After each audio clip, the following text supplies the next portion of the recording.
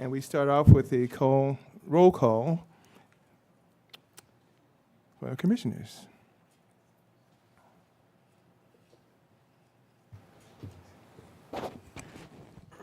Commissioner Lopez, Here. Commissioner Jimenez, Present. Commissioner Gomez, Here. Vice Chair Shively, Here. Chair Hammond. Here, thank you. This time we have a Pledge of Allegiance by Commissioner Lopez.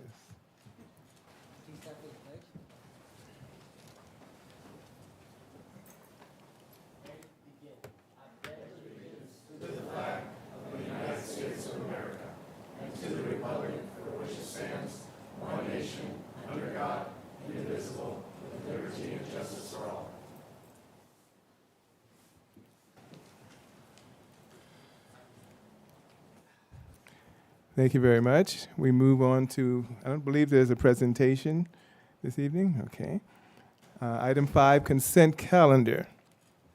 Planning Commission minutes for May 3rd, 2023. At this time, were there any deletions, corrections, additions?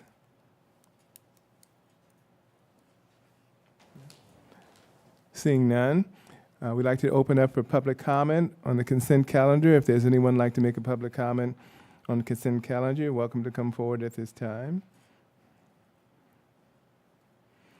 Seeing none, we come to the commission.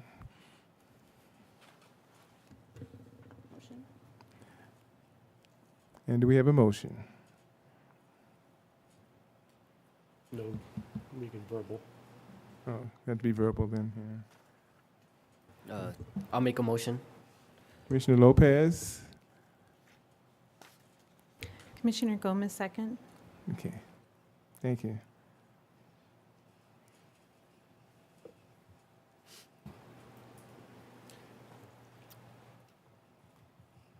Commissioner Lopez, Yes. Make announcement on hearing basis. Commissioner Jimenez, Yes. Commissioner Gomez, Yes. Vice Chair Shively, Yes. Chair Hammond. Yes, With 5 yes, this motion is approved. thank you very much. And I was reminded, and it's a good reminder, that listening assistive devices are available for hearing impaired or language translation. And you can see the commission secretary here, because we do have a lady with interpreter that's in there. So if you need any of those devices, please let us know and just come forward, and our commission secretary will help you with that, okay? Item 6, public hearing. Bear with me, it's a long one. Pacific Plan Amendment 21-05267. Tentative parcel map 21-05086, TPM 38259. You read all this because it's for the record. Okay. Development plan review, DPR 21-0005. A proposal to consider the following entitlements to facilitate the construction of a 764,753 square foot industrial warehouse facility. 1, specific plan amendment to vacate the California Avenue and Nan Street, planned and unimproved streets from the circulation plan in the Paris Valley Commerce Center specific plan. Number 2, tentative parcel map to consolidate 38 existing parcels into one 35.63 acre parcel. Number 3, development plan review for the site plan and building elevations. The 35.63 acre project site is located south of Harley Knox Boulevard between Patterson Avenue and Nevada Avenue in the GI or General Industrial and LI Light Industrial zones. APNs 314-153-015 through -040-314-153-042. 314-153-044, 046, 048, 314-160-005 through 012, and 314-160-033. The applicant, Nicole Torsvit, Patterson Limited Partnership. Okay.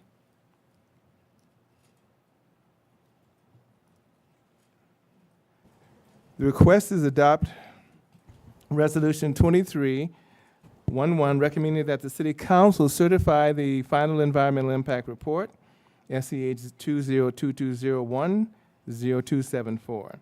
Adopt the mitigation and monitoring and reporting program and approve specific plan amendment 21-05267. Tentative parcel map 21-05086, TPM 38259. Development Plan Review 21-0005 to facilitate the construction of a 764,000 square foot industrial distribution building based on the findings and conditions of approval. Kenneth Fung, Director of Development Services Department, and you can announce the. This will be presented by our contract planner, Doug Fenn. Good evening, Chairman and Chair members Hammond, of... if I may. Oh, yes, thank you. Thank you. It's too hot, I think. Is there any ex parte communication or site visits for this one? Got to remember that one, got to remember. This is Commissioner Lopez. I have none. Commissioner Shively, I have driven by the site. Commissioner Lopez Jimenez. Oh my God, I'm saying your name. Commissioner Lopez said he has none. I'm saying I've driven by the site. Commissioner Gomez, I have not passed or had any ex parte communication. We'll change the name section. And yes, I've driven by the site more than once. Okay. Free to go? Okay. Chairman and members of the Planning Commission, good evening. As referenced earlier, I'll make it concise here. The proposal is to consider the following applications to facilitate the construction of a 763,753 square foot industrial warehouse facility. There are 3 applications. The first application is the specific plan to remove 2 paper streets, California Avenue and Nance Street, from the circulation plan of Paris Valley Commerce Center specific plan. Part 2 is the tentative parcel map to consolidate the existing 38 acres, which range from, some of them are just 3/4 of an acre to less than an acre, to consolidate it to one parcel to 35 acres, 0.63 acre parcel. And review tonight is for the development plan, also for the site plan and the building elevations. Can you, everybody see in the audience and before you?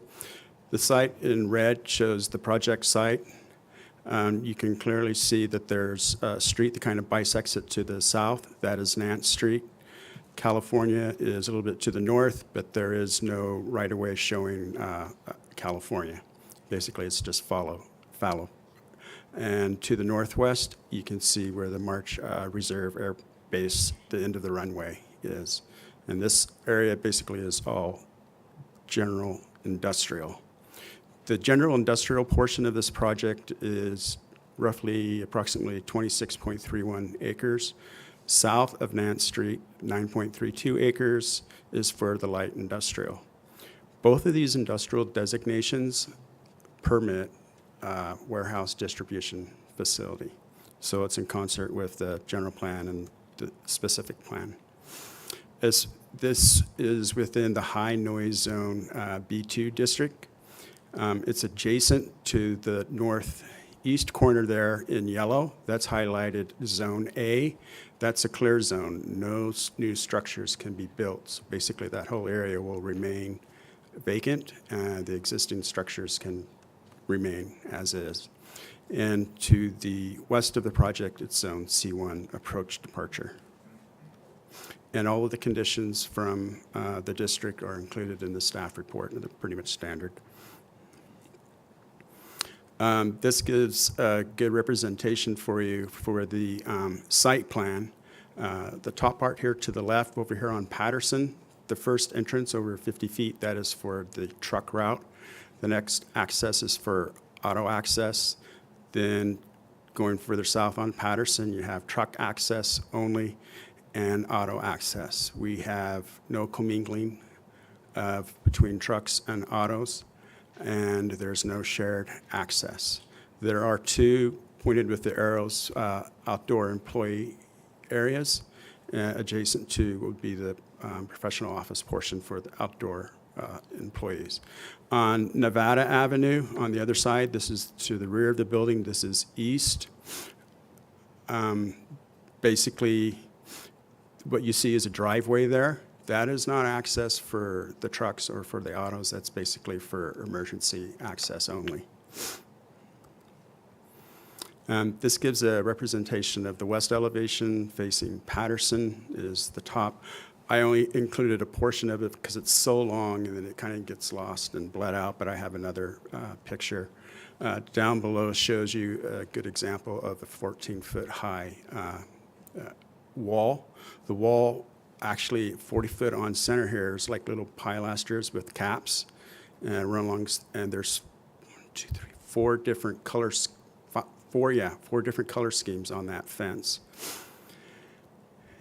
Down below, again from Patterson, because this is where all the activity will be off of Patterson, shows a depiction of, you see the truck. Usually the trucks, including the cab, I looked this up, the criteria for California and other western states for California, you cannot exceed a height of 14.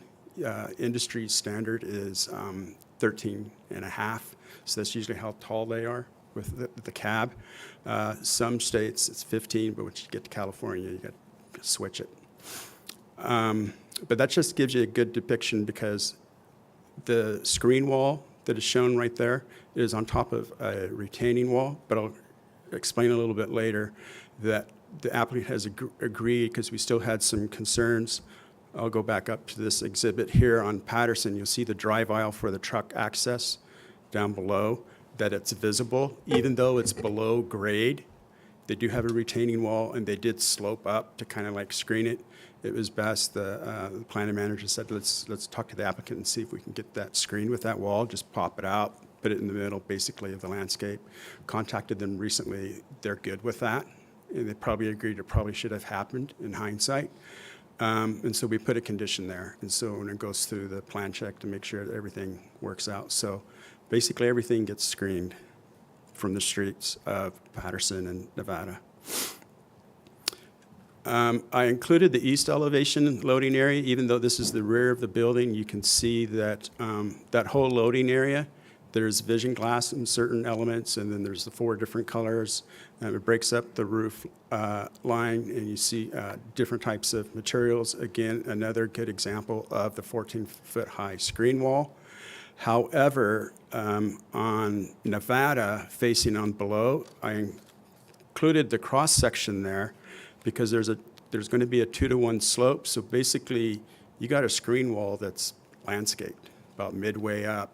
You're going to have, the trees and such, and then you got the rest of the wall that's decorative. But it's kind of misleading if you just look at the middle screen there. Just imagine about half of it's really covered with the landscape there, which isn't good, and that will also be mimicked again when we address Patterson.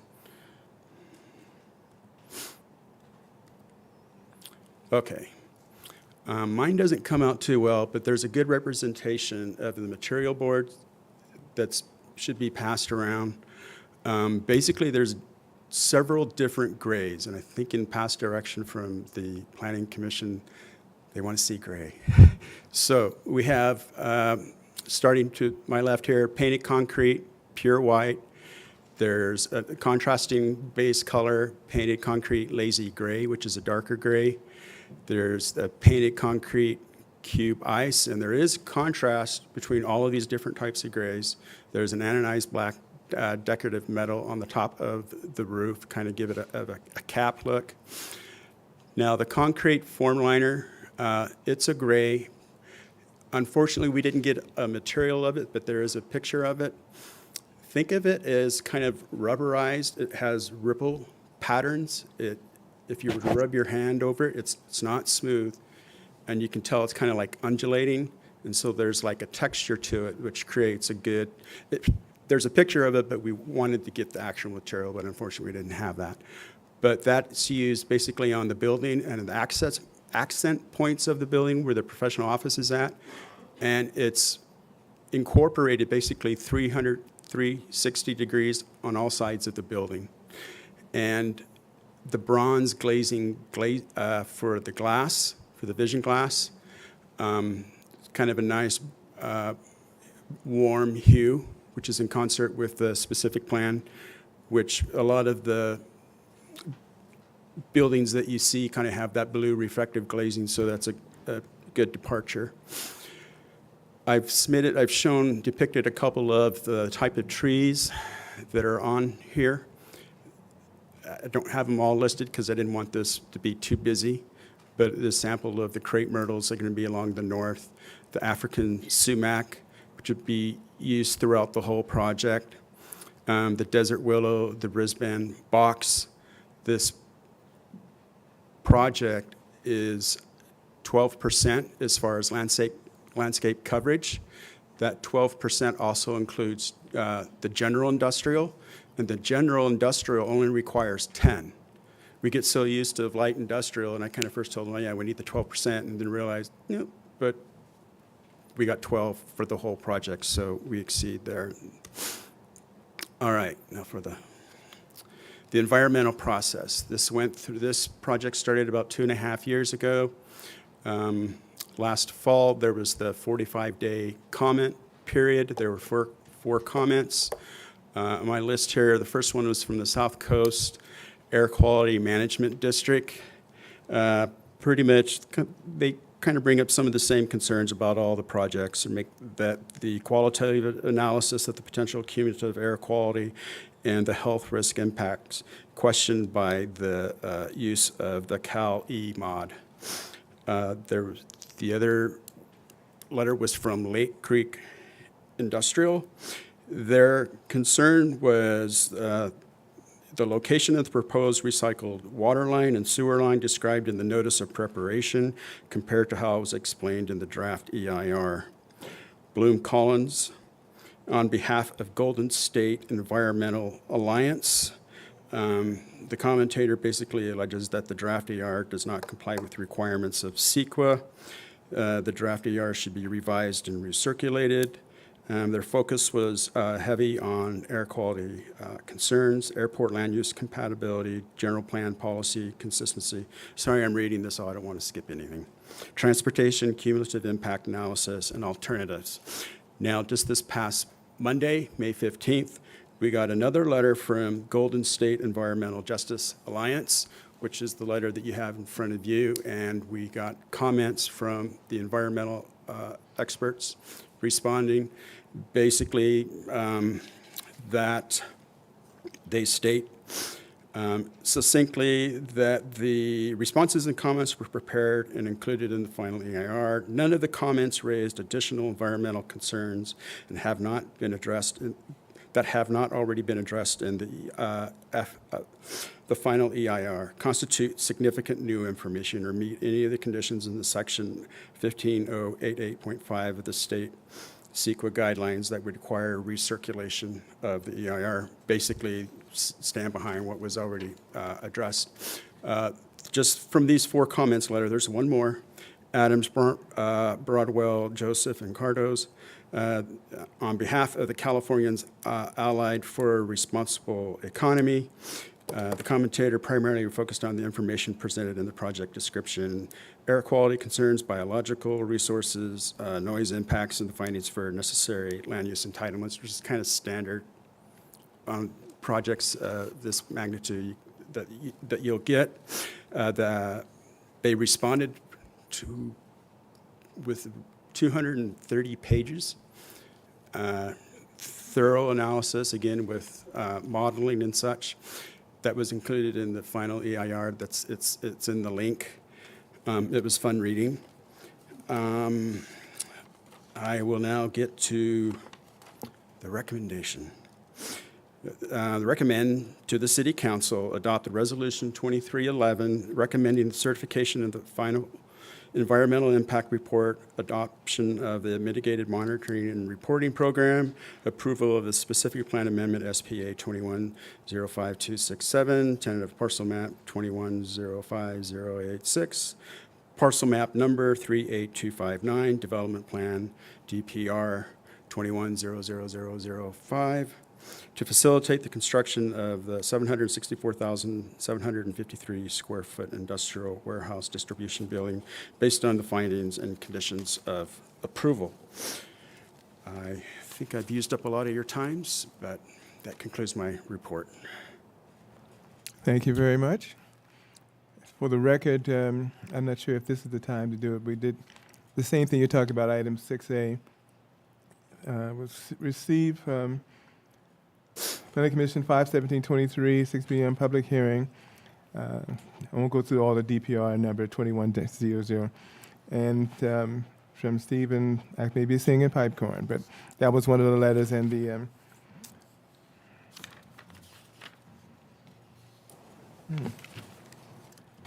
and the Golden State Environmental Justice Alliance also sent a letter, 5/17, dated 5/17/23. So I'm just putting in what you basically put on the record. Are there any questions for staff? Not discussions, but questions for staff or issues related to the project at this time? And we can go down the list if you want. Thank you for that presentation. My first question is in regards to Nance Street. As it stands right now, do you know if there's a high level of traffic on there, and should there be an issue of overwhelming the other streets surrounding it as a detour? That part of Nance Street, because I went out there several times, basically if you go out with a regular car, you're going to bottom them out because it's washed out. It's not improved. It's not meant for driving? Yeah, it needs work. So there's no one using that road right now? I'm not saying that. Probably people four-wheeling are using it, or Oh, got people you. that live out there probably use it, but you got to be careful. It's dangerous. Got you. Okay, and then so you mentioned on Nevada there's gonna be a slope right next to the sidewalk. Is that gonna be on Patterson as well? Patterson, they're going to move that wall out in that medium planter, and there might be some type of slope, but it will be landscape buffer, the wall, and then the drive aisle. We'll have to work out the semantics. It might look somewhat similar, but I'm no guarantee on that. Okay. The reason why I bring that up is because due to the slope, I know there won't be a buffer on the sidewalk. Is it possible to have a buffer on Patterson Avenue in between the sidewalk and the street, just to have a bigger distance between the pedestrians and vehicle traffic? Could you bring up the site plan? It might be easy to show on Patterson so we can see. Okay, I guess that's. Commissioner Lopez, if I can address that question. Yes, when they relocate the wall, there'll be an opportunity to slope up the landscaping to berm it, so to reduce the visibility of the wall, and so it doesn't appear as 14 feet from the street. No. My question is in regards to the sidewalk. Is it possible to add on Patterson? Is it possible to add a buffer in between the sidewalk and the street? Or a parkway adjacent to the street. There is a parkway. Oh, there is? And there's going to be 20, we're in the condition, if I remember correctly, because we discussed it, it's 20 foot of landscaping, then the wall. We're kind of putting the wall in the middle of that existing landscaping that they're proposing. Got you. Awesome. Is it on Patterson, correct? Patterson, yes. Just on Patterson. If you mean parkway, or if you look at the map here, the sidewalk from the street, there's no buffer between the street and then the parkway, then the sidewalk, then the landscaping, then the, right? So we're not talking about a parkway in between the sidewalk and the Yeah. street. Yeah, the wall would go pretty much kind of like where this red dot is at. So, Yeah. do you think there'll be enough space to include a buffer? Yes. Yeah? Oh. Yes. Okay, perfect. You're not seeing it? Yeah. I mean, I understand what you're saying, but just to help with that question and to support that, you're showing landscape on the drawing. There seems to be where that turquoise line is, that may be a sidewalk, but there is no parkway. So there is nothing, there's no landscape between that turquoise line and Patterson Avenue is what we're referring to. Chair That's Shively- what you're referring, Yes. Yes. not on site, off-site. Chairman Hammond, good evening. Good evening, commissioners. Actually, the cross-section for Patterson, the width of the parkway is 11 feet. So there'd be a 6-foot wide sidewalk. Typically, this is at curb. And then you have another 5 feet of sidewalk, 5 feet of landscaping beyond that. So for the buffer, that means we would have to relocate the sidewalk. Yes, to yes, that's move it away. So there'd be the curb and gutter, then the planter, then the sidewalk. Yes, 100%. But I don't know where the wall is going to be in relation to the sidewalk. That's Okay. what we If need it's to possible, I would like there to be a buffer in between. setback. Yes. And the please. wall needs to be set back. Correct. Okay. All corners if we can, Yes. on all streets, access. To Yes. piggyback off that, yes, I know that for most of our projects lately, we've been asking that for safety of pedestrians. So whenever possible, having that, we call it a buffer, because it's a buffer between cars and pedestrians or, so, yeah, not just on Patterson, but on Nevada as well. Yeah. So, yeah, there can be a buffer, but the sidewalk be at property line. However, we need some kind of a setback for the wall. Yeah. Because you can't have the wall right next to the sidewalk. I understand. I see what you mean. How far does that setback have to be? I don't think it has to be very far. It would have to be, it would have to be landscaped, so whatever the landscaping requirements are to make sure we can accommodate that. Yeah, because if we just move the landscape to the other side, I think that's one of the things we don't want to see just wall. But if we just move kind of the landscape to the edge of the sidewalk, it breaks it up still, so we would still have that.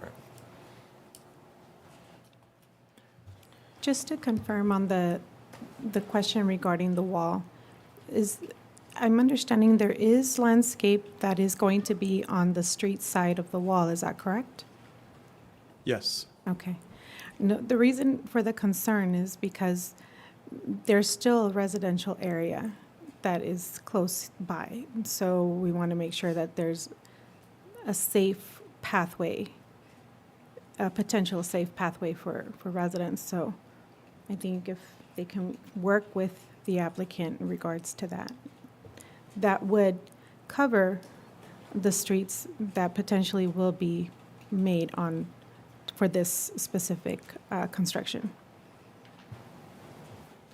Thank you. Do you have the map or the conceptual map? grading plan? No, I Because don't have the it- conceptual grading. The map plans. is not, because that shows the cross-section clearly. Oh, I'm sorry. You had Okay, I have another question in regards to the landscaping. So, you guys included 158 extra spaces, parking spaces. I was wondering if was there consideration of lowering the surplus on the parking spaces to include a little bit more landscaping? Not that I know There was of. no discussions in that. But I got this a couple of months ago. Got you. This has gone through 4 planners, like I said, okay. over 2.5 years. I do don't you- know what do all you know the if the past applicant- discussions. Got you. You could bring it up. Okay, all right. I'll bring it up to the applicant.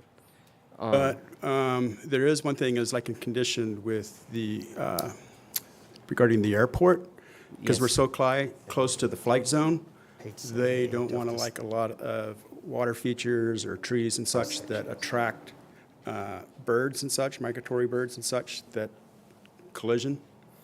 And sometimes, and we can make it pretty, but it's kind of like, do we make it prettier or do we make it safe per the Gotcha. Fed? And usually the Fed says, we win. Yeah, but they don't have any issues with bushes or shrubs? No, no. Okay. Yeah. Okay. Yeah, I'll bring that up to the applicant. And also just can we make a request for 36-inch box trees? I saw on this project all of them are 24 inches. There is some 36, but I'll put that note again for you, All right. Thank you so much. That concludes my questions. of course. Can I add on to that? Because you said you didn't see it, but I'm looking at the Planning Commission staff report, page 6 of 8. And it says, I'm going to read it. Plan shows limited landscaping along the north side of the site. The zoning code requires a tree for every 6 parking spaces. Therefore, staff recommends a condition of approval requiring evergreen trees be planted throughout the parking lot on the northerly side for compliance with the code. So I just wanted to make sure that it is in there, and that's what staff Yeah. is recommending. Right. And that's one of the reasons why, if you look at the plan, it's usually the smaller crepe myrtles. And because of that, the canopy doesn't get as wide. So we'll need more to get the shade count, because you have to have 50% shading of the parking spaces and the maneuvering area. So this layout and the recommended plans are following the recommendation of It's the, conceptual, that's why we put that condition Yeah. in. So when they come in with the CDs, that's when we actually go through it and make sure that they meet the code. okay, because it just says recommended. It doesn't mean that it's a requirement. Well, Yeah, can we change the wording on that so that we can say Shall. that? but it's required per Yeah, code. I agree In the with specific Commissioner. plan. yeah, I agree, but I it just agree. says we recommend.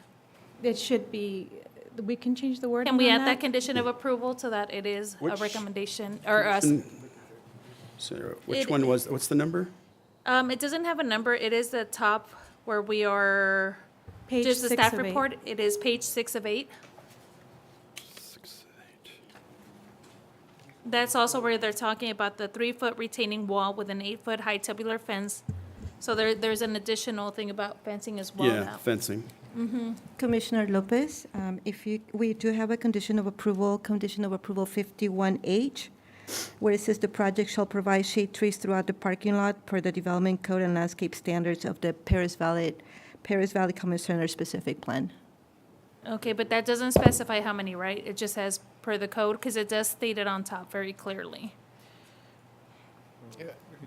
Just additional reference, I think our code requires a percentage should be 36-inch box Okay, it does trees say and a that. Let's see. percentage of 24-inch box. But if you wish to have more 36-inch, just Okay. kind of bring that up. Okay, I see it. It's 51B where it says how many, Yes, and then. Yes, yes. Yes, okay. Thank you.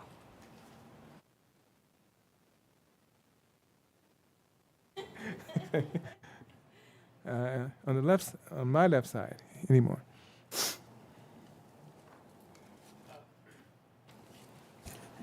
We can go down to the lower west side where the car parking is on the car parking lot. There is some areas that pedestrians can be transferring over if they decide to split the building into two occupants. Some employees might be crossing past the truck lanes. Is there any items in place to protect the pedestrians as they walk across? Any signal lights, any flashing lights? I don't think they'll be crossing. But there's no truck. There are 2 points that they'll be crossing from the parking lot to access the building, the structure, correct? Correct. And then, yeah, we can implement lighting or Signage or? signage and lighting so that pedestrian can safely cross to access the building. Okay. And then can we go to, I'm trying to find, conditions of approval, item, I believe it's 40. I lost it for a second. Item 40, J and K, it's stating that the structure should not exceed prescribed height of 45 feet and a maximum elevation of 1,539 above mean sea level. And item K says if they choose to amend the height, they need to get it reviewed by the ALUC. And so would that also come back to us for review as well? If they No, wanted to decide they're it? talking to them now about that, it's 50 feet. And that number is from an older condition and went through the scoping and such, and, numbers were changing, like when this went to the scoping, Yep. it didn't even include the light industrial, it was just the 26 acres. But then there's language that included the other And what's piece, the current height that they're trying to achieve? Is it 50. You 50? can't exceed 50 That's what per it's the noted, code. right? Yeah. That's what that. So, I'll have the applicant address that when Okay. it's their turn. so at this, Kenneth, at this current time, the approval would be for 50 feet or limited to 45 feet, except with the approval of ALUC. That's my understanding. So our typical building height is 50 feet, so we allow 50 feet. So anything that, if they want to get 50, they need to go get confirmation from ALUC for that purpose. Okay, thank you. I'll keep you abreast through emails if that's fine. No? Okay. Not us. She's the boss now.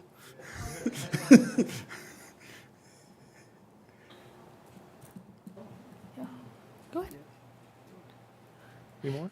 I'll ask. I was just, for informational purposes, the truck access, the southerly one.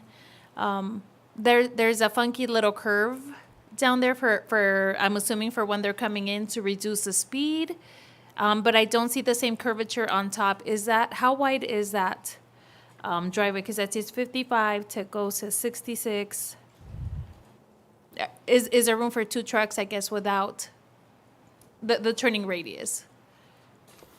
On the Southern, The southern exit, so Southern- like the, southwest, yes. I think we can defer that to the applicant to explain that. I can try to explain it, but I think because when a truck comes in, it has to have a certain turning movement because of the sharp angle of the turn. They have to have a wider turning movement. But we can ask the applicant to further explain why they have a larger turning movement. Well, it's mostly for engineering, because I don't know how wide that is, and are they expecting, because that's gonna be entry and exit point for trucks. So I just wanna make sure that it isn't tunnel where there only fits one coming in or one exiting. I don't know how wide that driveway is. the driveway width is actually, I think, 56 feet. 56. And, yeah, the radius is such that they can, on ingress, they can actually take the turn. They had that plotted and analyzed, as well as the egress, so they can make turning movements at that driveway, the southerly driveway for trucks. Okay, well, my concern mostly is the northern part of it, where that radius doesn't exist there. You mean the reverse curve up as you ingressing the site? It doesn't have the same curvature, so the radius for trucks doesn't change because they're at a slower location. Yeah, I think for the northern side, it's because they don't have that kind of 90-degree angle turn. That's why they don't have that as wide of an angle. On the southerly side, they have to kind of come in, make a kind of a 90-degree turn. That's why they have a bigger kind of turning movement radius, if that They'll makes have to sense. make a 90-degree turn to exit or to enter. Yeah. It's shorter, but the radius doesn't change. Like, you still need a really wide space to make a right or left. So I don't know if that allows for a truck coming, ingressing and egressing from the site at the same time. At the same time, there may be a conflict, so they have to wait, correct? That's what I'm saying. Like, I Yes. don't know what the Yeah. flow is going to be like. People are going to have to back up. I think that's a big safety concern. So is that something I'll bring up to, okay. Analyze it. Anything else for you guys? Oh, I did have one more. Under conditions of approval, or one of the items there, it said that there was what is it? A Valverde mitigation fees. Is that, I know that, I want to know what those mitigation fees are for, or how they're assessed, because I don't think I've seen that on every single one of our items. Which one is it? It's, let me see. Is it a planning one? It is, conditions of approval, it is page 4, number 18. Valverde Unified School District, the proposed subdivisions shall adhere to the standard requirements and mitigation fees established by the Valverde Unified School District. Yeah, industrial project are required to pay a school fee, is my understanding. So I'm not sure what that calculation is, but they're required to make that payment before they get issuance of building permits. Yeah. Yeah, I've never heard it worded mitigation, or I don't think I've seen it in our other, Yeah, I had think- it on the DECA one. Yeah. That's where I got it. okay. I think it's just a payment of the school fee. And I don't know if the terminology is mitigation fees, but it's just a payment of school fees for projects. Oh, okay. Okay. I just have a few questions. Not a lot, because they've covered pretty much everything I could cover. This is standard wording that's all the other ones. Number 39, it talks about property maintenance. There's standard language in all of them that refer to the public works. Item number 5 in public works about 1 year maintenance, plan period, and that wording should be put into this one. So we don't have that wording as in all the other ones, but the wording about the 1 year maintenance is all we're talking about landscaping. Well, it's this requirement. So you need to sign, they need to sign on to that, and there's a whole lot in the public works, but that's our public works making that requirement. So I think you want to do our public works requirement. So it's standard language, and you guys have that standard language about, I think it's number 5 in the public works. I hate to do this, but I'm gonna throw this one in. We've probably been off the LEED certification stuff. It's kind of been wandering around, and I don't think this one has any LEED certification attached to it, and I'm not sure the other ones. Now, obviously, LEED, I don't want to go into the whole thing about LED. There's platinum at the top, gold, silver, and whatever else at the bottom.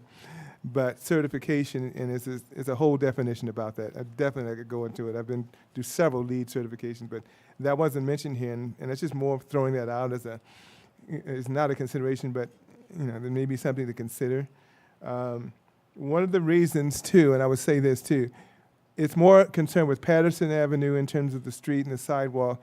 Nevada is kind of off the road. It's industrial. I'm not as concerned about that pedestrian stuff there. It's more so Patterson. So when they talk about parkways, we're not talking about 15-foot parkways. If you're talking about parkways, we're talking about very short. But that would be the consideration. So that's what's something to bring up with the developer. I think the other thing that perturbs me is anything which says African sumac tree. I had one in front of my house, and you don't want one. Trust me, it cost me almost $400 to take that and cut it back. It grows wild. Beautiful tree, but it grows wild. And you don't want that tree there. There's too many drought-resistant trees, Chinese elm. Other ones, you have some there. Crepe myrtles is beautiful. But you want some, talk about evergreen trees, but you don't want them growing all over the place. Trust me, that one will. This is not anecdote. This is right in front of my property. So I'm an expert on it. No one can question me on that one. So you may want to reconsider African sumacs, all these proposals. Okay, open fields, no problem. Our park, no problem. Even pepper trees, branches fall. Okay, I think I'm good. And I think he talked about the height. I think a lot of the stuff was covered. And those are the only considerations. Just that wording would be a consideration. Some of the other questions we can ask the developer or the applicant. Oh, I figured you would. I knew I kept talking on it. Yes, you would trigger things. Okay, I did have a couple more questions. I guess one of my concerns is, number one, I wanted to see the truck route or proposed truck routes. And number two, I wanted to ask for a little bit more clarification about how we do the traffic studies, because already I feel like I'm bottlenecked or landlocked in Paris because I can't take the 215 North with the amount of truck traffic on there already. So I wanted to know how we measure the impact and how this was proposed, because if there's 100 and whatnot docks, that is a lot of traffic. So I wanted to know how we measure the impact, because it isn't just local streets, it's also main access points. So truck traffic, and how we measured, did we measure the worst case scenario where this would be the highest impact and use? And I know we usually try to do that. I just want to make sure that we did, because I feel like if I have to go to Riverside for a doctor's appointment or go anywhere, I need to plan like an extra hour to sit in that traffic already without adding more. Commissioner Okay. Hillman. I'm going to answer your first part of the truck route. If you just, good aerial, see where I blink? The truck route is from Patterson up to Harley Knox, about 500 feet or so. That's your truck route, and then you take that to the 215. That's it. You can't use Nevada. That's not a truck route. It's just that little sliver right there. So they're coming in, and you make the right turn lane, Patterson, get back onto Patterson, make right, get back onto left, and you're gone. as opposed to going through the city. That's one of the reasons why I did make an exhibit for it, so you can, Okay. because I normally you have an exhibit. Yeah, We discussed it, it's like, it's right there. So they And- can't go south on Nope, nope. Patterson? Nope, it's conditioned also through engineering. You go south on Patterson to the site, and then you go back up to Harley Knox. You don't take a little detour around the city. Okay. According to the truck Yeah. route from Harley Knox, the only access to that point is on Indian Avenue. So I don't see, I came prepared with my truck route. Yeah. So that's the only point. So we definitely need to work with the applicant if we can on considering how that will be implemented. And again, it's because I agree completely with Commissioner. There is, right now, we're still working on Finalizing. Enforcement. Yeah. on code, on truck route enforcement at this point. Commissioner Jimenez, Commissioners, the truck route for this project is, of course, from Harley Knox interchange onto Patterson. Patterson suddenly, it terminates. It terminates into a cul-de-sac.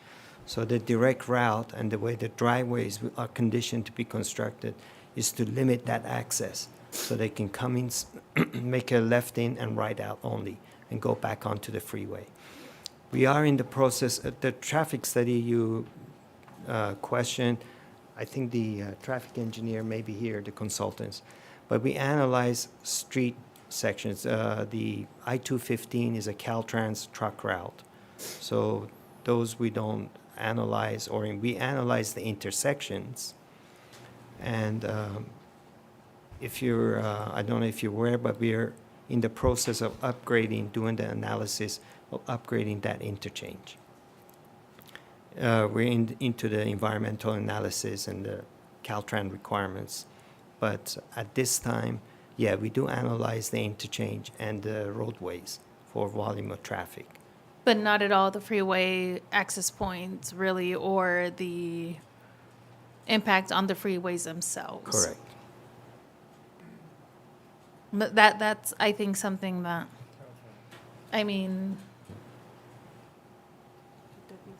I guess it puts us in a hard It's place. not our purview. Yeah, because Well, the we don't You can only- control that, but it does impact all the residents. So when we look at the EIR, it looks good because it's not impacting what's in the city, but it is impacting our residents and trying to travel to different parts of the county even.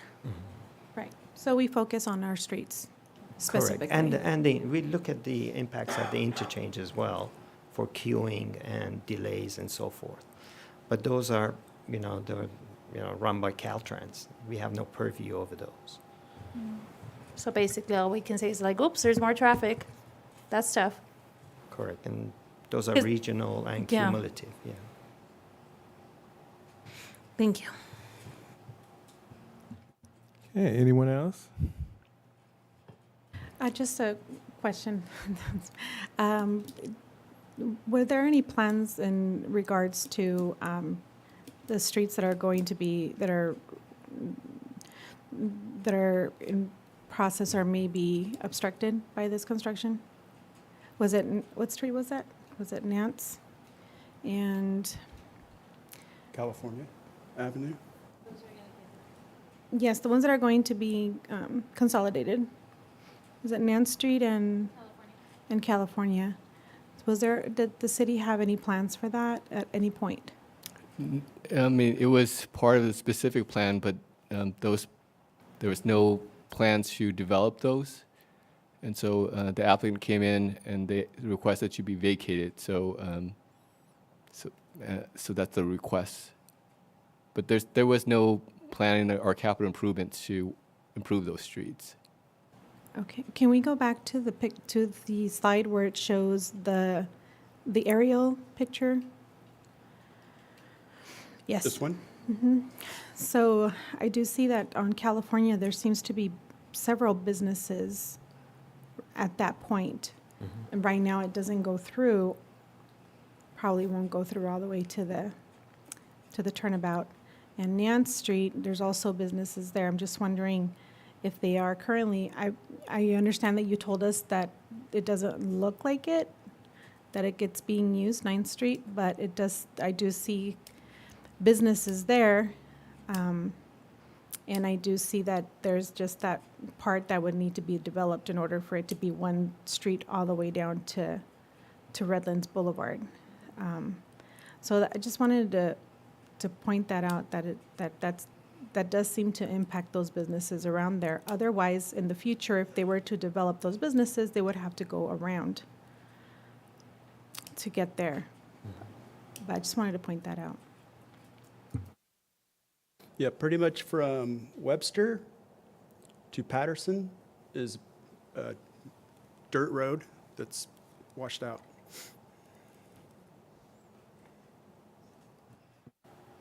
Okay, any other questions?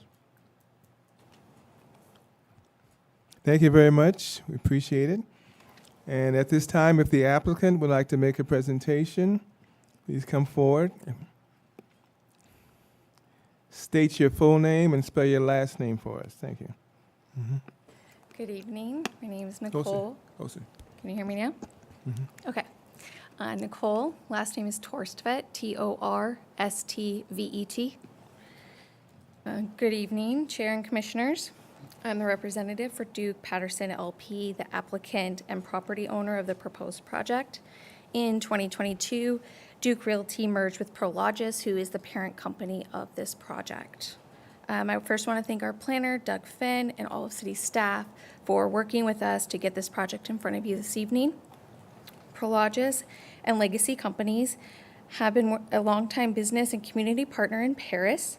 We are also partnering with Liona and Carpenters Union for this project. This project will obtain LEED Silver at minimum certification. To add to staff's presentation, I wanted to note that we made our initial application almost 3 years ago. The concept only developed the north side of Nance Street and left a remnant parcel south of Nance. And so in initial conversations with the city and collaboration and with the city's support, to vacate Nance, we decided to move forward with purchasing the property south of Nance Street and incorporated it into our development.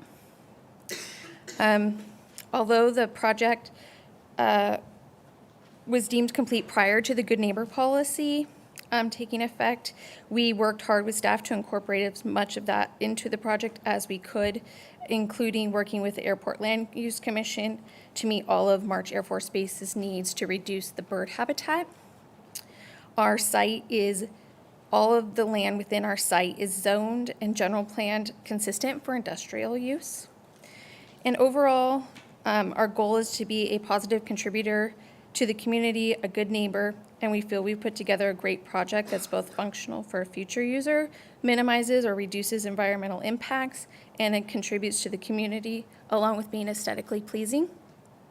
In addition to myself, I have our CEQA consultant, our civil engineer, and our architect, should you have any specific questions. Thank you. Thank you very much. And of course, are there any questions for our applicant? Some of the ones you had before. I do have a question. Thank you for your presentation. You mentioned that that you had considered the city's agreement to close out the street in order to make the purchase. Was the applicant, or were you all aware that it needed to go through the Planning Commission before it was approved? That was not an agreement, that it needed to go through the Planning Commission first to be approved? Correct. We met with city Okay. to get their initial support to Okay. vacate Nance Street, Okay. noting that it was not utilized. And as Doug mentioned, it's completely washed out. And with their initial support, we decided to move forward. Okay, just wanted to make sure that it didn't sound like because the city supported us, this, I'm sure the city supported, but in lieu of the Planning Commission approving the project. Oh, correct. Okay, Yes. just wanted to clarify that. Thank you. Any questions? My first question is in regards to the parking spaces. You guys are including 158 extra spaces. Is it mandatory for that project to have so many extra spaces?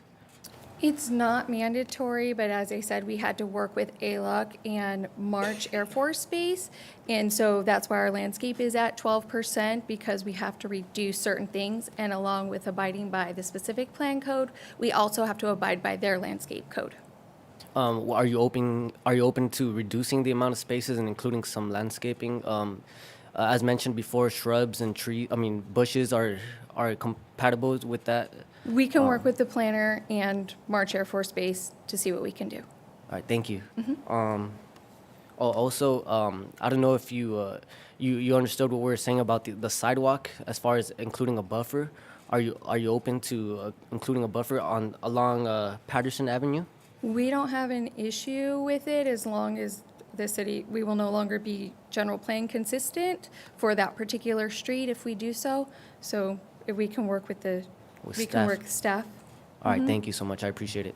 I think there's enough of a landscape buffer. We can adjust the wall location. I think it's almost 35, just 40 feet, if I recall correctly. So there's some adjustment that could be made to make that have an increased buffer along Patterson. I'd appreciate that. Thank you. Thank you. So I did have that question on the radius for turning for big rigs, one's trying to ingress and egress directly to the site. So if we could go to that. Oh my God, I forgot the name. Doug, do you The picture that has the driveways, slide? the site plan, thank you. This one that shows the truck turning. That one. One that's a little bit further Yeah, I down that don't has the truck turning movement. I don't have that one in there. This one, that's not part No. of the presentation?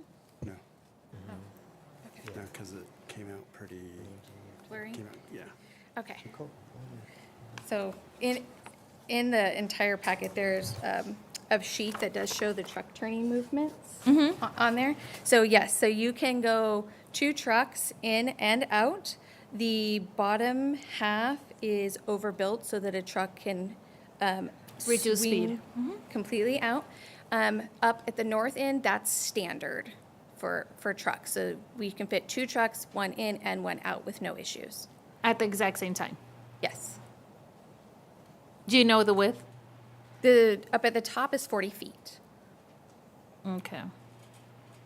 At the bottom, that driveway is 58 feet. I don't know the exact width of that oversized curvature. Okay.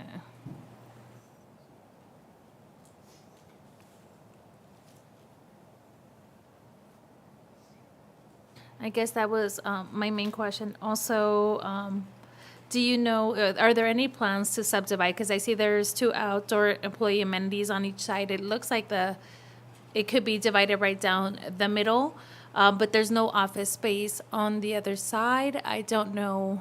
So currently it's a spec building, but we always build for flexibility. It would be divided down the center, and the second office would be on the north end, where you don't have a pop out. So Okay. both offices would be at the north end, so there would still be no autos and truck commingling. Okay.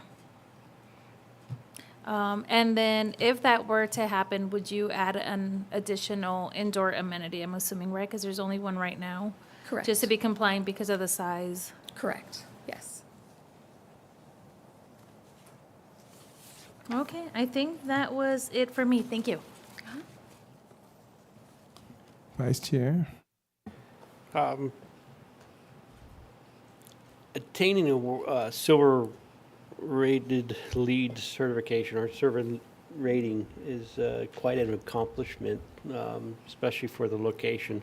Can you go over some of the items that you guys plan on achieving to reach silver?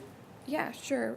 So we'll do EV charging for autos and along with all the conduit for preparation for the trucks as that starts to come about. Roofing material to keep our building cool even during the hottest months. Sensory equipment, for LED lighting, water-saving plumbing fixtures, high-efficiency HVAC equipment, smart devices for inventory, and drought-tolerant landscaping, to name a few. I'm sure that there's additional stuff there, but Prologis, at a minimum, our standard is LEED Silver certification on all of our buildings. So is it just a goal to achieve those credits, or are you actually going to get the plaque? No, we will be getting the plaque. So we have very high net zero goals as a company that we are striving to achieve. Are you going to look into to try to achieve, I know with the location of it, it might be not possible, but for solar panels on this building? So March Air Force Base does not want solar on this building. But should we get a tenant that wants solar, we will go back to the Air Force Base, do the recommended glare studies that they require, and see if they will approve it. Okay. What about the material, reflective material of the roofing material? Because one of it, the reflective because of the planes versus the reflectivity that you need to achieve some of the goals for the LEED rating. You know, I honestly am not sure about the reflective material for the roof, but I can get you an answer. Okay. So are you guys planning to supply, install the EV stations Yes, at occupancy or C of O? correct. Do you guys truck transport vehicles on site where there will be EV as well? So we will have the conduit already ready for trucks, and if we have a tenant that has a fleet of trucks, then yes, we will have it for the trucks. I guess I'm asking if I forget what they're called, the mini trucks that actual move the trailers around. Yes, those will all be electric. Okay, thank you. What about potentially, The goats, the Yard haul, goat yeah. things, yeah, yeah. what about the equipment inside the warehouses such as reach trucks and forklifts and stuff like that? I honestly am not sure because it's a spec building and we don't have a tenant.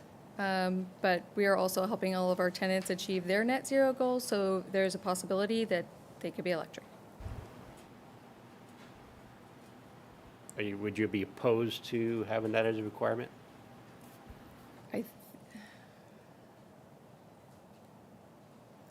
I think it would limit the tenants that could potentially occupy the building, so yes.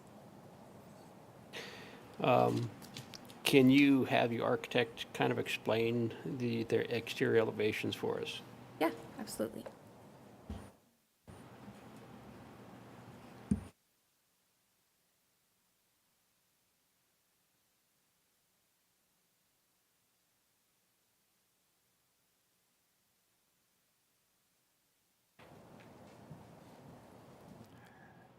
Good evening, and you know the routine, right? State your full name and spell your last name for us. Hi, good evening. My name is Jeremiah Sears. Last name is Sears.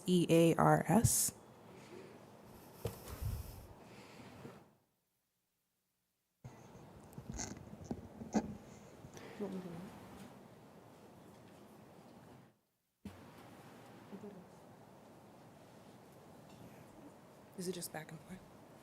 You want me to explain the interior? Exterior? Yeah, the exterior. Different from yours. You can go to this one. Yeah.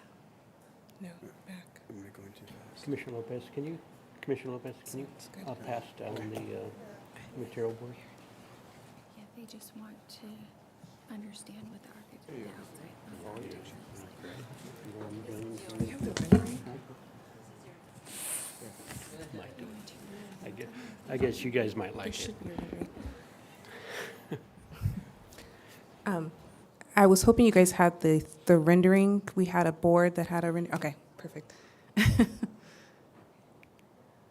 So that's the the northwest corner of the building that will be facing Patterson.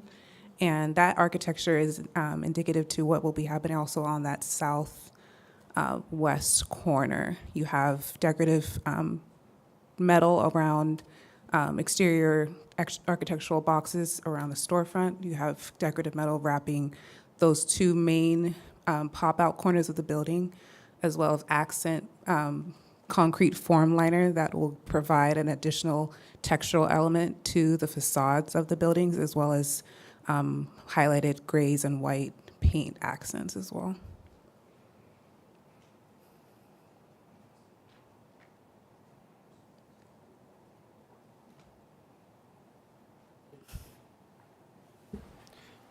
There is a portion of this that is actually metal panel on the exterior, or all the, The metal panels only wrapping architectural Around the elements windows. on the face of the building. There's nothing actually applied to the concrete facade. okay, and that form liner is inset during concrete pour? Correct. Okay. And that'll also receive a paint material to that as well. So it's definitely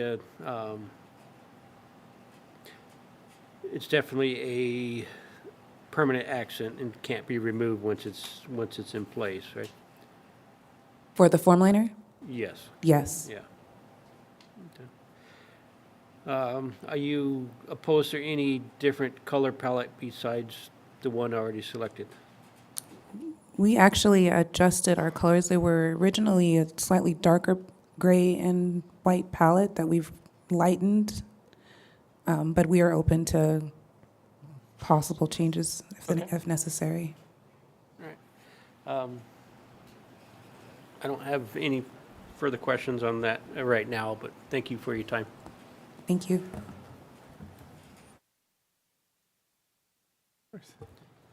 I have another question. You mentioned that you guys you tried your best to comply with the good neighbor policy. Do you know exactly which guidelines you weren't able to meet?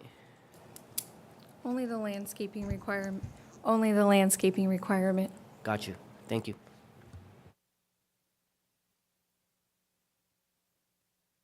Oh, okay. I won't I won't prolong it anymore. We have a resident architect, so obviously detail for the architect is going to be detail. My only first impression was that the color looked brown on here, but now it looks gray, which obviously is a big difference because in that area, gray, blue, it seems to be the pattern in all these buildings. This building looks totally different than most of them, in fact, all of them. So what we don't want to have is a large expanse of white building and then just blank and just looks like what they built in the county, okay? To pick on the county. We're not the county, this is City Parish. So every building, we take it to a higher level and we don't junk. So mainly with this building, my first impression was looking at brown, but if it's gray, and I defer to the expert here, I'm certainly not. I just look at it like any other resident, just, if it's brown. Brown is a 90s color, and that was the earth tone stuff back then. That's 30 years behind the time. So we don't want earth tone. So yeah, that was my only question, and I'll leave it to him. But I don't really have any of the issues. I think Nance Street is just not going to be. The vacating streets is not unusual. In all 20 years, most streets have been vacated. So it's nothing unusual. It's just this area is unique in the sense that part of it's in the B2 zone, in the flight zone. And there's certain things you can do. There's certain things you can't. But we really press on architecture, landscaping, and design, and with pedestrians. So that's what we really can focus on. The zoning is zoning. It goes back to the fact that the airport is there. So it's a crutch, but it can be either way. But the airport's there, so we're limited in that sense. But I appreciate you coming forward and giving more explanation about that. And I don't really have any other issues. I think they've already been addressed. So I'll leave it to my colleague here. Something I forgot to ask was just, I know that we have asked for landscaping lighting just to highlight, and I know because it's on the airport flight plan, it might be a little bit more limited. But also the building, when you have a beautiful building that has colors, and I saw that the pop out where the black is, there's like lighting there during nighttime. Is there also lighting throughout the building to kind of accent different parts during the nighttime as well? There is lighting on both levels of those architectural boxes that we have on the northwest and southwest corners. There's wall accent lighting that's down around the entire building, but nothing from the landscape up. There is landscape uplights at the monument signage Okay. proposed, but nothing around the rest of the landscape areas at this time. Okay, as an architect, do you feel like the lighting that's there already is highlighting your beautiful design? Is it enough to like make it really pop out at night and it doesn't feel like a warehouse? Because you can break it up a lot with lighting and make it feel warmer, make it feel, Yeah, I mean, I think so, because the boxes actually wrap those two corners on two sides. yeah. It's So just- there's lighting that wraps around both sides. I think I wasn't explaining myself correctly. I mean the long, because it's going to be a very long building, and I know there's lighting at the corners, but in that middle section where it'll be a lot of just building. There's a little pocket windows and things like that, so. There's, oh, sorry? Oh, Yeah. there's lighting around the building, because there's wall packs that are proposed around the entire building. I forget the height, but it meets the requirements. Okay, thank you. Just to piggyback on that, I understand where she's coming from. There's like little sconces, and I guess the reason why we're unable to see it is because the picture of the we it's cut off because it's such a long building. It's cut off, and so I just wanted to clarify: is there potential to putting more? How many of those do you know? If there it is. You can see them right there with on the top of the docks. Those are the ones, right? Yes. Okay. Yes. Okay. So that does that have potential to change because this is a spec building? No, those are proposed in the building regardless of the tenant. Okay. I just wanted to make sure. But I understand where she's coming, maybe because it's so big, maybe add a darker gray in between? Is that something that you think might work? Yeah, and just, those windows are gonna be lighted from the inside, right? Or are they just reflective, or are we gonna get lighting from the inside looking? Could you say it again? Are those windows, or is it just like a glass reflective panel above the dock doors? I'm trying to picture the lighting. Yeah, there's actual window openings around the entire building. Okay, so light will be coming through. If the lights are on inside, you could see some kind of warmth coming. Yes. Okay, thank you.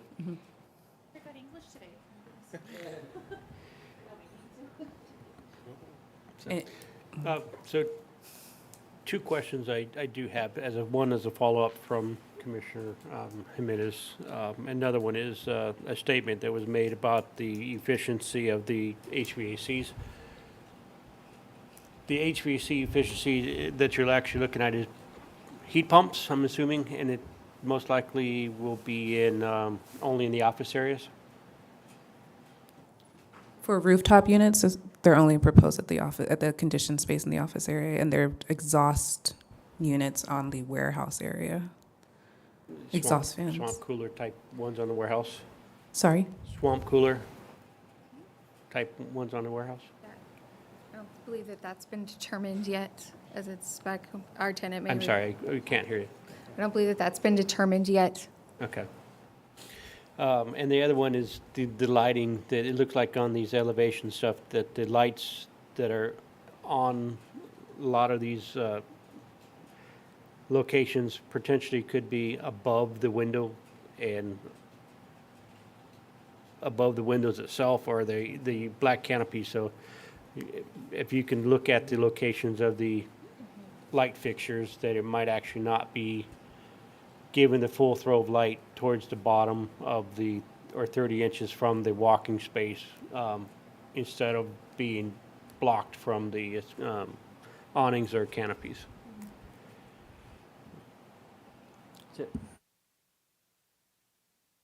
I know that the wall packs themselves are set at a certain height for a certain foot candle spread, and that's following the guidelines that are required.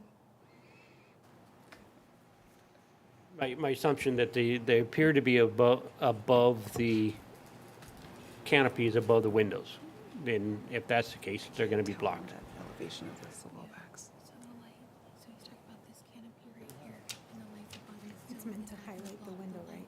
Oh, You know what? Those are the scuppers. Those are the higher up scuppers along the roof line. The wall packs are lower than that on the elevations. And we're not seeing them. Okay, It's difficult to see on these plans. yeah. Typically, the wall packs are set anywhere between 28 to 32 feet on center from the finished floor. So So there goes our questioning for that. We assumed it was lighting. Yes. That's it for me. Okay, any other questions? wish I could make it bigger. Thank you very much. We appreciate it. Thank you. At this time, thanks for your patience too. It's a very detailed commission, sorry. We move to the public comment, and if there's, I don't know if there's any sheets from our secretary commission for 6A. Okay, Oh, what happened to the screen? Oh, okay. Okay.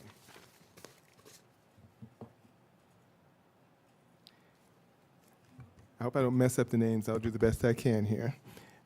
First, we have Bill Kiesenberry, and you can always correct me when you come up. Just for the record, just spell your last name. We don't need addresses. We don't need just. Okay, I'll even pronounce it for you, Quisenberry. Quisenberry, thank you. That's Quisenberry. Okay. Bill Quisenberry, I'm a member of LIUNA, Labor's International Union, North America, here tonight voicing support for this project.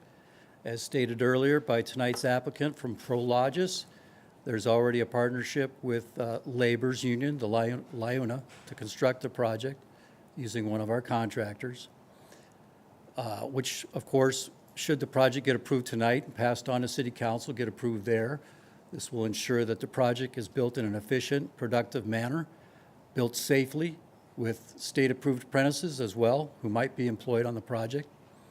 And I'd like to address another important factor within our industry that you might find interesting and could probably make use of it, not just tonight, but in the future.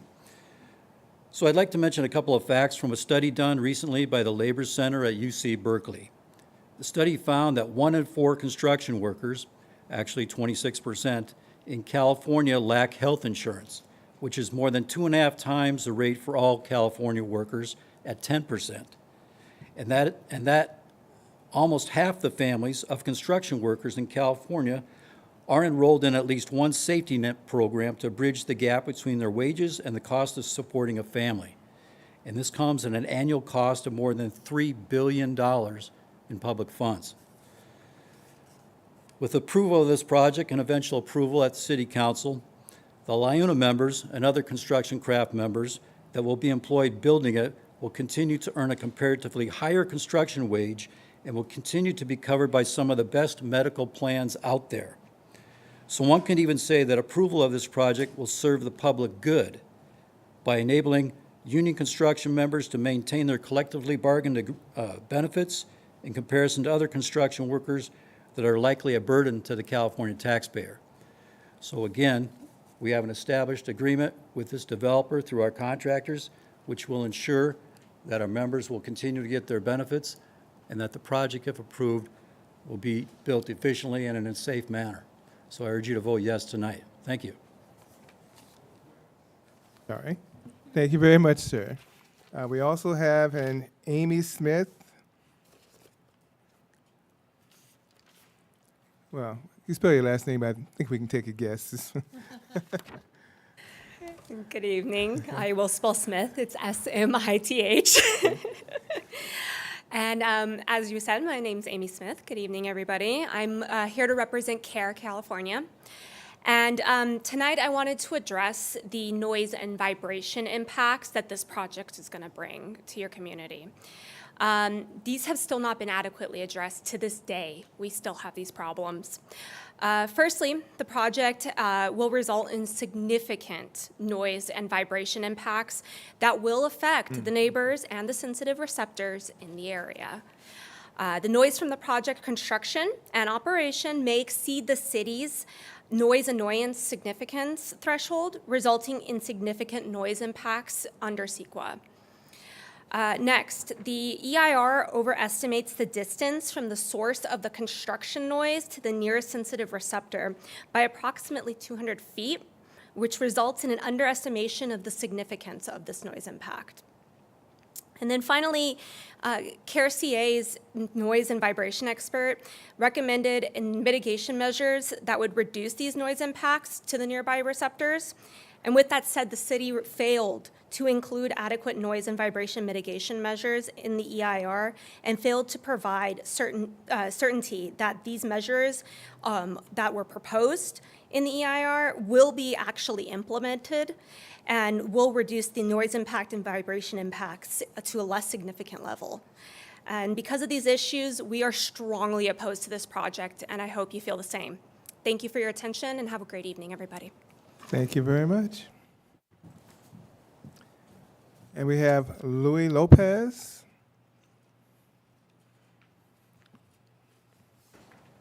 No particular order, just that this is the next top, next person to name.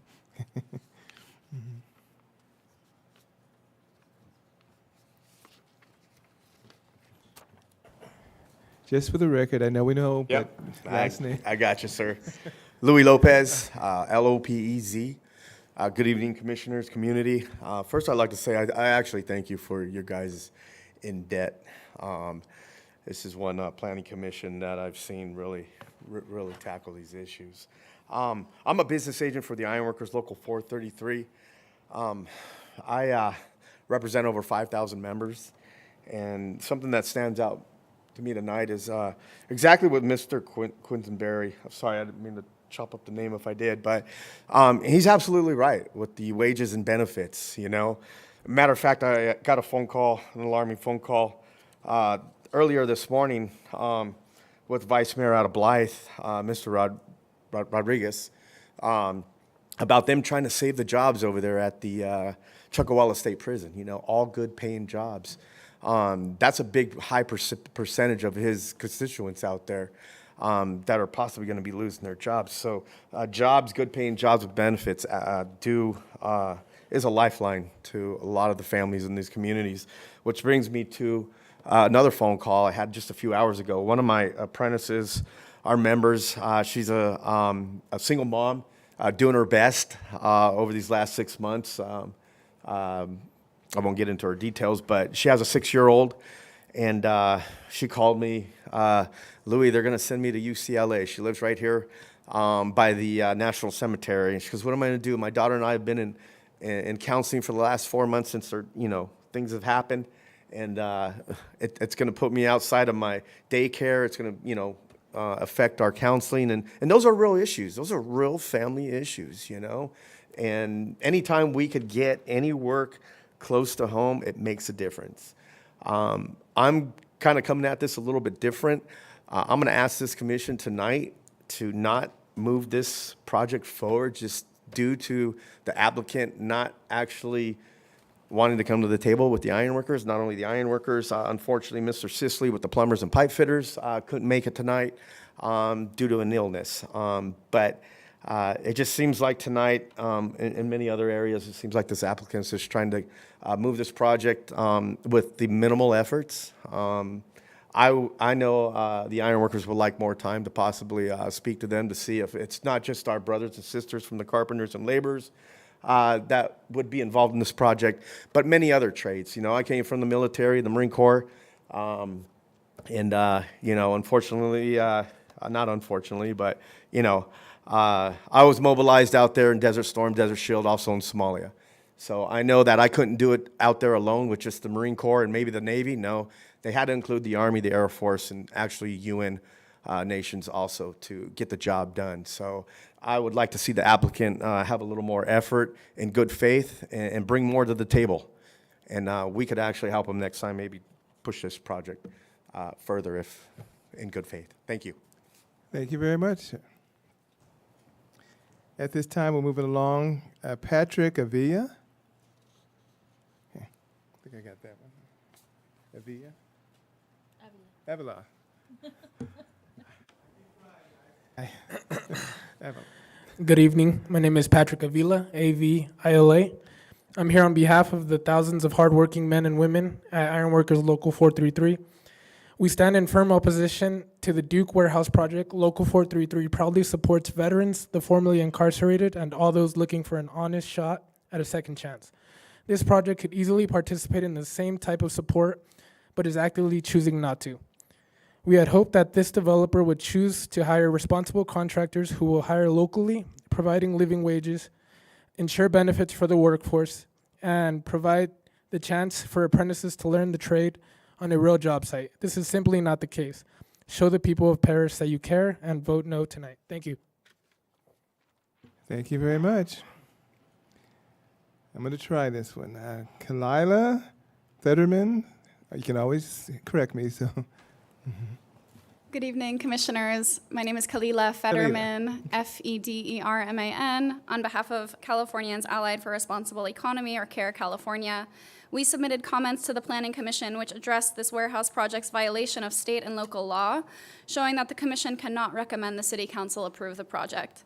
The project fails to comply with the California Environmental Quality Act because the project results in significant environmental impacts that were not fully analyzed or mitigated as required by law. The final EIR and the staff report do not resolve a number of the issues raised in our prior comments. It is therefore premature to recommend that the City Council take action on the project. The Commission should remand the project to staff to revise and recirculate a legally adequate EIR, which adequately analyzes and mitigates project impacts and appropriately responds to public comments. The project has significant unmitigated impacts associated with air pollution, greenhouse gas emissions, and public health. The risk of valley fever may be significant for construction workers on site. CARE California's expert air quality consultant found that the conventional dust control measures included in the EIR would not adequately address the severe risk of valley fever spores, endangering the health and safety of construction workers and the community.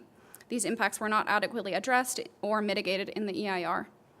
The project also has significant unmitigated impacts associated with construction and operational noise, as mentioned previously, that are not adequately addressed in the EIR.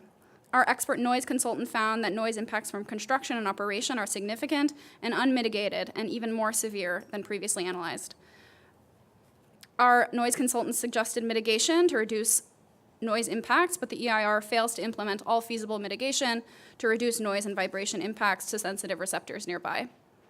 For all these reasons and those discussed in our comment letters, the Planning Commission cannot make the necessary findings to approve the project and must revise and recirculate the EIR to accurately reflect the project's significant environmental impacts and mitigate the impacts to the greatest extent feasible before approving the project. Thank you. Thank you very much. And the next speaker is Frankie Jimenez.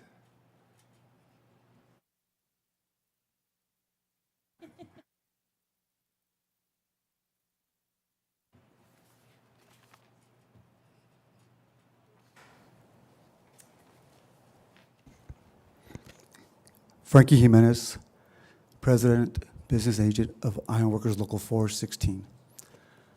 J-I-M-E-N-E-Z. Thank you. Good evening, Chairman, Vice Chairman, Commissioners. As I mentioned, I am the President, the representative of Ironworkers Local 416. We have over 3,500 members in our organization. A large quantity of them live in the Inland Empire. They reside here in our community in Paris. I am here opposed of this project. And you're probably thinking, a construction worker opposing on a construction project? Well, on behalf of all our members, yes.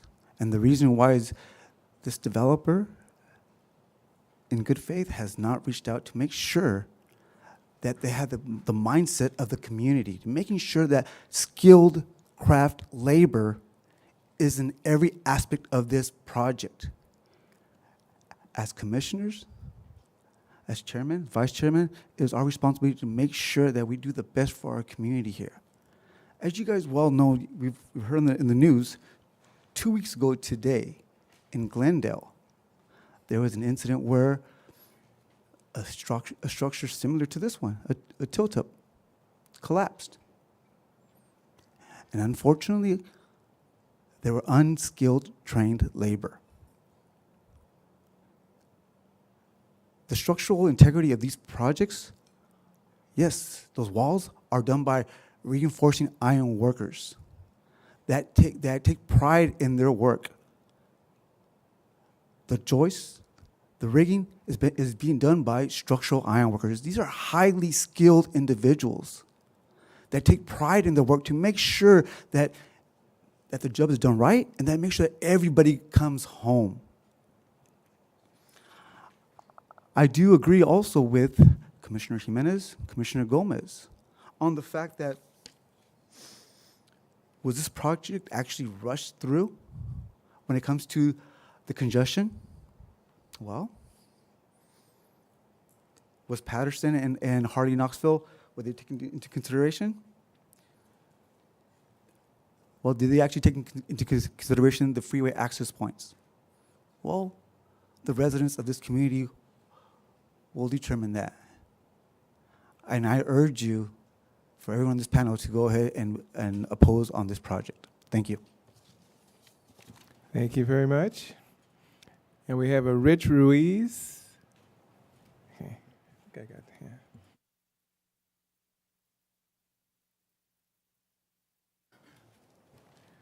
I know, but just for the sake of record, just spell your last name. Richard Ruiz is RUIZ Jr. I'm a local member of 492 Ironworkers. We're not only the highly skilled, trained union there is, we're also one of the most well-respected unions across not only California, but the whole country.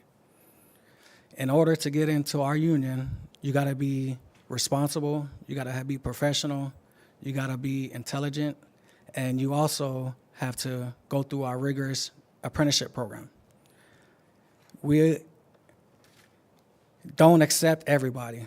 It's not made for everybody. We have one of the most dangerous jobs in the country. I oppose this project due to the fact there is numerous flaws coming to this project. The congestion is gonna create, the developers, they're not well prepared to begin with, as you can see tonight. I'm from the city of Paris. I grew up here, class of 2007. And I can tell you right now that this project would not do good for this city. We need to look at the whole picture. They want local hire, they want local everything. Me, I live here, just north of the Air Force Base. I have to drive 2 hours just to get to work due to the fact some of these developers come here and they don't do their due diligence, they shortcuts, they do everything. So I'm forced to drive 2 hours one way every single day to get work. This is unacceptable. I highly encourage you guys to not approve this project. It is not good. They're not prepared. It's just outrageous. They can't even answer some of your guys' questions in a timely manner, you know. This basketball gym right behind me, I coached there 10 years ago, 15 years ago. I'm a community member. We're union. It should be union work. It shouldn't be these unskilled trades, you know, just doing it for the money or whatever. You need skilled, trained labor, and it should be iron workers and other union trades. So I highly encourage you guys to not accept this project and until they come up with a better plan, more prepared, and get down to the table and actually have conversations with some of these trades, including my trade, instead of just sitting there talking to somebody for 5 seconds and that's it. And that's what it seems like these people are doing. Thank you. Okay, thank you. Is there anywhere else in the audience that would like to come and that we did not have a sheet for? Okay, thank you very much. We close the public comment portion, and we do what I've been doing over the last several months. If the applicant would like to have addressed, you're welcome to come up at this point in time to make a comment on the public comment statements. You're welcome to come at the time. If not, let me know. But it's time for the applicant if you want to come and address some of these concerns.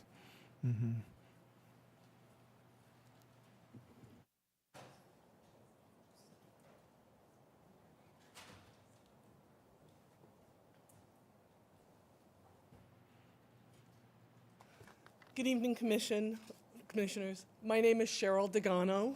D as in David, E as in eggplant, capital G as in George, A-N-O. I'm the Environmental Services Practice Leader for Albert A. Webb Associates. We are the consulting firm that prepared the Environmental Impact Report. I'm going to speak to the CARE California comments regarding the noise analysis.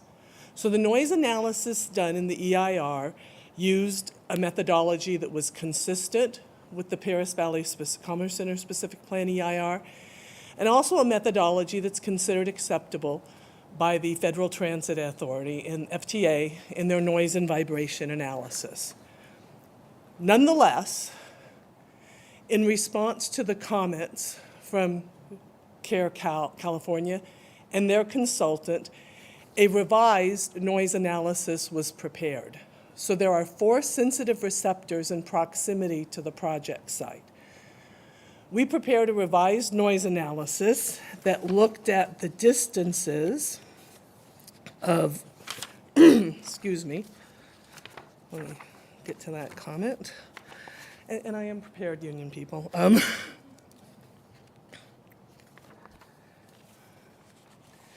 That we reduced. We reduced the distances from the location of the construction equipment to the receptors.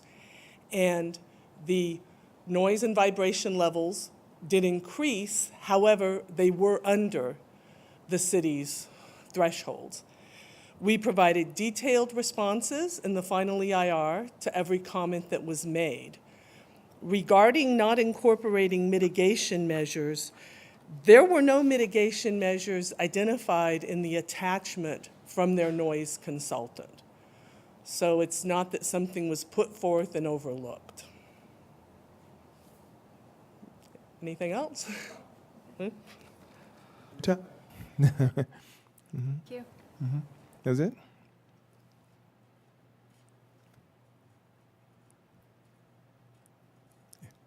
Okay. Nothing else from the applicant? We appreciate it. Yeah. I don't think we need to hear from the city. No. Okay, we close the public hearing portion and bring it to the commissioners. And we'll take a break after this because I think. Okay. Whoever wants to start. I appreciate the applicant's willingness to work with all of my concerns. That being said, in the case that this project gets approved, I would like to include 3 conditions. One, that the applicant works with staff to include a buffer along Patterson. And then 2, the applicant works with staff to reduce the amount of parking spaces to include more landscape. And finally, to upgrade the size of trees from 24 inches to 36 inches. Thank you. Okay, thank you. Whoever wants to go next.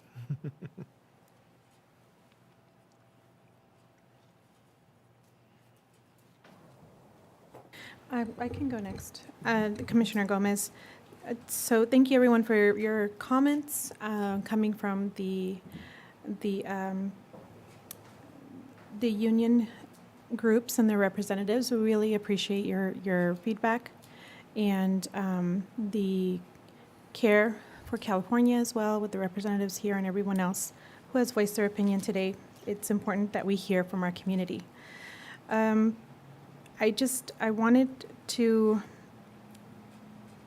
mention that when applicants bring forward spec warehouses that don't have a potential tenant,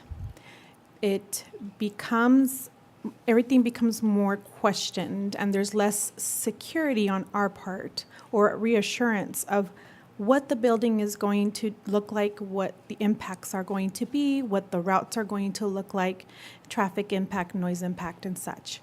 And so there were, and forgive me if I forgot, but there were some instances where the applicant was not willing to work with making some changes. As Commissioner Lopez stated, the 3 conditions, I completely support those. In regards to having the buffer sidewalk available, making it look more pleasant. And I know that the landscape was another thing that we spoke on. However, there's not just trees that are considered landscape, right? And that can make it look, there's too many parking spaces, that increases the concrete. Concrete absorbs heat. These are things that just normally happen with these constructions. However, if we can and have the capacity, there's an opportunity to use that in our favor for the residents, then I believe that we should. And that opportunity is here with this application. I do strongly believe that the I keep forgetting, I'm a loss of words. I think your English is contagious today. 'Cause I'm trying to get these words out because I know what I want to say. However, the use of the streets that are being actively used, because as much as I haven't been around that street recently, I do understand what it looks like. I have driven by there occasionally, maybe a few times. Yes, it's a dirt road. Yes, it's washed over, especially because we just had rain. However, there are small businesses that are being impacted by those roads as well.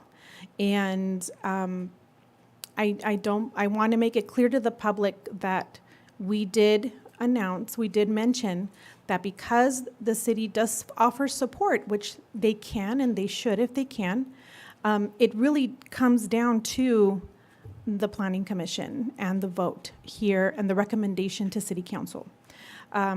So I would like our residents to understand that we heard that, okay, and that we understand that as well. I would like the applicant to consider, I mean, if at all possible, a more complete application of complete building, right? So again, having a tenant, submitting applications for warehouses with potentials are much better, but if it's going to be, it doesn't sit well with the residents when there's empty warehouses, and we know that as well, right? Because they're not being used. But that doesn't sit well with traffic either, so we have to meet in the middle with that. But I do hope that if it's possible that the applicant consider splitting this building. It was too big to put on our screen. It's probably too big for the area itself. There's small streets on the side. I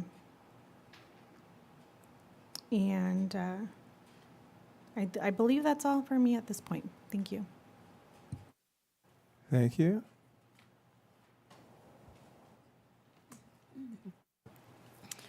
I would like to echo everything my fellow commissioners have said. I think it's essential. I know that Patterson ends into a cul-de-sac, but just like we're deleting streets, we can always extend them. So I want to make sure that those entry and exit points really restrict those left turn in, right turn out, so that there's never potential of doing anything different. I also hear the increased landscape. I kept hearing we complied. or this is what we comply with. And you know, I think we've raised the bar in our city, number one, and I think sometimes those recommendations, those minimum recommendations are there to support or help people who might have more restrictions because of sizing, because if you only have an acre and we're requiring a 20% landscape, then you have like a 2x2 square building. So when we make those recommendations, it's to help aid and support and kind of help develop others. I feel like when we keep saying we're compliant and this was a minimum requirement, I feel like there's almost a sense of, I did what I had to do and that's it, be happy with it. This is what you gave me, love it. So I really feel like, you know, when I hear we complied with a building or a location that's as big as this, it really makes me a little bit hesitant because I feel like the applicant coming in is always just going to say, but I complied. I met the minimum requirement. And I know Duke is not about the minimum requirements, and I know they take big pride in what they do, so I know that they're not a minimum standards met people. I like that they're going to go for the silver lead, so that shows. So I feel like it's sending conflicting messages. We want to have silver, we're going to be certified, but we're meeting your minimum. So I want to make sure that both messages kind of are blended, and just like Duke is always trying to put their best foot forward, our city is too, and we really be able to be a beautiful city where people come in, they see the beautiful buildings, and this is really the highlight. So they can bring people and say, look at what we're doing in Paris. This is where Paris was. We've invested. This is where Paris now is. And I feel like, having heard from Duke over the years, I know that really is their intent. I just want to make sure that message is not lost. And I share the concerns with the EIR, the impact with the transportation. I know a lot of it is out of the scope of our reach, but it still affects our community. It still affects us. We live in the city. We have to go get on those freeways. Some of you have to come here after work to make these meetings. And I really feel like we need to do something more. Again, I feel like as a city, we're meeting the minimum. So just like I'm telling the developers not to do the minimum, what else can we do in order to really, really support and get things moving forward? How can we really mitigate things to make sure that we are supporting our community members when they're at home in the city, when they're traveling to work, when they're getting on the road to do things, when they're going out on weekends, for recreational purposes with their families. So I know I feel there's times where I want to do stuff and I'm like, I really don't feel like getting on the 215 at all. I don't want to deal with that. I don't want to deal with the traffic. There's a graduation, you know what, I have to leave 5 hours early just to be in the area, have lunch, because I don't know how long it's going to take me to get there. But you know, I'm going to be happy about the colors. That's all I got to say. Colors, I like that. It's very modern looking. Don't look at me like that. It's very modern looking. I like the aesthetics. I'm very much about that. That's why I was trying to really emphasize that the building really is highlighted and stands out a way, and it really is, it looks as beautiful as it is daytime and nighttime. So I think I got everything I wanted to say. And I really appreciate the applicant coming back and clarifying those EIR points. I think that was something that was on my mind. And really, the receptors, I think next time I read through the EIRs, now I have to like go through and really take notes from, I think, clarifying that the impact for noise and vibration goes from like the closest point of construction or the furthest edge to the closest receptor, their boundary line. So I think that's something that maybe we fail to do as a commission, is being more clear on edge to edge, so that, you know, if you're going from the center point to the center point, then it can be a lot wider. But I do appreciate that there was effort to come back and clarify some of those points. Still concerns, diesel emissions, still concerned with traffic, still concerned with noise and vibration. There's still a lot of concerns with those things, but our scope of what we can control or the applicant can control is very limited. Okay, Vice Chair, did you?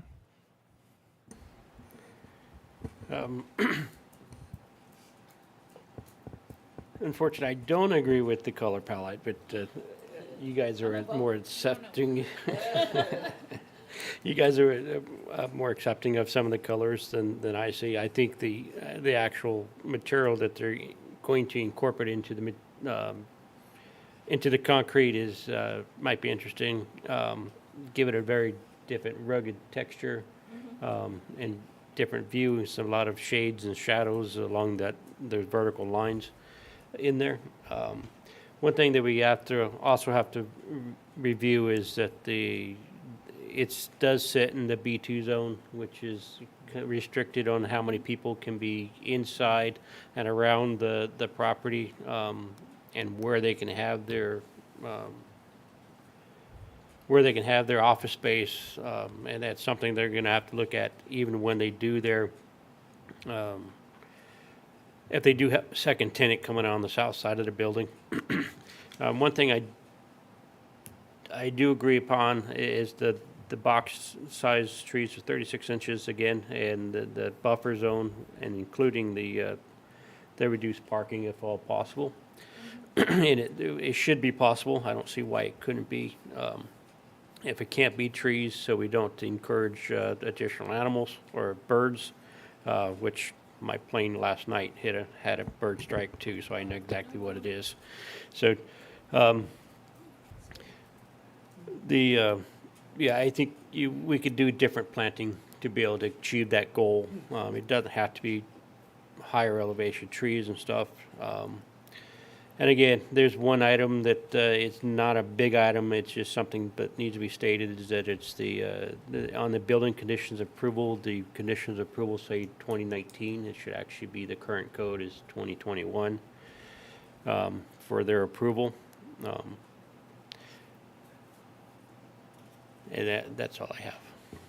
And then, actually, one more. And then I would encourage the applicant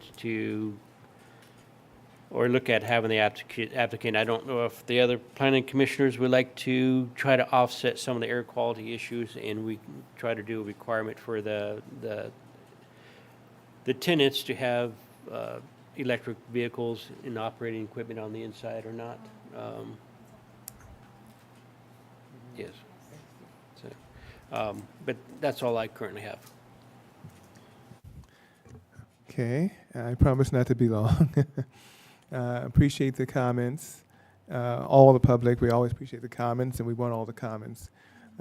As sort of a combination quasi-judicial group, we have to balance things. We also have to look at the fact that we are land use, strictly land use. Anything beyond land use, anything beyond public is beyond our scope.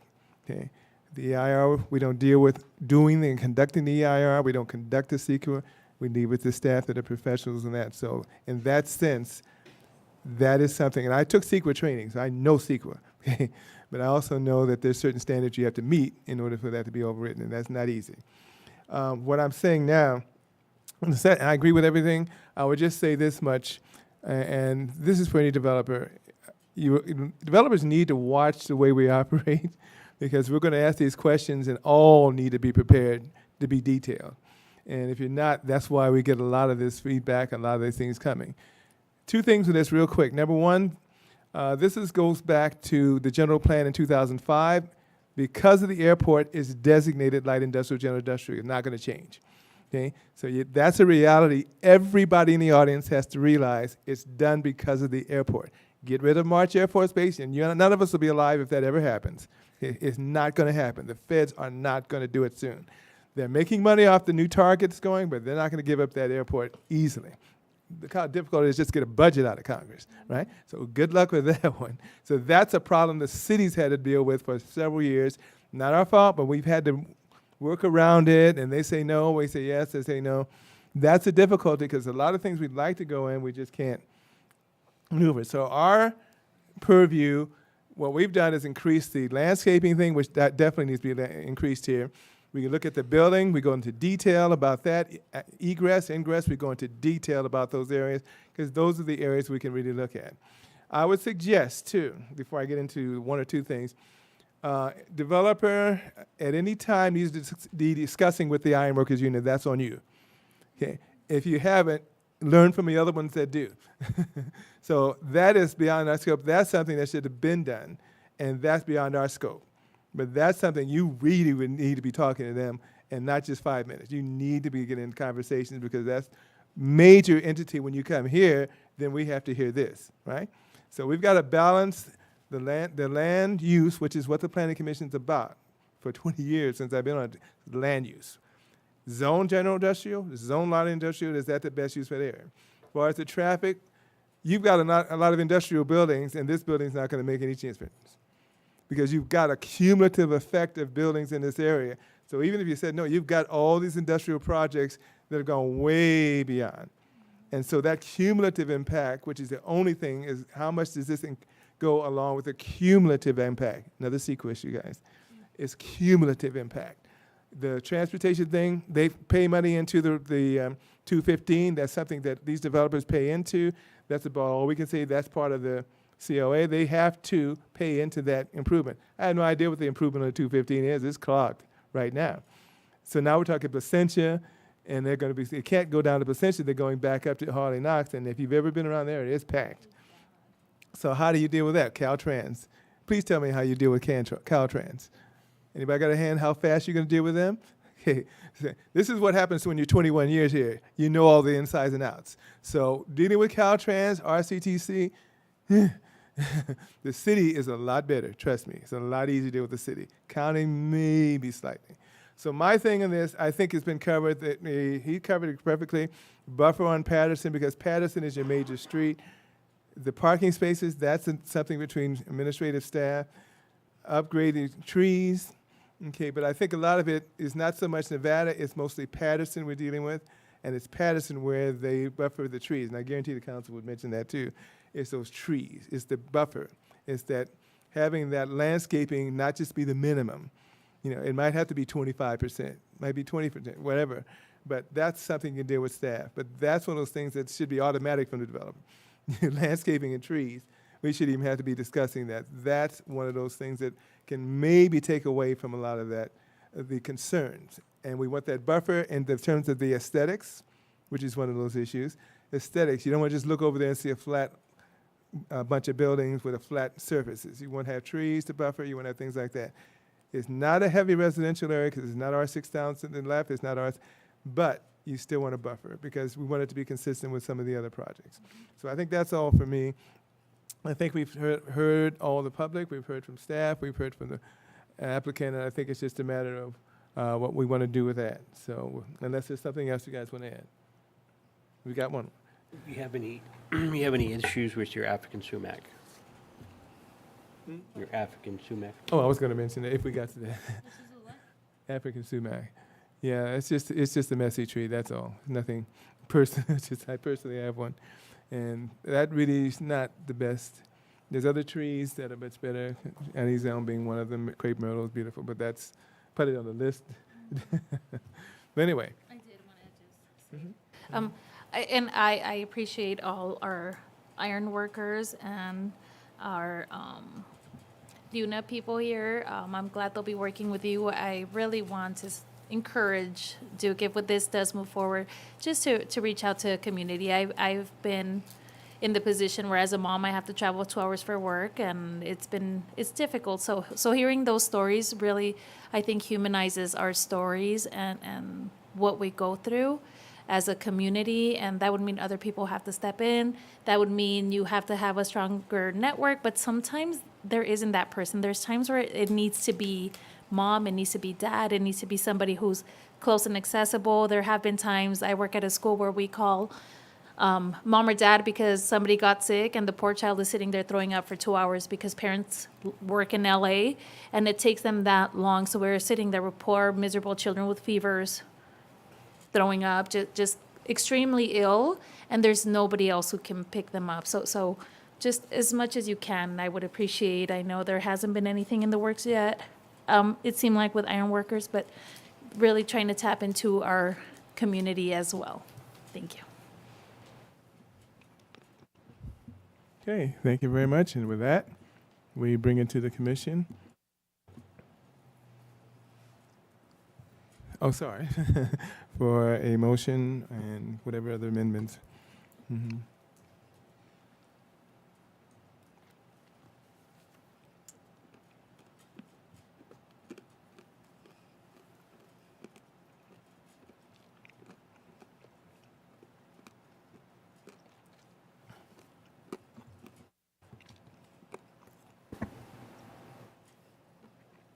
We'll have to make a verbal if we want to make a motion.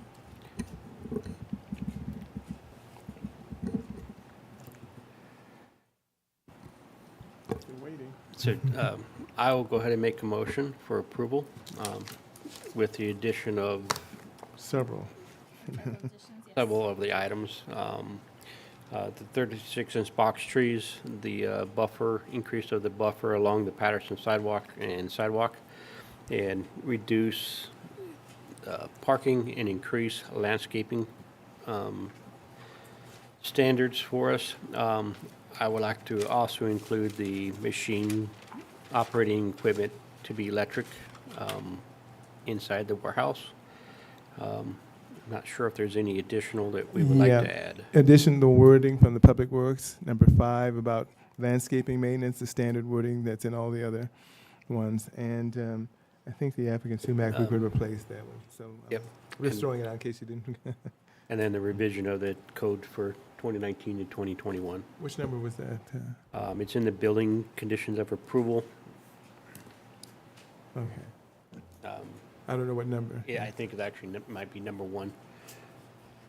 Excuse me, Vice Chair Sharpley, and also the implementation of lighted crosswalk. Yes, sir. Thank you. Okay.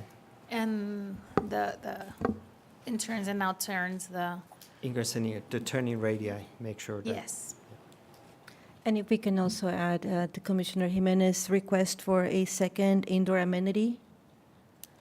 And let's see, what else do I have here? Missed all that. Forgot about that. And I don't know if you want to also add for the applicant to consider splitting the building, which was Commissioner Lopez's request. Commissioner Gomez. To split the building if possible. There was also discussion about they were open to LEED certifiable. And so if you want to. They said make they're it actually silver. going to achieve LEED silver. Yes. Okay. Well, I'm glad I wasn't taking notes because I was, okay. Okay. Do we, questions regarding the parkings, the extra parking spaces? Reduced parking. Reduced to?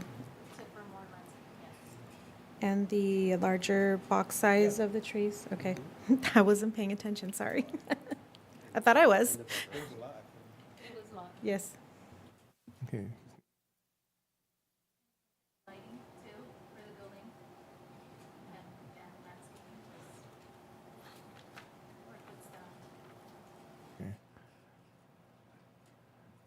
Wow.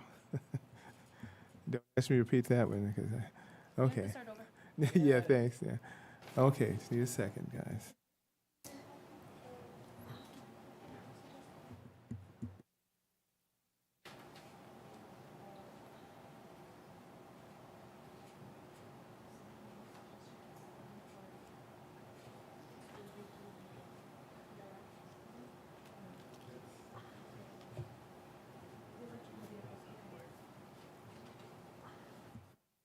Okay, you guys got that? There's a lot.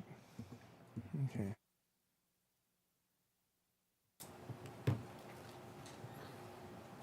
I'll second. Commissioner Jimenez. Yeah, I don't think this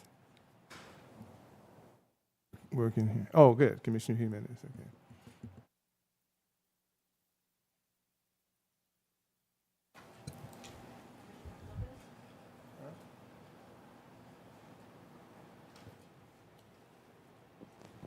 Commissioner Lopez, Yes.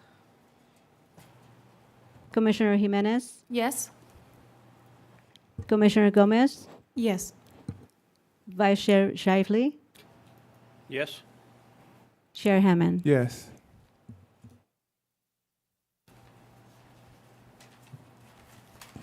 With a vote of 5, this motion is approved. you very much. Gotta take I want to say the word, but a break. I think you know why. I don't know what. Chair Hammond, for how long? 5-minute break. 7-minute break. Okay. There's a lot left on the board. Thank you, commissioners, for recognizing the iron workers. Thank you. Have a blessed weekend. Greatly appreciate your recognition. Thank you.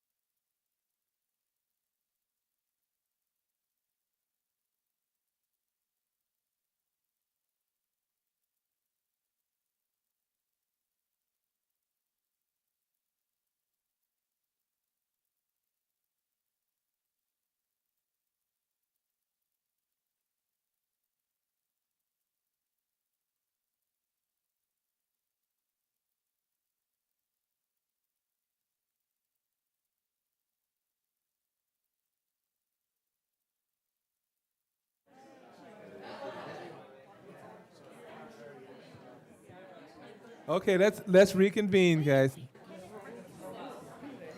I'm just trying to get them to come together. Yes.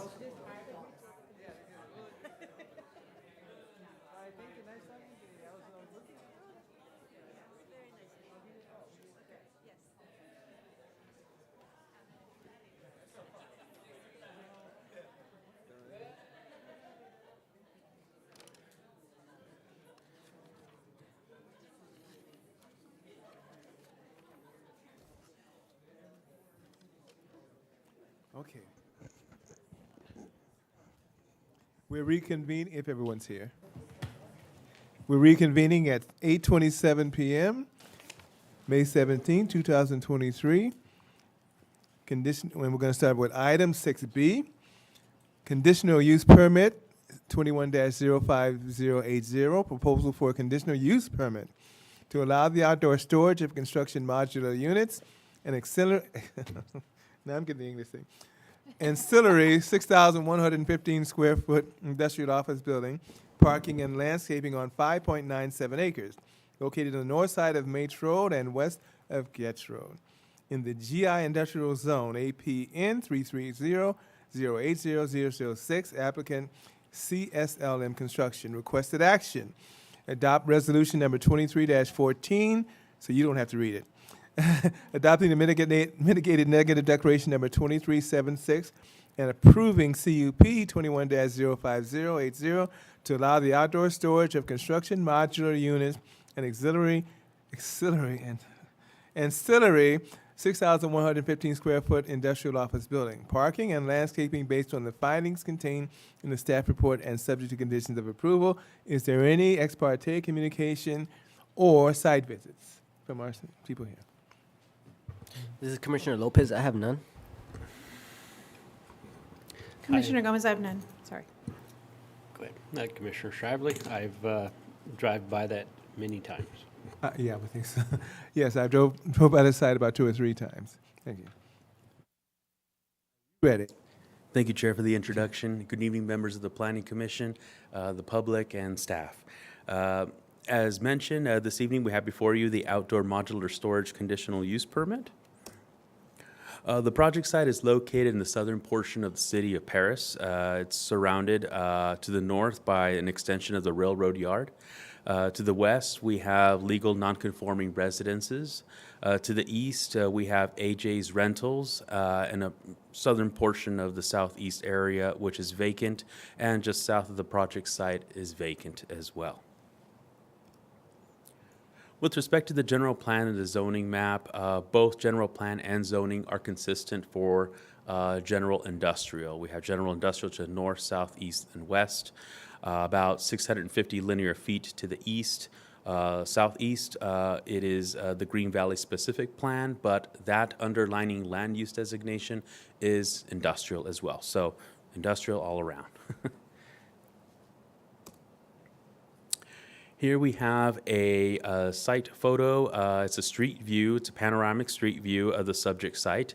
We got a little bit ahead of ourselves. There are some trailers there right now, but with the blessing of the conditional use permit, we'll make this place very pretty and make it meet all the requirements of our development standards. This image is just south of the subject site, looking south along Mapes Road. As you can see, it's vacant and relatively flat. This image is a street view looking west to the subject site along Getz Road.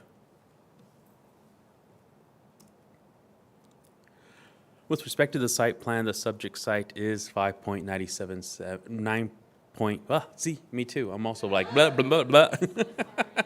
It's late. The subject site is it's contagious. It's 5.9 acres in size. Access will be taken along Mapes Road.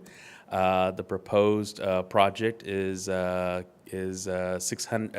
proposing a 6,115 square foot industrial building. With 29 parking stalls, which will be located in the rear of the project building. The remainder is 186,000 square feet of outdoor storage for the modular units. The applicant is proposing a 6-foot-high decorative block wall that will be placed along the western side of the subject site to screen to the residences, along also Mapes Road, and a 150 return wall towards the east for further screening until the subject site to the east develops. The remainder will have a 6-foot-high decorative wrought iron wall or fencing with pilasters at 75 feet on center. The subject site also proposes 10.5% landscaping, which just over the 10% minimum landscape requirement. But also proposing drought tolerant as far as the plant palette. On the subject matter of the landscaping, here we have some of the plant palette before you. We have box trees that are along the perimeter of the subject site, along the west and the east, to further provide more screening from the public view and from the residences located to the west of the subject site, as well as ground cover and additional color bushes along Mapes Road to provide a more decorative look to the subject site. With the street improvements of the project, they are proposing a landscaped median. And just to further explain this exhibit, I'll work my way from the north to the south. So we'll have the face of the building, we'll have landscaping, we'll have about a 6-foot sidewalk, and then we'll have about 4 to 5 feet of landscaping, curb and gutter, we'll have Mapes Road, and then we'll have the landscaped median, which is about 14 feet in thickness, and then it tapers off to about 2 feet to allow for access onto the site.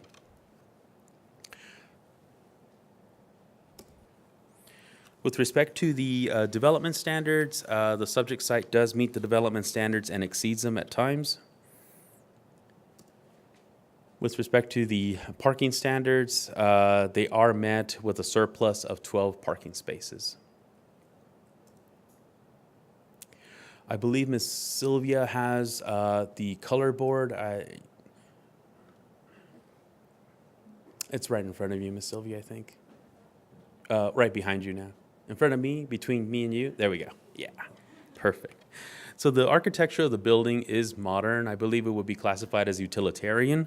The building uses a combination of roof lines, metal awnings, recessed panels, heavy use of large windows throughout the site, horizontal panels, with ledge stone veneer at either ends of the project to provide symmetry and balance to the building. Also, it complements the tan and gray color of the color palette of the building, and overall provides interest to the subject site. In this slide, we have before you the elevation along Mapes Road, as well as the interior east elevation. This slide provides the northern interior elevation of the building, as well as the west interior elevation. With respect to CEQA, the project prepared a mitigated neg deck. This document was circulated to the different public agencies and property owners within 300 feet of the subject site.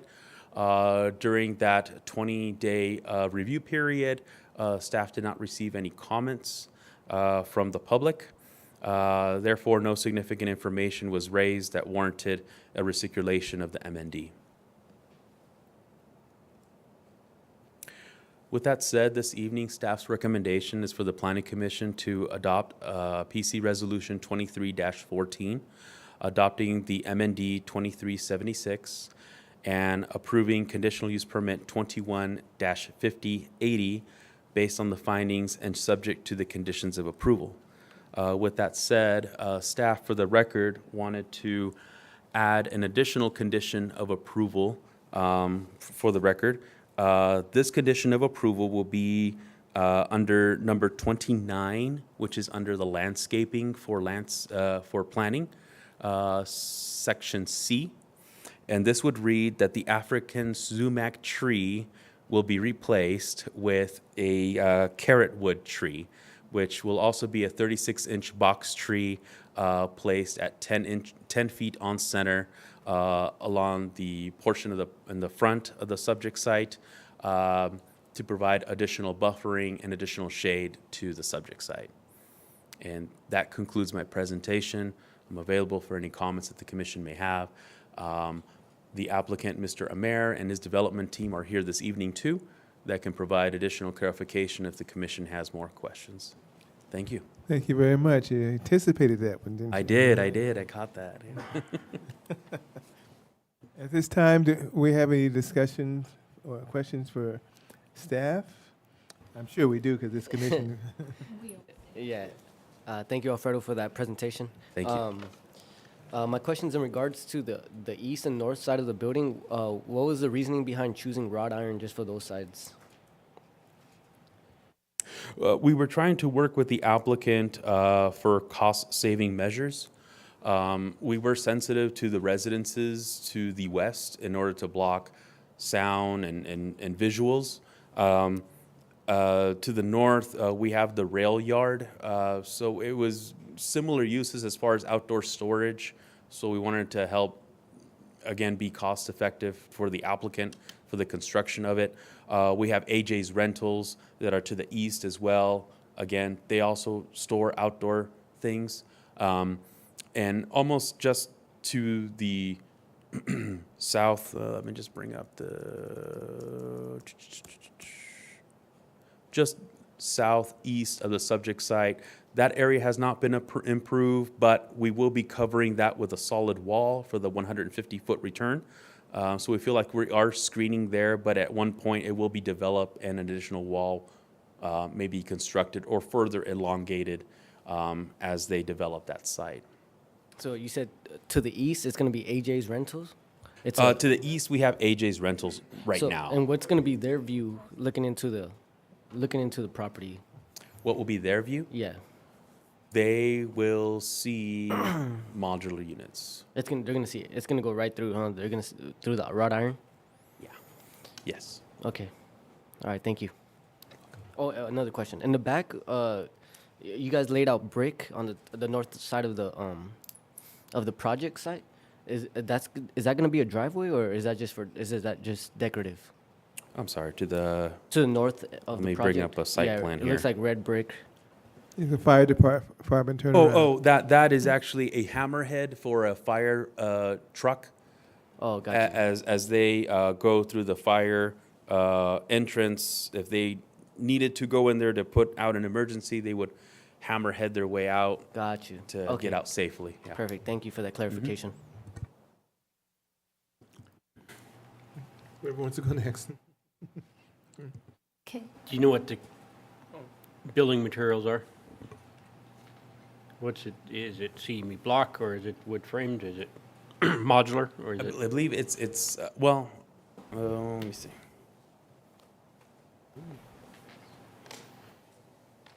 Tilt up.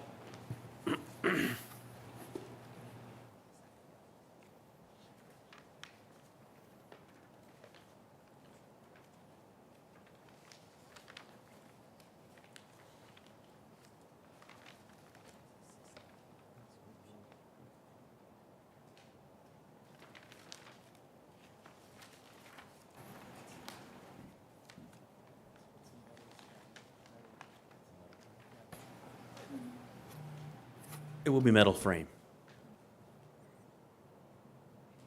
Such as a Butler building?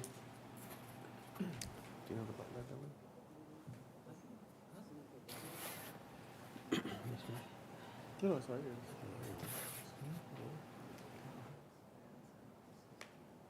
Can you ask that a question again?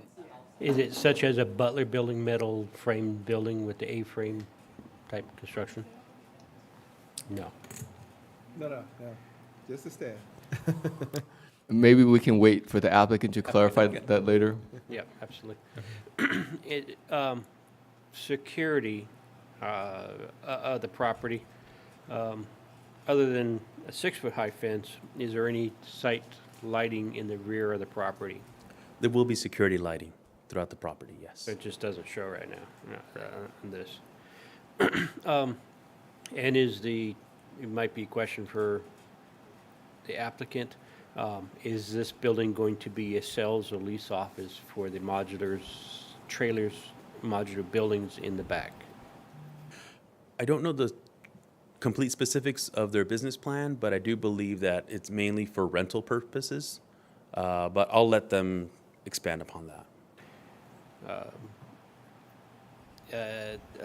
I noticed in your diagrams of what zone, 10.5% landscaping, is that the minimum standard for this zone? The minimum is 10. Okay, that's all I have for this moment. Thank you. Okay. Commissioner Gomez? And just a quick question. Yes. You mentioned there was lighting because our chair asked, vice chair asked if there was lighting. Yes, there will be lighting. Lighting, it says, is it only in the front in the parking lot? No, there will be shielded lighting in the back as well. Are those little round dots the lighting?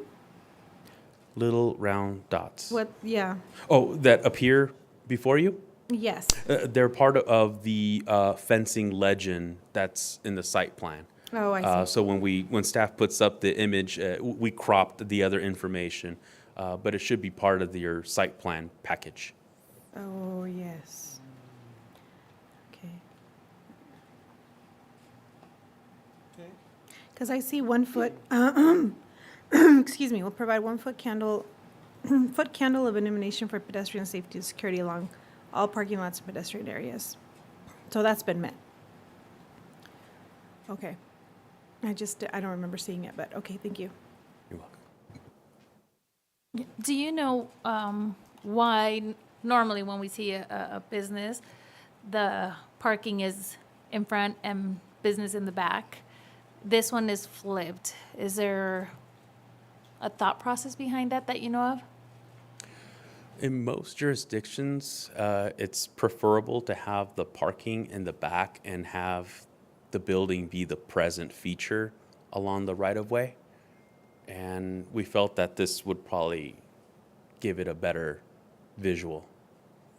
Okay. I was wondering because of the parking, because that main road is going to be used for the ingress and egress of the modular units as well as employee parking and any business parking. So I was I guess my thought process was it would have been more effective to have business in the back, additional parking for just cars and not modular parking as well.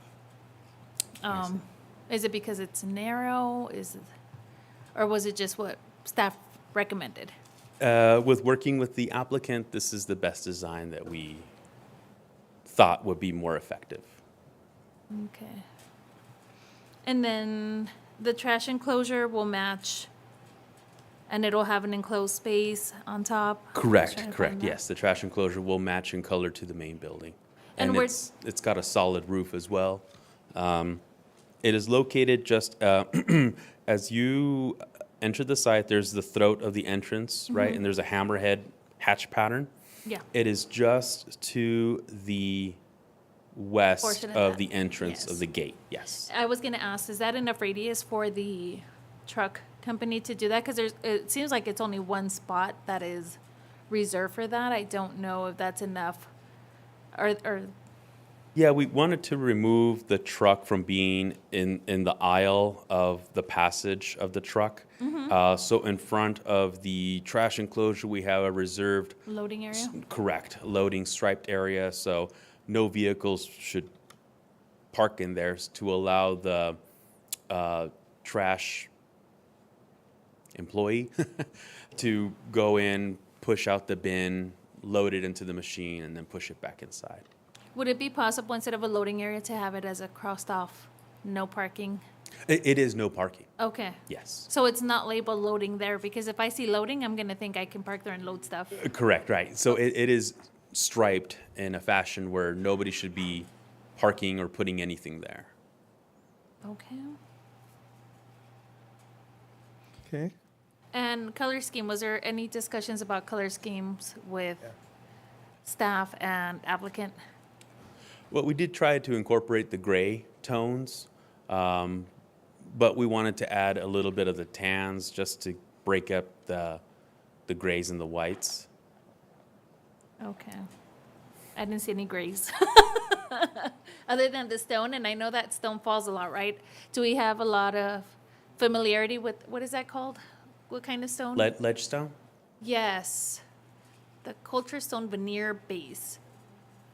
I know I have this in my backyard and it crumbles. Okay. So I know, remind me what other kind of items that are similar that we've used at other sites. I'm very fond of the brick and utilizing that in our other projects. But the commission so desires, staff can work with the applicant to come up with a different type of veneer.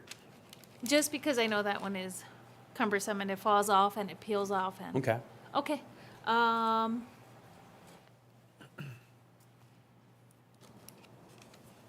then I did want to, just for the record, talk about what the requirements are for this type of building for staff amenities. Is there a requirement because it's so small? Yeah, so typically staff amenities are applied to buildings that are over 100,000 square feet. This one's only 6,000 square feet. So there isn't one, I guess is my question. There isn't one. However, we are overparked. The commission desires we could eliminate 2 parking stalls and create an outdoor shaded area. Or even an indoor kitchenette. I mean, if you're going to be there for 8 hours, you don't have a microwave, you don't have a little fridge. An employee break area? Yeah, I didn't see anything on here that. And I know it's a smaller one, but like a small little kitchenette, just. Okay. Okay. That's it for me. Thank you. Thank you. I'm gonna let you off that easy, right? I got your tree. Not the chairman of this commission. We didn't get worn out Ain't yet. gonna happen. Yeah. Oh, man. African Sumac, thank you for anticipating that. Just and take it out of all projects. Don't even waste time. Only one thing, and this goes to engineering. I think we discussed Okay. this. If you're going, and you know this area, I also know this area. The only reason I'm not jumping on this project negatively because it's not right off of Getz Road, so it's not a viewable thing because we'd have a different discussion about fencing. To the west, I'm not even going to discuss that. But essentially, if you're going west, now because we'd be better if we had a picture of the modular and the size of those things so we can have a better picture, because these are not 18-foot trailers and all that, I'm assuming. So more just construction, you go like that, so that makes a big difference. But you're talking about coming east on Main Road and turning into this facility. Not a problem. Coming out of it, we need to have the wording to the effect that we're not going to turn, we're going to turn left and go left through the median and turn left to go back to Main Street and go left on Getz Road, different ballgame. So we need a wording to the effect that we absolutely specify, because regardless of the size, you're cutting across, turning left, and it is a secondary arterial. Correct. That means it's supposed to be pretty much widened, so they would have to widen that. But you're coming out of there turning left, and then going left. And if you've ever been in that area, trucks go down the street, regardless of they just go down the street. Big wheelers, they just do it. We don't want them going up A Street. Not saying they won't do it, but we don't want them to going up Street. Right. Quote unquote. So the idea is they're going to go through that median, turn left, and then turn left to go up Getz Road, because it's the truck route going north. Right, from Mason, not south, because then we'll get into the Menifee issue. Please don't start that. But we want them to go left and left. But since it's not 18 wheeler, I'm not really that concerned. But that should be wide enough, because you're talking about 14 feet. When you talk about an opening, I don't know what the opening is for the ingress and egress there, but to be able to turn left and come out, they're going to turn left and have to go into that left turn lane, and there's not a lot of space there, and then go left up Getz Road to go back to Case, to go back to the freeway. So that's one of those things I think I discussed earlier, to make sure we have left out, not just left in. So we're talking left out and left in, right? Or not left in, it should be left out, right in, right out. Well, we don't want right out, we want left out. You can only go left turn when you leave it. Correct. Sorry, I'm. Yeah. So, what we're actually anticipating is, it's not like trailer trucks no. using this facility. It'd be smaller trucks delivering or taking these modulars in and out. So our concern was making it left out of that Right. facility Yeah, to restrict that movement. Some of the modulars can be 40 feet. Some of them are actually can get to 72 feet, depends on sizes. So they could be larger than the 16-wheeler, so. Okay.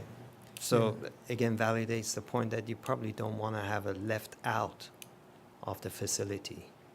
We want to have it right in, right out, and then left in because the turn lane pocket can accommodate, stacking.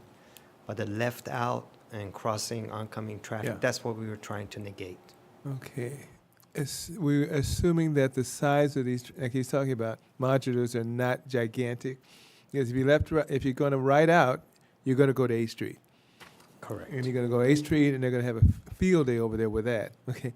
So it's important, and we have to get to the actual applicant, is the size of these, because you cannot go right and go 8th Street. It's not a truck route.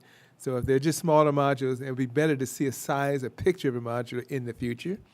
Picture of the size of the modular that we could see going, that are actually parked there. And it might just be one of those things you just set in a classroom, kind of just a little office thing. But that's a big difference, and that's a major part of this project, because you don't want them going left out there if you can help it. So that was one of the issues and concern, that only one that I had. And other than that, whatever future development to the east, that's a whole other ballgame. It's still light industrial there. It's closer to the airport, so that restricts what you can even, well, not as much as up north. But that's a different thing. But then that tubular fence, that's kind of a common thing. You don't want the chain link. Nobody wants chain link. But you have a tubular fence there, and then whatever property, that's a discussion as far as that goes. But that was my concern. So it's going to be right out, right in, left in. So they can come in left on and turn in from Mates Road into the facility. They go right out, and that's pretty much it. Okay. Okay. Actually, did you want to refer to engineering condition number 8? Yeah, I think it had left in, right? Correct. Yeah, so left in's okay as long as you don't have the trucks that she's talking about. And as long as we don't have the big giant 40 feet or 18 feet or whatever, that's the key. That's the key. So yeah, left in isn't a problem because you've got a median that's going to have a left turn lane. So they can go into the property, go out right, but we don't want them going out left. Correct. Okay. Just clarification. That's it. That's it for me. More. I did want to ask Sue, because in the main application part, it says that there would be some kind of repairs. Does that mean tools, noise, on-site? I don't see an on-site repair location. It has a warehouse component. We'll have additional miscellaneous things to repair the offices during transportation or when they're on site at a construction yard. May get chipped, a little bit of paint, maybe replace a doorknob or a door or something like that. But not major repairs, because, some of these get very banged up and moving and use and reuse. Like, is it going to be tools all over the yard? Not large repairs, Okay. minor repairs. Okay, because, I know they have a warehouse, but I don't think this can fit in the warehouse. No, it won't. All right, thank you. Will these repairs be done indoors or outside?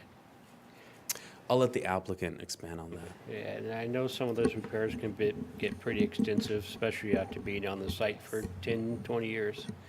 I'm trying to find out who is going to maintain, I think I just found it, who's going to maintain the landscaping on the islands. It looked like we got a 1-year maintenance agreement, and then it gets turned over to the city of Paris. Is Is that what I'm reading? Yes, correct.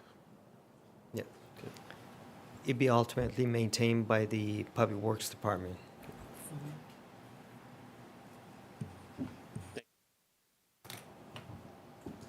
Okay.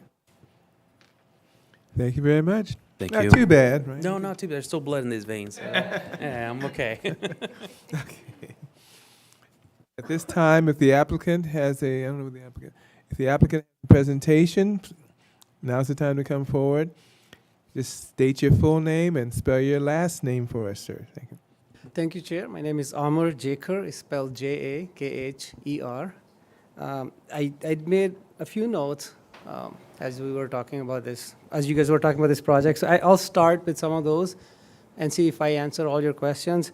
Starting off with the original question about the walls, retaining walls, the garden walls that we are not building on one side. There's a reason for that, and we had a big discussion on taking some of those walls out.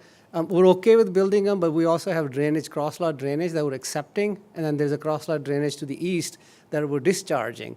And we believe when the property to the east will be developed, they may raise that pad to drain out. So we're waiting for that. We would like a block wall, but I don't think it's appropriate time to build a block wall on that side. So we kept those two sides out of the block wall because we can come back and fix those later. Landscaping question came up. We exceed the minimum, but when we started this project, it was a couple of years ago. It was a time when there was drought coming, and we were very concerned about the requirements that would be imposed on us if the drought continued. So what we did was we took most of the landscaping and we put it in the front of the building, so as people come by, it looks presentable and it's nice and it's acceptable. There's a question about why the building was set and the parking was in the back. That was one of the comments with the previous planner, Ryan, that we thought the building would look nicer and then the parking and all of the stuff would be back hidden, and it wouldn't look like an empty parking lot because at some time there will be no cars there. So we didn't want it to look like abandoned building. We wanted it to look like a building that's in constant use. So there are a few things we discussed with your staff about that. The building itself, the panels, they are metal panels with the texture of stucco outside, and it looks like a stuccoed building. As it was mentioned, that there is large windows, so we made it look aesthetically pleasing. There was a lot of discussion with your planning department on the colors, on the schemes. They did require quite a bit of improvements to the original plans to get them to this stage, and so we did work with them on that. I believe, and then I believe there's a block wall along AJ Rentals back side. So if I was trying to look it up on the Google and I couldn't figure it out, but if I recall correctly, there is a wall behind on the AJ Rental side. So I don't think we would have an issue with them or us looking through each other's walls. But I can go back and look. And that's just that one property that's to the northeast of this parcel. Besides that, we believe this is a good project. It's a very benign project, doesn't create a lot of traffic, doesn't create a lot of issues. As far as the repairs that we discussed, those repairs are just minor repairs. We don't do major repairs. We do major repairs at different facilities. And what we do mostly here is when before we're taking it out, we're just touching it up with paint or any damage that it has. But it's not extensive repairs. The storage that we have is just mostly stuff to fix if it's a minor bathroom that we need to fix or things like that. We've kind of worked out the detail of the parking and movement of the trucks extensively with your staff and with the engineering department, and we believe that's the best solution to direct the traffic. So I think those are the things that I was able to put down. I know there might be something that I've missed. If you have anything else, I can answer. Thank you, sir. Anyone have any questions? I think our architect here is going to have questions. Are the repairs going to be on the interior of the building? Completed on the interior, or is it going to be done in your yard? There is minor repairs, like replacing a faucet and things like that. There is no walls that we're taking down and redoing it. We're just getting the structure, the unit ready, and it just goes out. So the repairs are mostly inside, yes, and there might be at points that we're painting outside and touching it up. Are those repairs going to be done inside your office building, or are they going to be done outside in the yard? They are done to the unit in the yard.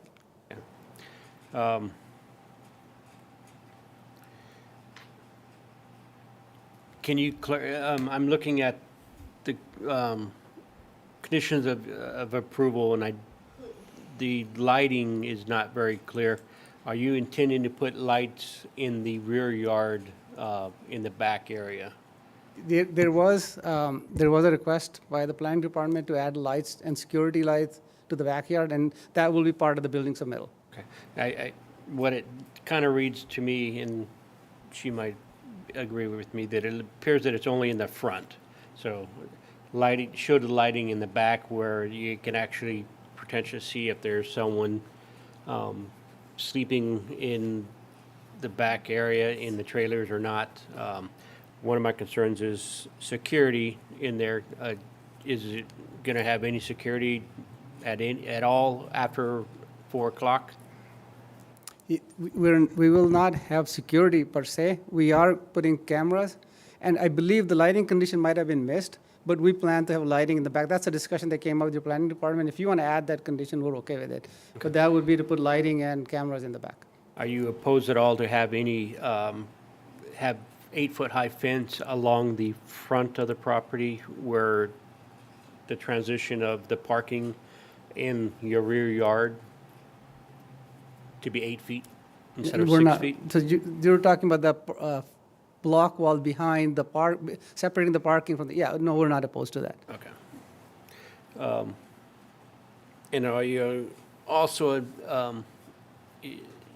have any issue with increasing the amount of landscaping? We definitely can. We have the space. I mean, this was meant to keep in line with the drought that was coming. So I mean, obviously we're not in drought this year, but we can increase the landscaping. There's an area right behind the drainage area that we have that we can actually increase quite a bit of landscaping there. Okay. I personally believe that we need to review the exterior elevation that faces along Mapes Road. The elevation looks very bland. I believe we need something to make it a little bit more exciting, bring the elements and the aesthetics of the front facade up to a little bit of better standards. That's my opinion. I personally believe some of the other commissioners might agree with me on that. Looking at, we have 2 slides on this presentation of landscaping. One, and to me, the plant palette is somewhat bland. There's not a lot of color or anything in it. And some of it is the required street trees that, which is the second slide, is the street trees. And there's really no color at all in it at all. So I hope that we can address the plant palette on the property. We're amenable to any plant palette that planning department can guide us with. Okay. So may I just address the blandness of the building? So when you look at the building, the profile, what you're not seeing is the landscaping, and that really makes it look very, very plain. But when you add the landscaping features to this building is designed to look modern. It looks very nice, looks very clean. And when you add the landscaping to it, it really looks very nice. There is a lot of features that were added, and we're not opposed to changing the trim, the brick that was mentioned earlier. It's designed. It has metal awnings that you can't see because it's a two-dimensional plan. But there's metal awnings on top of the windows and on top of the doors, I believe, that add some element of depth to it. and it's just not visible in the plans that you have. So there are features already added, and it was actually added by the planning department. And when you add that to the landscaping that's going to be there, it'll be much more enhanced than the look that you see here. With the high volume in that one area, do you intend to have a mezzanine in there? Or is it just a high volume of space?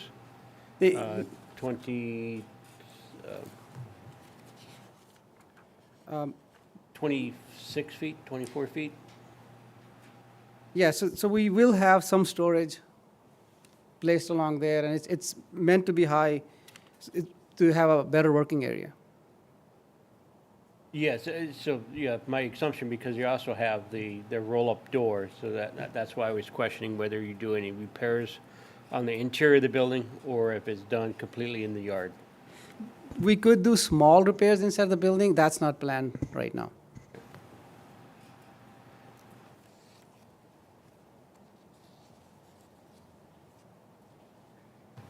Okay, thanks, sir. Thank you very much. Anyone else? I also wanted to ask if you were open to working with staff on the color scheme, because on here it looks kind of a grayish color, but then when they passed around the color palette, it was like browns and like a rust color. And I know we are moving away from that just because. We have no preference to Okay, good, because we do. Yeah, Yeah, we do. We'll work with any color that you Good. pick. Okay, yeah, I think staff knows they have like a set of colors that they know that we like. Yes, so we'll stay away from earth tones and we'll get some grays in. Okay, thank you. That's fine. Thank you. Yes. This is Commissioner Gomez. I have one more question. Thank you. I'm trying to get an understanding of what type of business will be. Is it a maintenance business for modular buildings? Is that what this is going to be dedicated for, or is it a sales office with modulars in the back? So there is no sales office there. Most of our customers, it could be a school district Okay. that has all these modulars that will be placing there.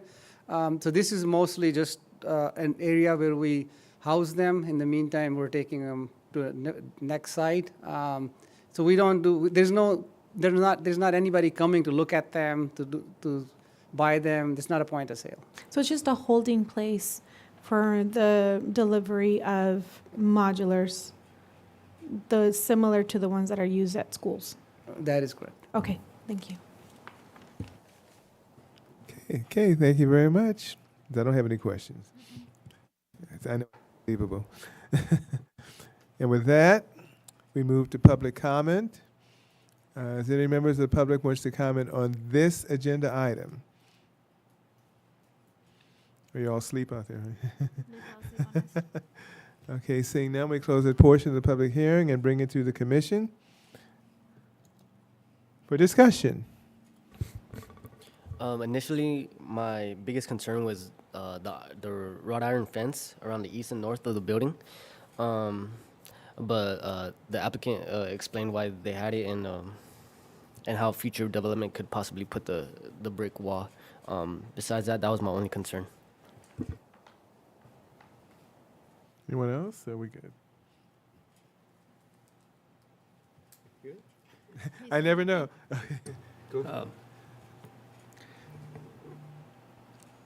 So I discussed my issues with the owner or the applicant, and I would like to see that the 8-foot high fence in Interior. Behind the park. behind the parking, where the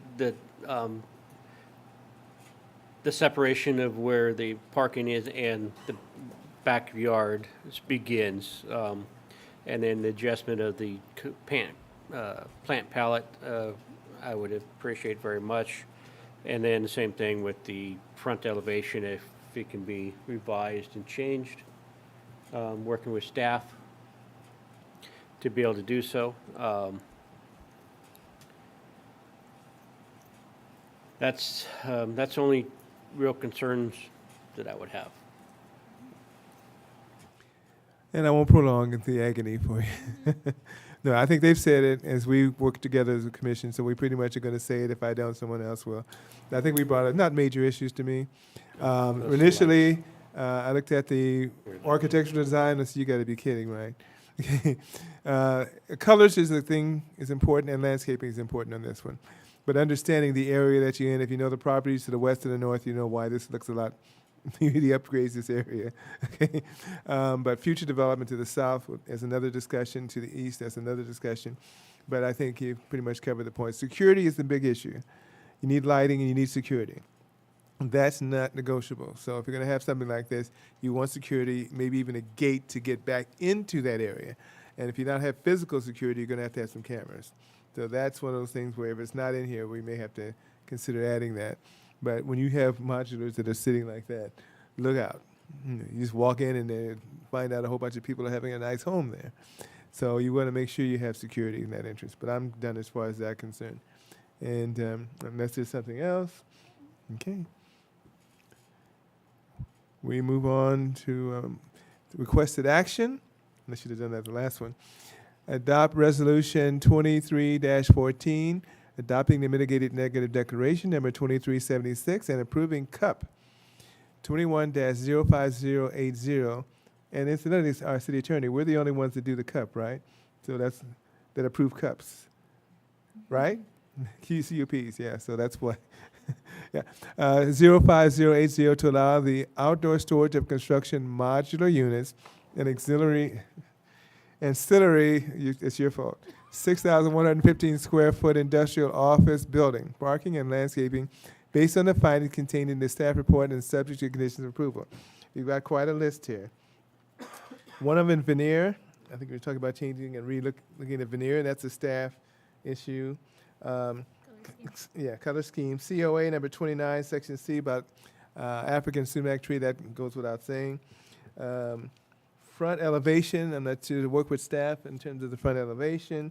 And number 3, indoor break area or like a kitchenette or something. That's something in consideration. Lighting in the rear. And again, I don't think it was here, but it's something we may have to add in terms of having lighting and security cameras to make sure that they're secure. And I think an 8-foot fence on the interior that connects before you get to the modular. So I think there's an 8-foot, not a block wall, right? Or just a regular fence? A block wall? A block wall, okay. I believe it is a block wall. Okay. I think I covered it all.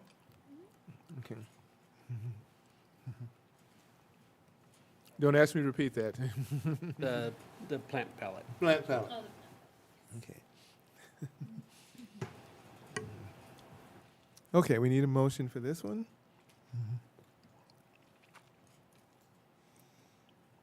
Oh, we can't see.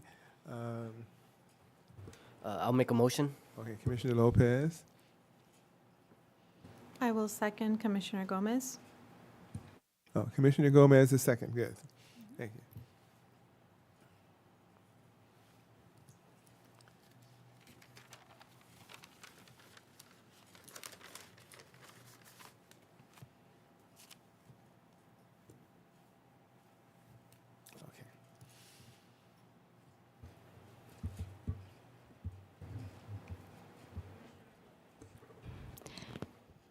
Commissioner Lopez, Yes. Commissioner Jimenez, Yes. Commissioner Gomez, Yes. Vice Chair Shively, Yes. Chair Hammond. Yes. With a vote of 5-0, this motion is approved. Thank you very much. It's like Elvis Presley. Thank you very much. Okay. It does. Okay. Thank you. We move on. It'll get more interesting. Okay. Sorry. They weren't drinking soda either. Moving on. Development, item 7C, development plan review. Thank you, 6C. Old days 7C, now it's 6C. What do we take out? Yeah, it's got something. Anyway, item 6C, development plan review 22-00008. A proposal to consider a development plan review for the construction of a 121,100 square foot industrial warehouse building on a 6.21 acre site located on the northeast corner of Redlands Avenue and Placentia Avenue within the light industrial zone of the Paris Valley Commerce Center. Specific plan, APN 300-210-010 and 300-210-022. The applicant, Benjamin Horning of Dido Properties, Action, adopt resolution 23-12, adopting the mitigated negative declaration number 2380 in the mitigation monitoring and reporting program and approved development plan review 22-00008 to facilitate the construction of a 121,000 square foot industrial warehouse building based on the findings and subject to conditions of approval. Is there any ex parte communication or any site visit? I drive by the site. Okay. Drove by the site several times. Commissioner Gomez, I've driven by the site. I've driven by the site as well. Oh, yes, driven by the site and even bicycled in the past. Well, we've got a new person up here, Lupita. Welcome. We'll maybe go slightly easy on you today. I appreciate it. Good evening, Commissioners. Tonight we have DPR 22-008, which is an application to construct a 121,100 square foot industrial warehouse building. The project site is located on the northwest corner of Placentia Avenue and Redlands Avenue and is surrounded by legal nonconforming single-family residence with a storage yard to the north, vacant industrial zone properties to the east, single-family residences across Placentia Avenue to the south, and vacant industrial zone properties across Redlands Avenue to the west. The property is located in the Paris Valley Commerce Center specific plan and has a light industrial zone and general plan designation. The site is also located in the B2 high noise zone of the March Air Force Base Land Use Airport Compatibility Plan. The project was analyzed and is consistent with the airport plan. This is a picture of the project site from Placentia Avenue looking north. This is a picture of the project site from Redlands Avenue looking east. As you can see, the property is relatively flat. The proposed industrial warehouse building is 121,100 square feet and is located on 6.21 acres. It consists of a 4,000 square foot office area, a 4,000 square foot mezzanine office area, and 117,100 square feet of warehouse area.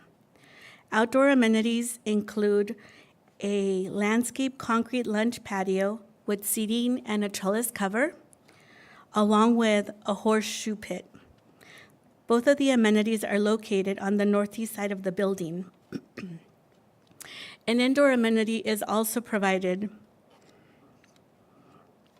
There are 16 dock-high doors and one ground floor loading door located on the north side of the building. An 8-foot-high tubular steel fence is proposed along the interior sides with 8 feet of decorative pilasters every 100 feet. A 14-foot-high concrete tilt-up wall is proposed along the north, east, and west sides of the loading area to screen the truck parking area. Auto access will be provided from Placentia Avenue, and it is not restricted. Truck access is provided from Redlands Avenue, and it's restricted to left in and right out only. Additionally, the truck access has been conditioned with a reverse southerly turn.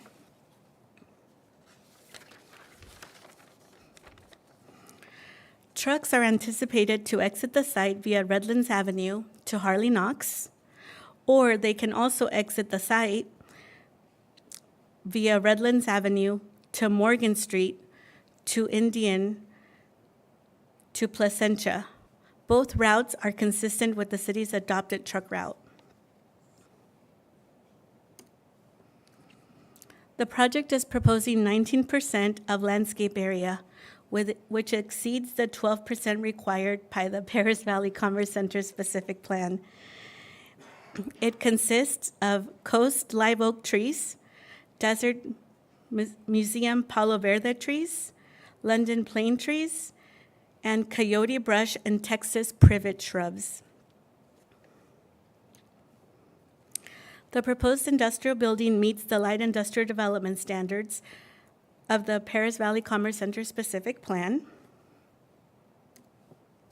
Additionally, it also meets the parking standards per the Paris Municipal Code and has a surplus of 4 parking spaces. This is a rendering of the office area, which will be located on the northeast side of the building. If I can ask the secretary to pass the material boards, please. Thank you.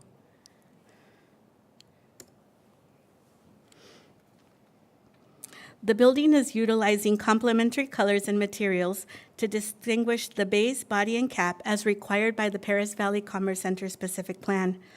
The design elements include varying roof lines, decorative cornice treatment, window glazing, corrugated metal cladding, porcelain tile, and recessed panels to create horizontal and vertical interest. The proposed color palette includes shades of gray, whites, and blue. Here you see the south elevation, which is a view from Placentia Avenue. Right below that, you see the west elevation, which is the view from Redlands Avenue. And here we have the east elevation and the north elevation. A mitigated negative declaration was prepared for the project, and public notices were sent out to all property owners within a 300-foot radius. Staff received comment letters from South Coast Air Quality Management District, California Department of Fish and Wildlife, Eastern Municipal Water District, Golden State Environmental Justice Alliance, and Jonathan Montano with Mitchell and Sila. No new significant information was raised that warranted the recirculation of the M&D. Staff recommends adoption of Resolution 2312, adopting the mitigated negative declaration and approving Development Plan Review 22-00008, based on the findings and subject to the conditions of approval. This concludes my presentation. I am available, as is the applicant, for any questions you may have. Thank you.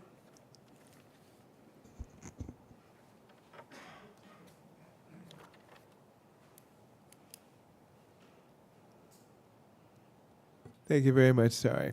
We have, oh, you didn't get to see it? Oh, you did? Oh. At this time, are there questions, discussion with staff concerning this project? Yes. Can you go back to the slide where you showed the development standards? Down right there. So right there on building height, it says the standard is 50 feet. This one's exceeding it by 5 feet. So is that exactly? It's not. It's going over. Is it allowed to or? Yes, thank you. So it does exceed. However, the Paris Valley Commerce Center specific plan allows for structures to exceed the maximum height, provided that for each foot of height, they go back a foot of setback. Got you. And then the setback on Placentia was 34 feet? Yes, the required is 30 feet and provided is 34 feet. Got you. Do you have a? Can you describe what's gonna be on the south side of the building? That's all landscaping, correct? On the south side of the project? Yes.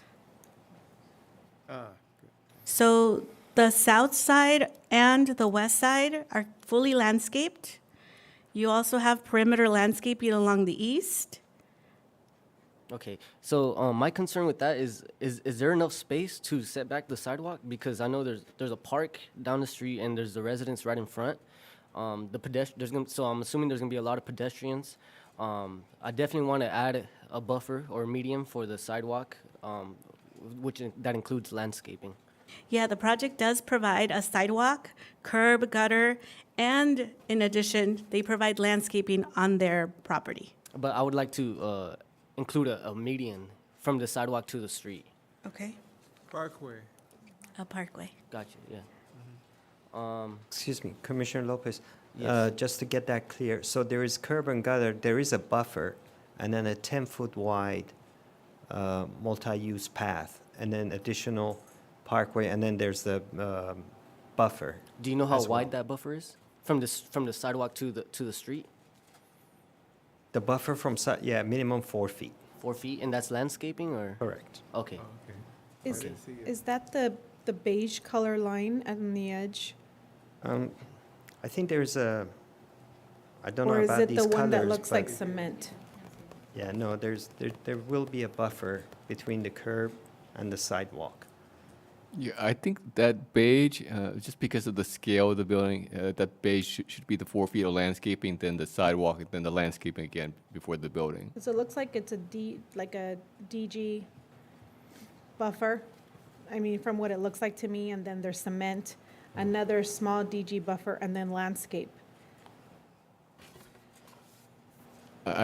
We'll need to look into that. I know that we were trying to figure out a design concept, and it might show that as DG, but the final design is 4 feet of landscaping, and then sidewalk, and then landscaping. Okay, yeah, that sounds about right. Commissioner Lopez, All yeah? right, thank you. I think I have a question in regards to the good neighbor policy. Doesn't it require a 300-foot setback with sensitive receptors? Yeah, the project was submitted before the Good Neighbor policy was adopted. I do want to elaborate on that real quickly. The buffer is 300 feet from the dock doors to the residential property line. And this particular project, based on the orientation of the building, it has 340 feet from the dock doors, from that point to the property to the south that's zoned residential, that's single-family home. So it does comply with that requirement here. Got you. Is there a requirement for like the building itself? There is a 30-foot landscape buffer when you're next to a single-family area to the south, and I think there's a 34-foot landscape buffer behind the sidewalk to the building, so that complies with that requirement too. So although it was submitted before and didn't necessarily have to comply with that, it does comply with those requirements. Awesome, thank you.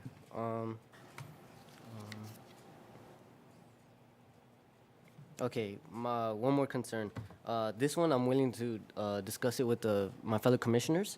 One concern is that this is in front of a residence, and my concern is the color of the building. I would prefer something warm, homier, cozier, just because that's what they're gonna walk out to.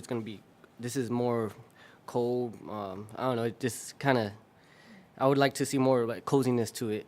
But I'm open to discussion for that one. Just because of residents, so, and that concludes my questions. Thank you. Okay. Anyone else? I think Thank you, Pita, for your presentation. Yes. It's good to see you. You too. Up there. Looking at the plans and then looking at the presentation, I think it's brought together very well. I think you worked very well with the developer, and it shows that you worked with the developer to create as much landscape space as possible. And so for that, thank you. I really appreciate that. But I do have some comments in regards to some of the trees. And well, first of all, with the London plane, I did my research, and I know that this is a popular tree that we do see with light industrial landscape. It's very popular. However,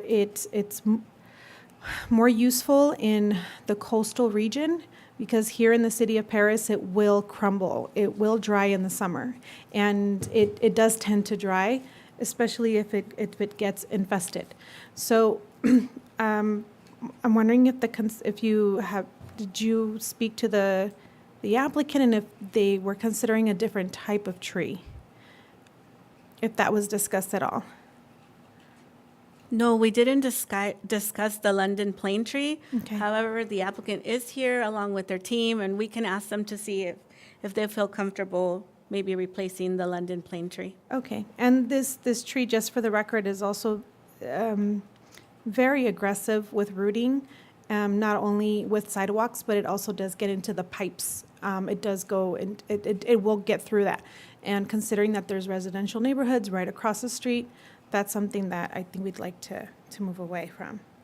I do have a concern, and I normally don't touch too much on this, but the truck route, of course, this is not on the truck route, which it says on the, it's the project description says that it's consistent with the city's adopted truck route.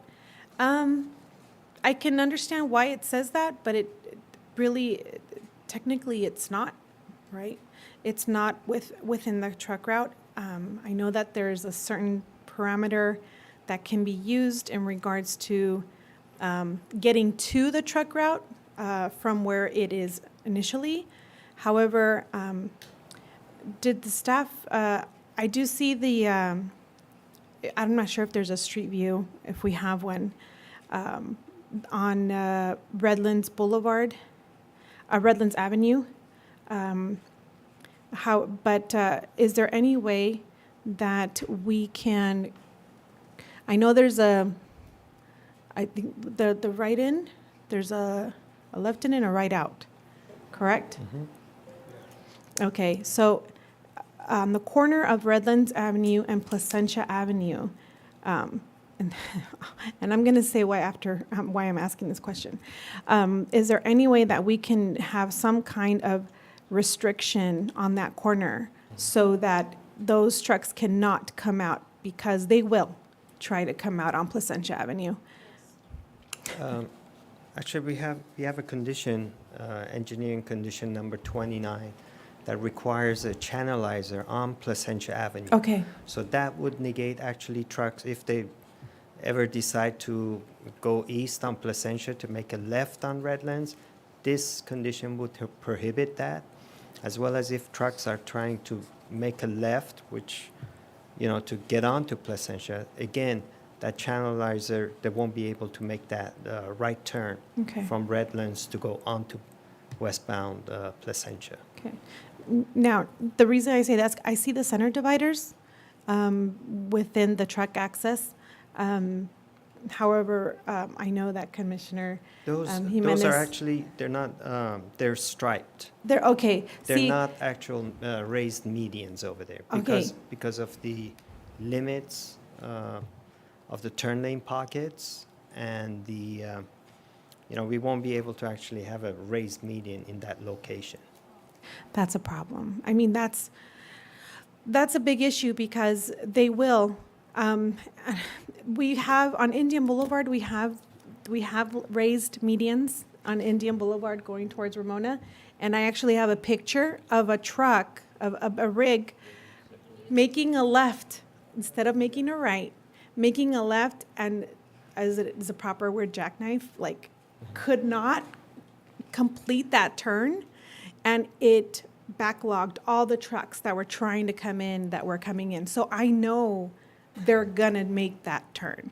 And this is like on borderline Paris Valley, right there on that. This is like one of the last industrial buildings and light industrial buildings in that area. It's borderline right there. So is there anything that we can do? I know you said there's the channeling. There's channelizer on Placentia Avenue, so therefore trucks. But what part of Placentia Avenue? Right at the At that corner? West of Redlands Avenue. So that would actually block trucks trying to make a left into Redlands. Let's say if they heading towards the site on Placentia. They won't be able to get into that lane to make a left. So only autos can fit into that width of the turn lane.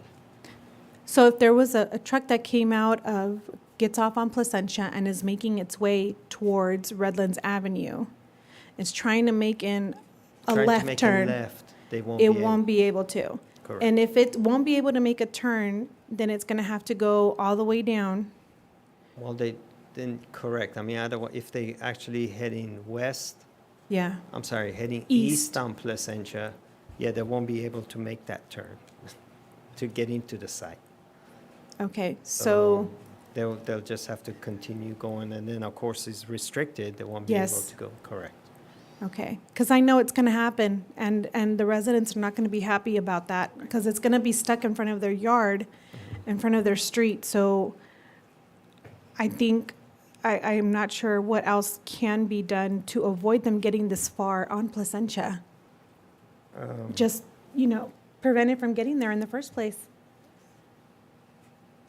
Because auto access and truck access is the same one. It's the same lane. Well, actually, truck There's a access is- barrier? Can you put up the truck routes? please? So that's how we condition the application, so they actually don't go east past Indian Avenue. Otherwise, the roadway is still open to autos or residential Yeah. areas. However, it's signed and posted so that if trucks do use Placentia interchange, for them to make a left on Indian, to go north on Indian. But there is no physical obstruction. Okay.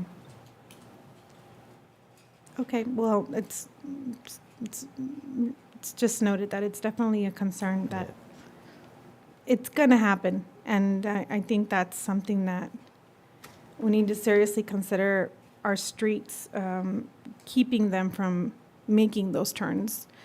But from the site itself, from Yeah. Redlands onto Placentia, Yes, of course, there's obstructions on Placentia so that they won't be able to even make the right to get out of the site onto Placentia going west towards the interchange.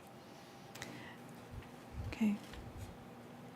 All right, I can work with John to explore. I know there's a question about not providing the raised medians on Redlands, but we can discuss that for just as a comment. But just to elaborate on John mentioning a raised channelized median on Placentia, just for visualization, just because I'm not an engineer, maybe I could describe something that maybe can be easier to understand from a planner's perspective.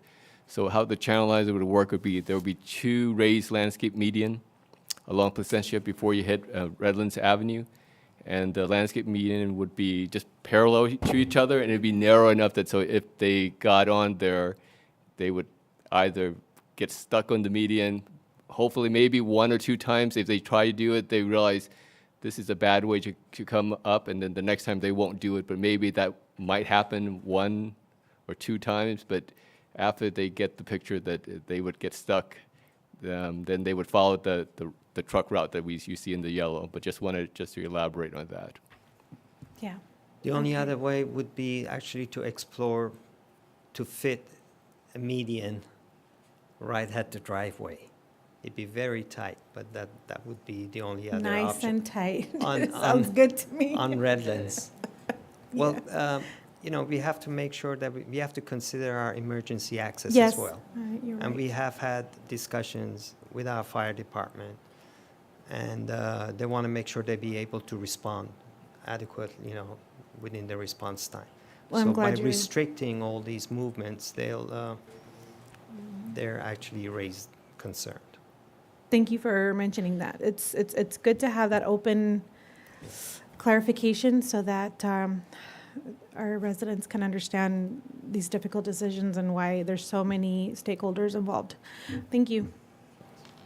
And, you know, it's really unfortunate that we are setting up all these limitations because people just can't abide by the regulations, and it makes it harder for everybody else.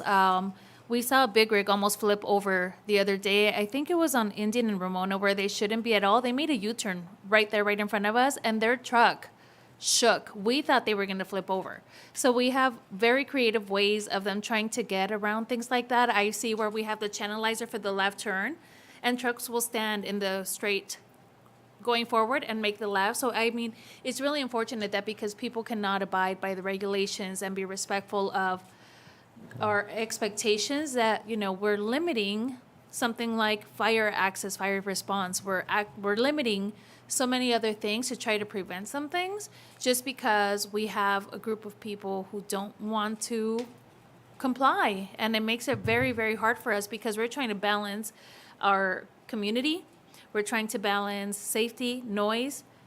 We're trying to limit all that, but at the same time, if there was an emergency and somebody got hurt in one of these buildings, the emergency response vehicles and everybody would be delayed because we are trying to prevent other issues happening in other areas. So I guess that's where we have our concerns and where we try to balance one with the other. Can we be police officers and take pictures and send them to someone? Because we see a lot. People will see us in particular vehicles and they think we're not watching.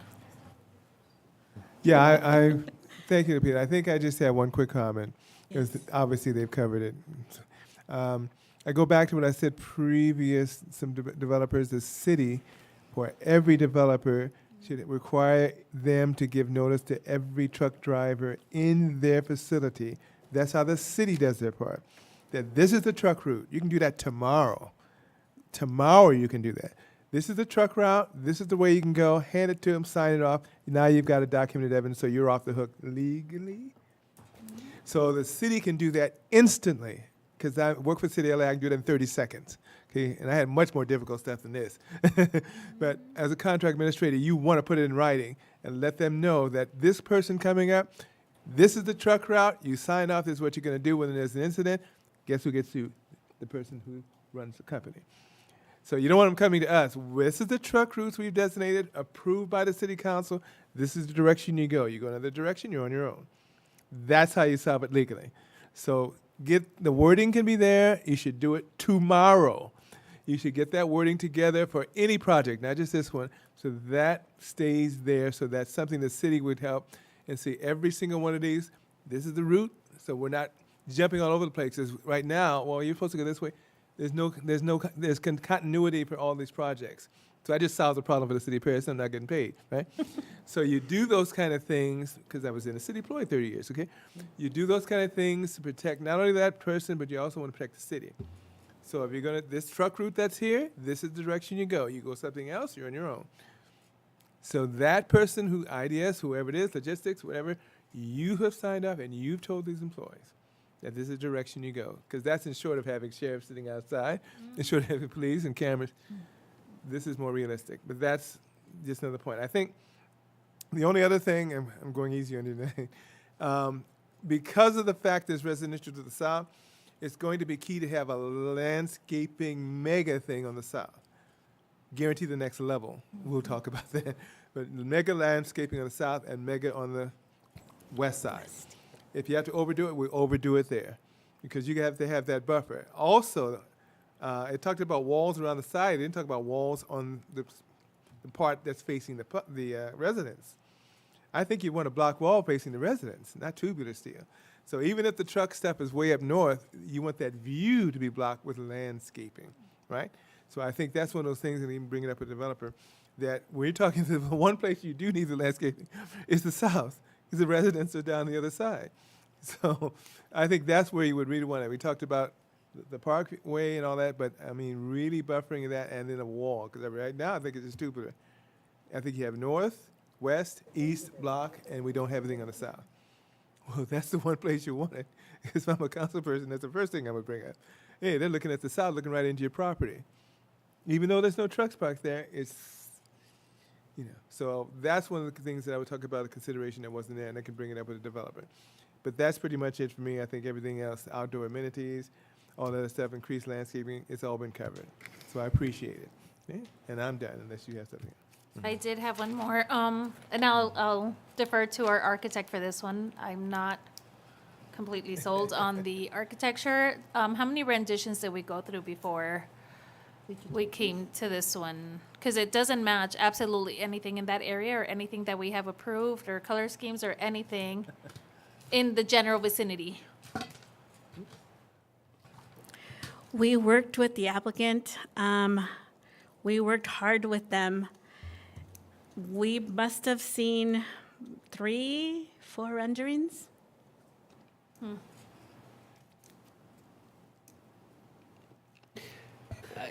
I look at the architecture, and it does look visually appealing, especially at the four corners. The color palette can change, though, but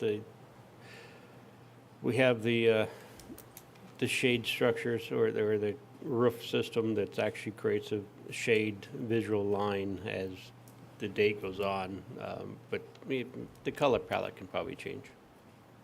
It's my opinion. I agree. I was looking at the glass color, that bright blue. It's pretty for a long time ago. I like the one that was just presented to us where it's a darker color, and what Commissioner Lopez was saying, maybe something warmer. So it doesn't matter. Every other building has like more grays. They have gray brick. They have more. It's different.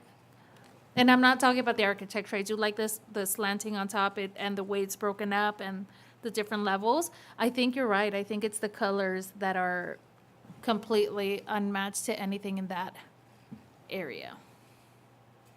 Okay, yeah, we can talk to our applicant. They're here tonight, and we can see what they say about colors. Okay. Thank you very much. You survived. At this time, if the applicant, well, of course it is, the applicant would like to make a presentation, the usual thing. Okay. Oh, okay. That's not Awesome. State your full name and spell your last name for us. Yeah, definitely. Good evening, Chairman, Vice Chair, and Commissioners. My name is Dane Plangian. That's P-A-L-A-N-J-I-A-N. I'm with EPD Solutions. We are the representative on behalf of the applicant and owner of this development before you this evening. Just waiting a few minutes for IT to bring over the presentation that I have for you. Just a few project features and community benefits, which I think are aligned with a lot of what you've spoken about already that I would like to share with you.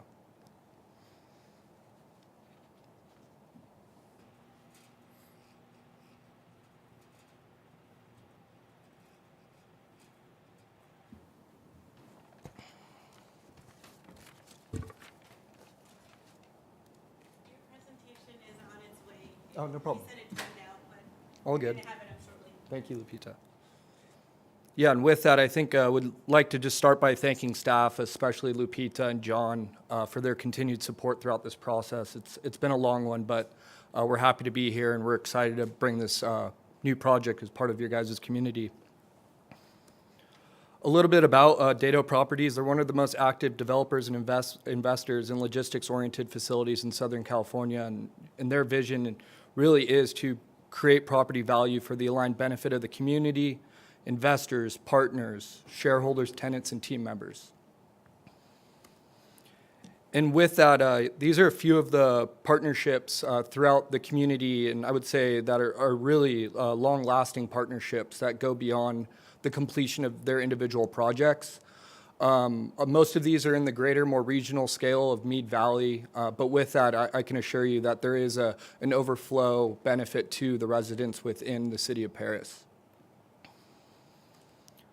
Specific to this project, and I do have some handouts for you from some letters of support, we're excited to announce the partnership within the Paris Valley immediate community, which includes a $12,000 scholarship endowment for high school students within the Paris Valley Unified School District. This will be through the Champions of Tomorrow Foundation. Also, a $6,000 donation to the Think Big, Dream Big Foundation. And this is provided for the Boys and Girls Travel Basketball Team, which provides uniforms and equipment for the youth. And lastly is a partnership with the Chamber of Commerce Student of the Month, Student of the Year program, which we're excited about, so $2,000 donation there. So this is another example of Dado going above and beyond where they can to ensure lasting relationships with the communities in which they develop within. This is a before and after shot of the southwest corner of the project site or northeast corner of Redlands and Placentia. A few project features that I wanted to mention is the landscaping requirement for the zoning designation is 12%. We're proposing 19, so we do acknowledge, the commission's request to try and increase that landscaping. We will be purple ready for the installation of recycled water lines. When the infrastructure becomes appropriate, we'll tie into those facilities. As Lupita mentioned in her presentation, we are proposing a shaded employee break area in the northeast corner of the property. And then I think what the commission was alluding to a short time ago, kind of regarding that buffer, both Redlands and Placentia from the curb will have a 4-foot landscape buffer, a 10-foot sidewalk, and then the landscaping. So I think, Commissioner Lopez, to what you were referring to, we do intend to move forward with, trying to provide not only additional landscaping beyond the requirement, but also, where we can buffer from residential, do so. Also, additional improvements along our right-of-way include, curb gutter, the Class 1 bike shared path that we discussed, and then street widening along our half-width and new pavement installation. Regarding the truck route, we understand that the commission and staff is sensitive to that, and we are fully supportive in whatever means necessary to ensure that trucks are using the appropriate channels to come to and from the site. Trucks will utilize the 40-foot driveway located along Redlands Avenue. Inbound and outbound trucks will be restricted to utilizing Placentia Avenue. Trucks are required to utilize Redlands. So as Lupita mentioned, southbound for inbound, northbound for outbound. And some project features to assist in implementing and restricting that access is the first one would be a prolonged left turn lane for inbound trucks. So what we've worked with engineering is to try and extend that dedicated left turn lane as far south as we can to kind of help provide an obstruction in the event trucks were trying to make a left-hand turn. So unfortunately, there isn't the right-of-way available right now to provide the raised median that I think, Commissioner Jimenez, that you're looking for, but hopefully this is one of the mechanisms that we could work toward an interim level to help provide for that.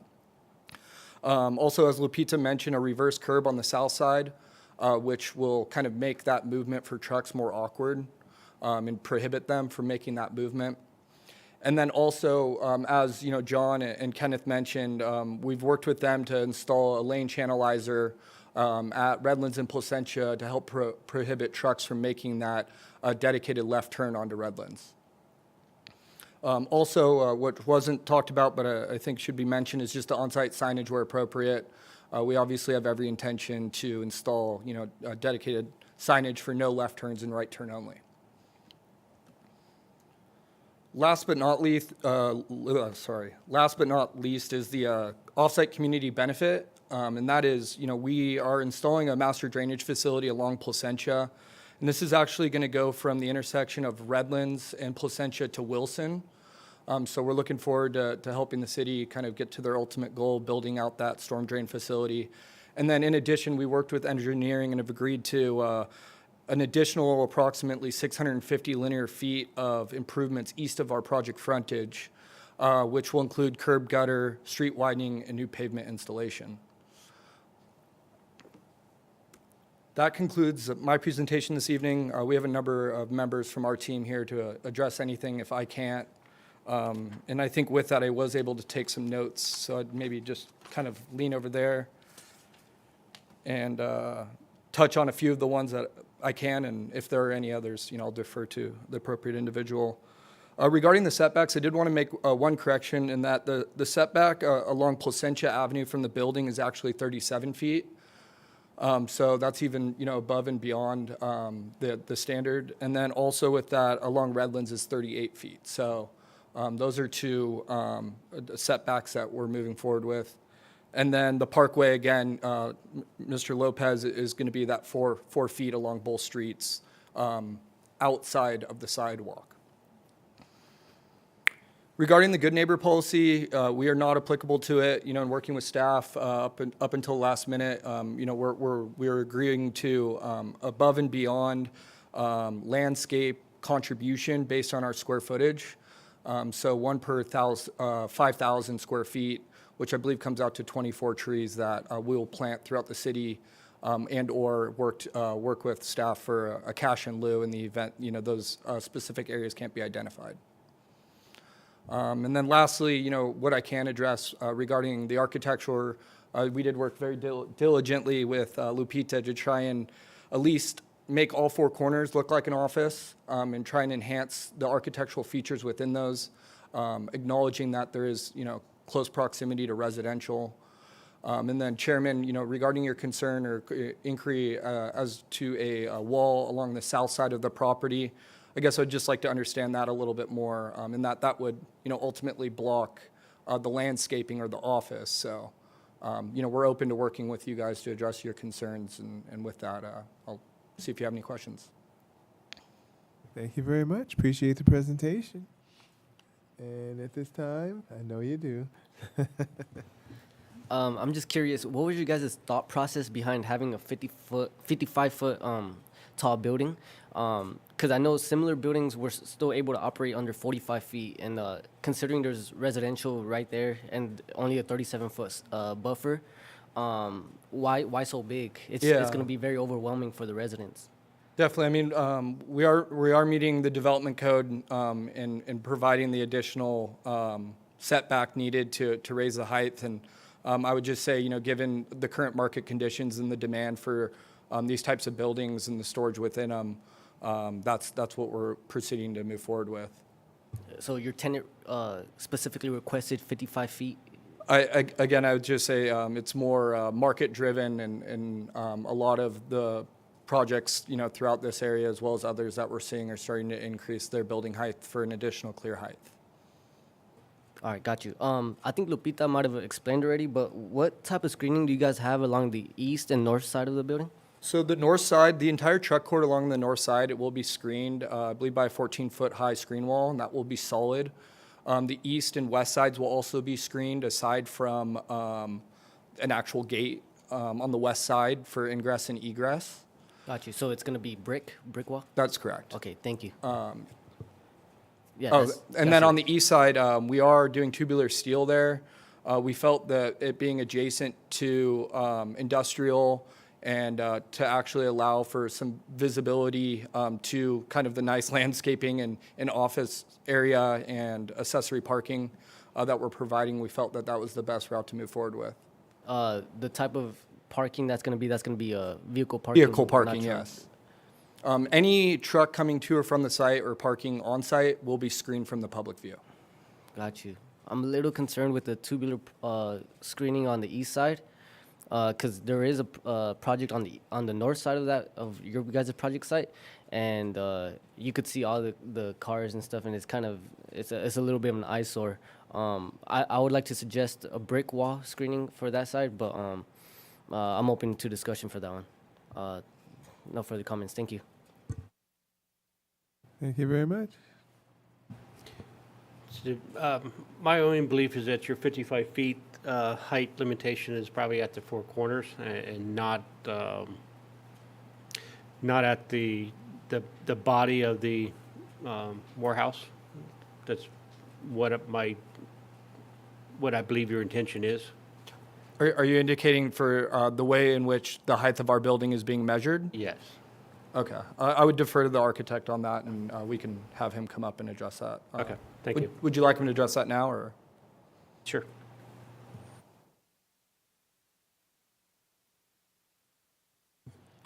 You know the routine, right? State your full name and spell your last Chairman, name. Vice Chair, and Commissioners. My name is Dan McDavid with AO Architects, MAC, Okay. DAVID. That is correct, Commissioner Shively. The tower forms are approximately 55 feet at the office, but the rest of the panels are below 50 feet. So it's just kind of the corner treatment to get some emphasis at the corners of the building. So, and we did work very, very closely with Lupita on architecture ins and outs, the corrugated metal, the tile, the parapet variation. So it is true, we did go through iterations, but the building, I think, has come a long way. And from the street, it definitely has a nice impact now. So. Thank you for the clarification. Since we have you up there, architect, what was your inspiration for the additional architecture on the top? Are you talking about the tower forms? Yes. Well, it's a long story, but to make it brief, we've seen a lot of towers that have either a little cornice piece or maybe a cornice that's canted up. We thought, you know, we have a chance here with a similar budget to actually create a form that is an uplifting, almost like a wing. Mm-hmm. And it kind of the flair of it, I think, is a little bit unique and it's different. So it adds a lot of, I think, composition to the tower form. The shadow line is varied, the angles, so it works very well with the corrugated metal on the side as bookends. So. Very futuristic. And question, do you have lighting at night to highlight all the features? Because it is a very futuristic building.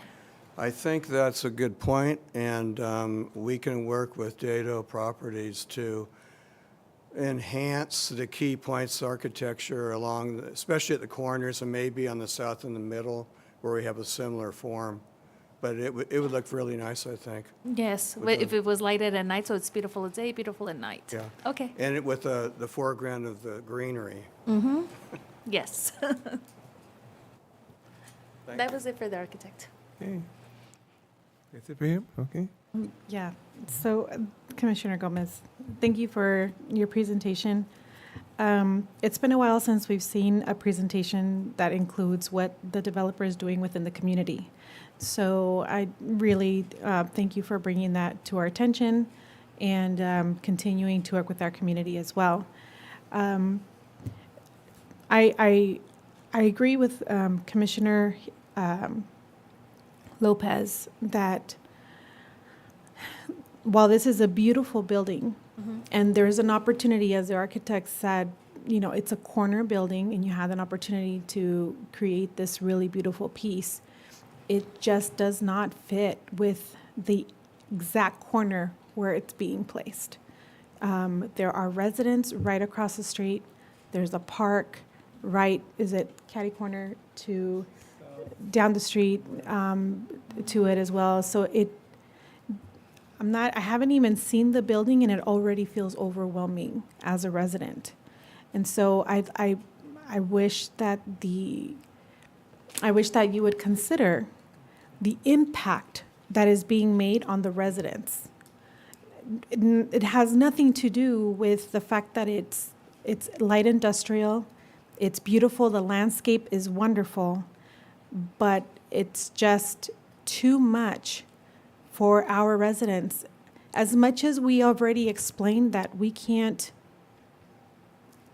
really divert from light industrial buildings in that area because of the airstrip and the base. There's not much room to build anything else there. It's important that we consider the type of building that we are approving to bring to that area and so close, and then having the trucks coming in and out. So it just feels like we're putting an industrial powerhouse or Definitely. I mean, monster in front of them. Yeah. It's not that it's ugly, but just the feeling. If I were to be living across the street from this building, as much as I love architecture, I would not feel like I was in a residential area or that I was coming out of my house. That I'd be walking into an industrial park from my walkway. I think that's what we're trying to get, and I think that's probably what Chair Hammond will probably, in regards to putting a wall, right, to create some kind of buffer in that area. Is that something that was discussed, and how did that conversation go? I mean, I guess to address your first part, I mean, I don't know if it's the actual architectural features that is of concern, or really just the color and the palette that's utilized. And if that's, if it's the color, we're happy to go back and maybe look at some darker choices to make it feel a little bit more warm. I think we're getting closer. So what I would consider is, instead of this wave coming towards a house or a residential area, maybe the wave should be facing a different direction. If you're really insisting on having that impact of a building. Definitely, yeah. And I would say this view that you're seeing here is at the office corner, which is in the northeast side of the building. The office build-out corners that are actually along Placentia Avenue are dimmed down. Can we we go see back that? to my first? So this is actually at the southwest corner of Redlands and Placentia. So that office, we kind of brought down the architectural features Okay. to a certain degree to try and make it feel a little bit more consistent with the surrounding area. Okay. So I think that view of the prominent office build out will actually, to a certain extent, not be viewed entirely from the residences. Okay, that makes sense. Maybe that's what I was missing. I just wasn't sure where that corner was going to be facing. Imagine it facing a direct impact to the residents. So it's going to be on the northeast, which side? The northwest side? The northeast side, The northeast side. which is, my cursor come up there now? It'll be by the truck entrance. Yes. Yeah. That's northwest? No, northeast. Like if you're, so this, yeah, the opposite side. So this photo on the right-hand side is. Facing Wilson? No, northeast corner of the outline red. Yeah. Okay. So it's actually, it'll be the prominent office corner for the development. It'll actually be somewhat blocked from the view of the residences. I So see. by the staff amenity areas. Correct. And with that, again, this view here on the bottom left corner of that elevation or rendering is see. at the corner of Redlands and Placentia, looking at the north or southwest corner of the property. Okay.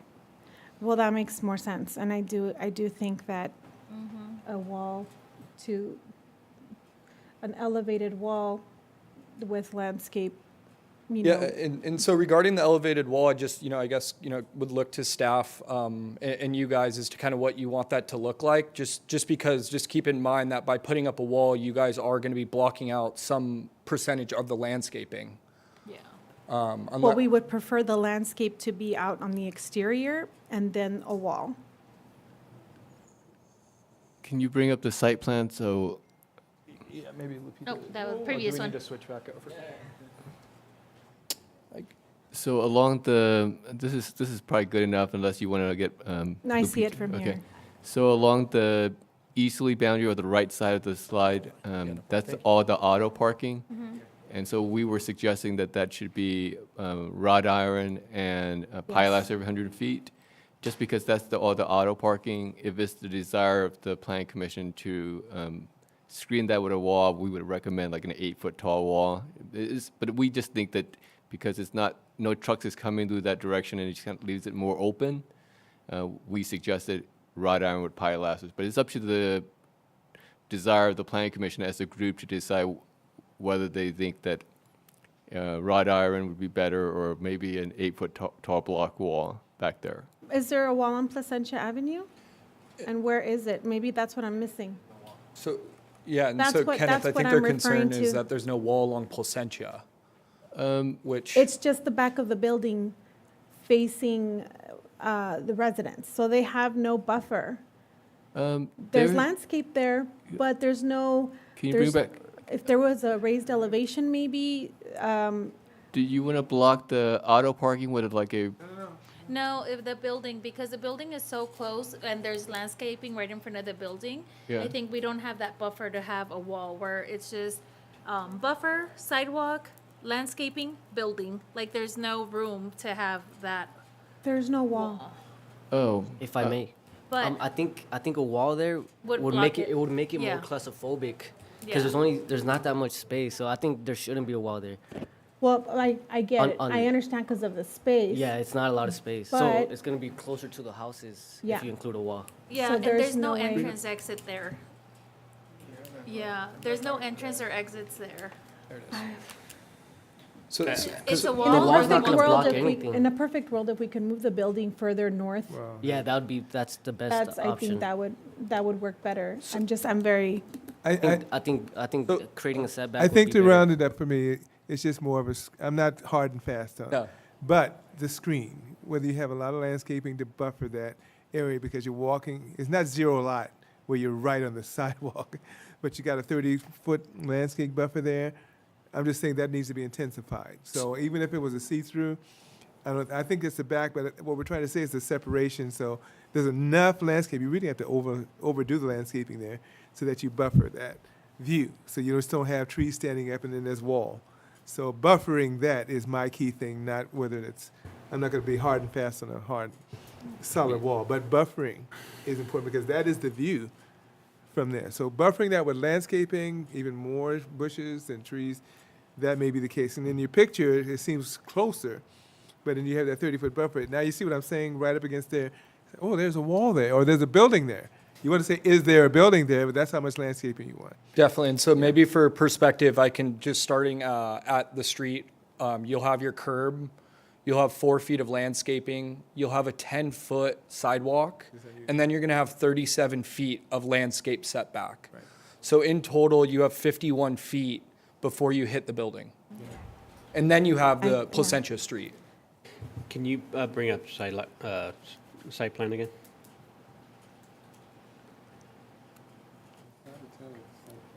So this site plan just obviously identifies the footprint of the building. Yeah. Can you bring up that landscape plan again? Show, that one shows it a little better. yeah. Would you consider, the London pane, what it does is it grows up tall. It doesn't provide a lot of shade until it reaches a certain amount of feet. Would you consider putting in a Chinese elm instead? Yeah, that's not a problem. We can Because work the with shade staff. that it's gonna provide, it has, this London pane has the balls That you trip on the the kids play with that they throw at each other. Oh, the It's- gumballs. It's a lot of, allergies. You have residents right there. Mm-hmm. That also is consistent, that tree is also going to be consistent with the rest of the other buildings that are on Ryder. Because that's something that, Those are pretty. so far, all of the developers have come through and they're growing very nicely and they're providing a lot of shade for the area. And I think they would look really well here. Yeah, that's not a problem. We'll work with Lupita through our final landscape Yeah. plan to switch that out. Okay. And I think too, piggybacking off of that, because I see what she's saying, maybe highlighting with some lighting the landscaping so that the focus is the landscape even at night and not the building. Okay. And also, I noticed on the example you provided for that buffer, there was just a lot of bushes and not a lot of trees. I think one of the purposes, especially on this street, is the high speed of cars. So I would feel better if there were more trees to kind of block, especially with the park being there. I know there's a lot of people, a lot of kids using that street. So having trees, I know it's only 4 feet. I don't know what kind of trees we can have there, but I think that provides some protection in case somebody was speeding, there was an accident, or really provide a buffer and not just a visual buffer. Like a crepe myrtle? Or the, yeah, that one, or the, No, I do agree with Commissioner Lopez that a wall is not going to be very beneficial. We're just going to be screening a wall instead of a building. And I think the inclusion of additional trees and taller trees that can screen the actual building would be more beneficial. Yeah, Yeah, that's my I agree. initial concern, not so much the wall, but screening. I Just agree. the screening, and that's a lot less money. We'll plan as much as we can within that setback. Yeah. There you I go. mean, No, yeah. No, I, wait. Okay. yeah. Thank you Yeah. for your patience. Anyone else? Are we ready to? That's it? I guess one question would just be to staff regarding the landscape lighting. Is that something, or the commission, is this something that you guys have seen throughout the city? Just trying to better understand what that would entail. That is something that we have requested in a lot of the new developments, especially like on the cornerstones. We have really, especially corners, we try to highlight that a lot. And Kenneth he probably has a lot of examples of things we've done. Yeah, you typically see them more in shopping centers with highlight features, so they're what they call uplighting. So it kind of puts the focus more on the trees and the building. So I think that puts the eyesight away from the building at nighttime and put the highlight on the trees, if that makes sense. Like you see just any new shopping center, you can kind of see the grand entry into the Or neighborly, so if you walk outside, again, if the neighbor living on that corner walks outside and they see, first thing they see is that building, at night, instead of seeing the building, they're gonna see the spotlights of the landscape, and it's actually gonna be nice. Yeah, okay. I just think in conjunction, everything in conjunction with the March Air Force lighting, so we can't be shooting up. But obviously, that's the first person there, because they put the kebab on a lot of stuff, so you have to be down or straight. It can't be shooting up to where planes to see it, because they'll never go for that. But lighting can be done, and there's a way of doing it. That's a staff deal. Yeah, we'll work with staff That's on staff. that and see what we can incorporate, given the Okay. restrictions of the Air Force Base. Right. As well, working with staff. Okay, well, thank you very much. We Thank you very appreciate it. Thank you. Okay. At this time, we move to public comment. I don't know if we had any sheets on public comment for this item. Okay. You still awake?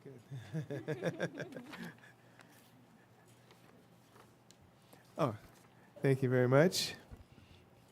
And we have A. Sanchez, I'm sure it's that, Al Sanchez, if he's still there, Al Sanchez.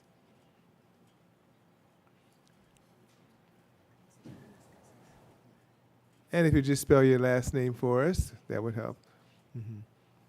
Sanchez. Thank you. So my name's Al Sanchez, and I'm a second-generation member of LaUna. And that's an awesome building. It's beautiful. I've been in the trades for like 38 years, and the buildings are getting better and better and better looking every time I see them. Paris is going to have a nice, beautiful building, and you guys are putting little fine touches on it. That's pretty cool. I see you guys really care about it. And that building is going to bring money to Paris, jobs. It's going to give people like me in the union trades. Like I said, I've been working a long time in the trades.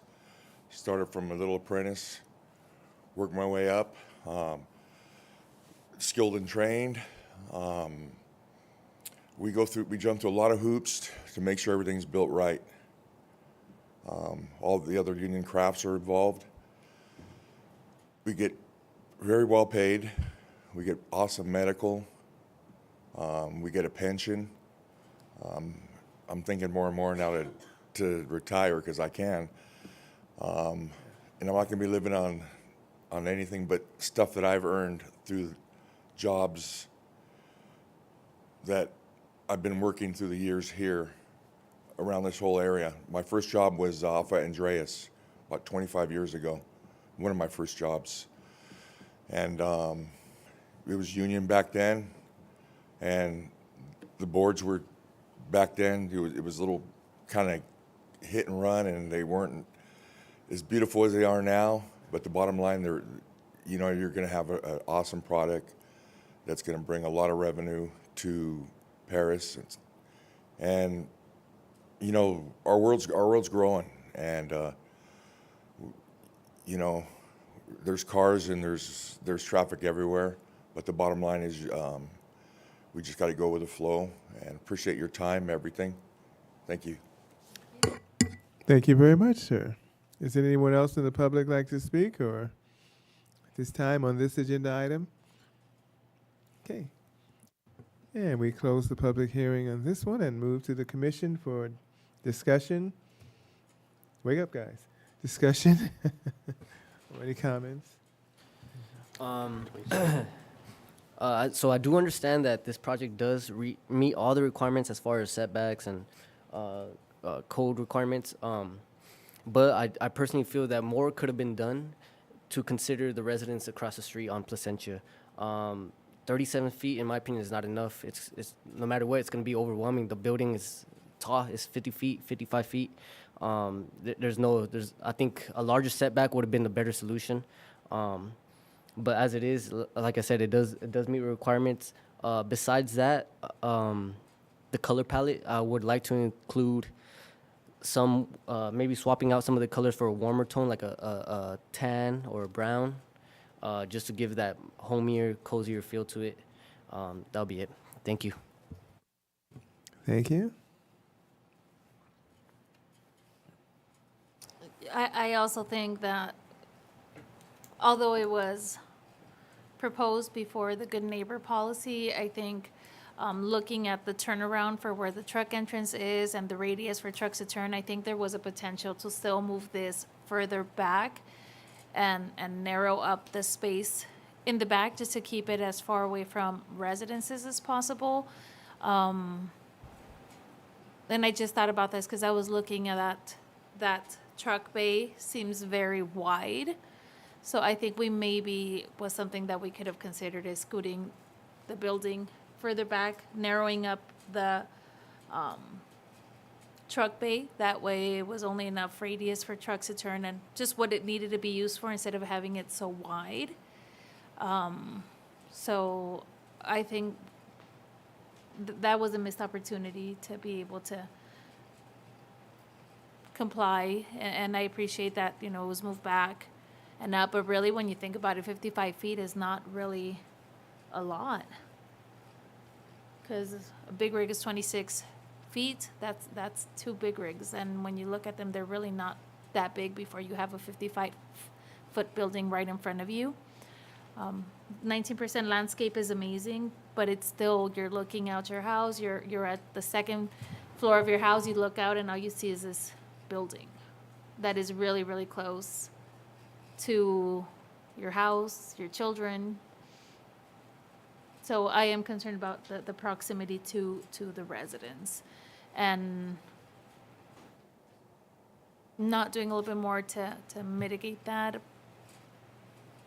Landscaping is amazing, but I think we could have scaled down that truck bay by a lot, or maybe even just being a little bit more considerate and not going up to the 55 feet, especially when the 55 feet is just for aesthetics.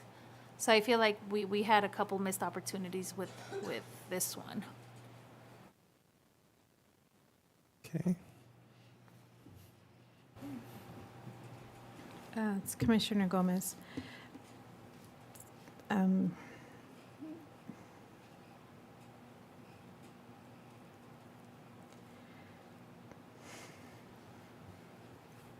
As the light industrial zone comes to a close, it's coming close, it becomes more difficult to make these decisions. It becomes personal because we're residents of this city. We daily live on these streets. We go to these parks or shopping centers. We drive our kids to school. And if I could tell you, every time that I have to go past a diesel truck that's on my residential street, you'd get tired of me really fast. our infrastructure is not at a capacity to enforce the truck routes. We don't have enough code enforcement to go out and enforce these truck routes. It's plain and simple. They park in our streets in our residential areas. Now, I have nothing against those hardworking truck drivers, haulers. Nothing against them at all. However, it's becoming a congestion in our city, and if we don't have the capacity to prevent it from getting worse, our city is going to be, it's going to be as if you opened an ant hole and all of the ants came out. You will not be able to control it. The damage to our roads is becoming terrible. It's getting worse, and it's not just because of the rains. You have construction, traffic, you have commerce traffic, Placentia that just opened. People are still using Ramona Expressway. Trucks are still using Ramona Expressway. Why? Because Placentia doesn't work for them, because they have to go around. And so, unless we are able to get a handle on it, I'm not sure how, but we have our staff, we have our council members who I ask that they come up with a solution for this.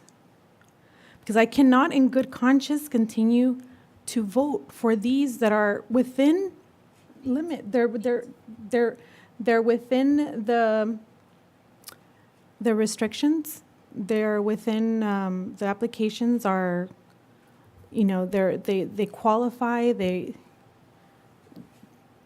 but it's just becoming too much for our city. And once these buildings are completed, we've already approved several. They're not completed, but once they're completed and we have those trucks coming through, our residents are not going to be happy because we don't have a handle on it.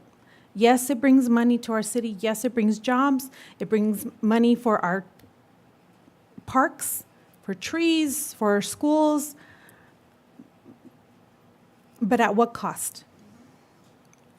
So I'd like to state that for the record, and I would love our city council to come together to come up with a preventive solution before this becomes a much bigger issue. A citation for parking in a residential area is not enough anymore. I've seen it.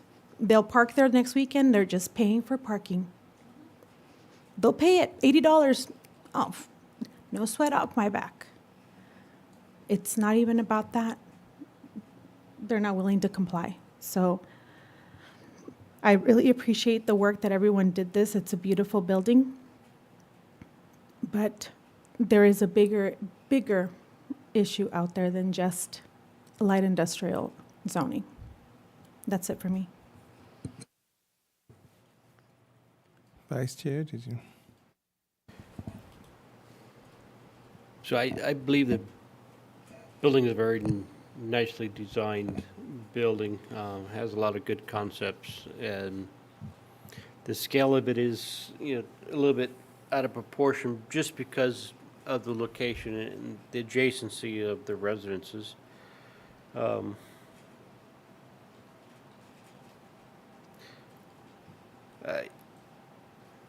Although I think the elevation of the building height of being 55 feet is a good design element to achieve it. I believe that because the proximity of the building itself, I think potentially the building, its overall height should potentially be reduced because of it and the proximity of the residences along Placentia.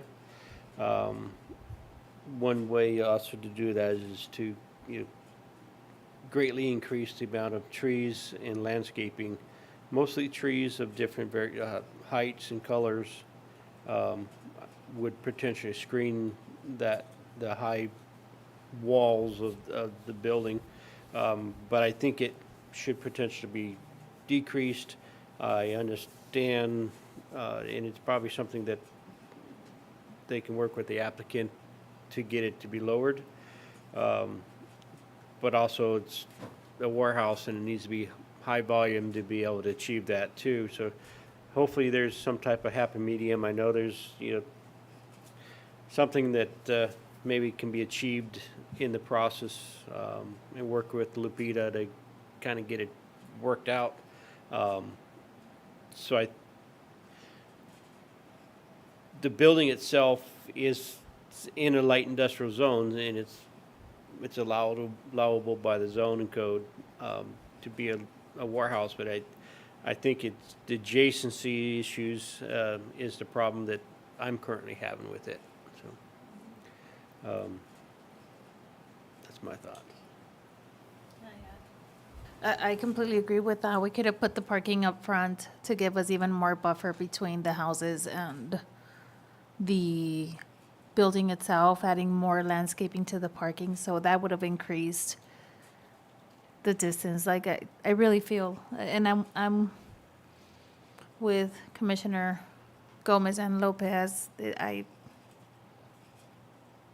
In good faith, even though it's zoned for this, but we still have to do what's best for our residents. She's right. We drive our kids to school here every day. Then at some point they start driving themselves, and the risk that they're at with truck drivers that we don't have the infrastructure to hold accountable for puts people at risk. I mean, the one that made the U-turn right in front of us almost toppled over. If my daughter was driving on that street in her little car, the risks of that would have been pretty bad.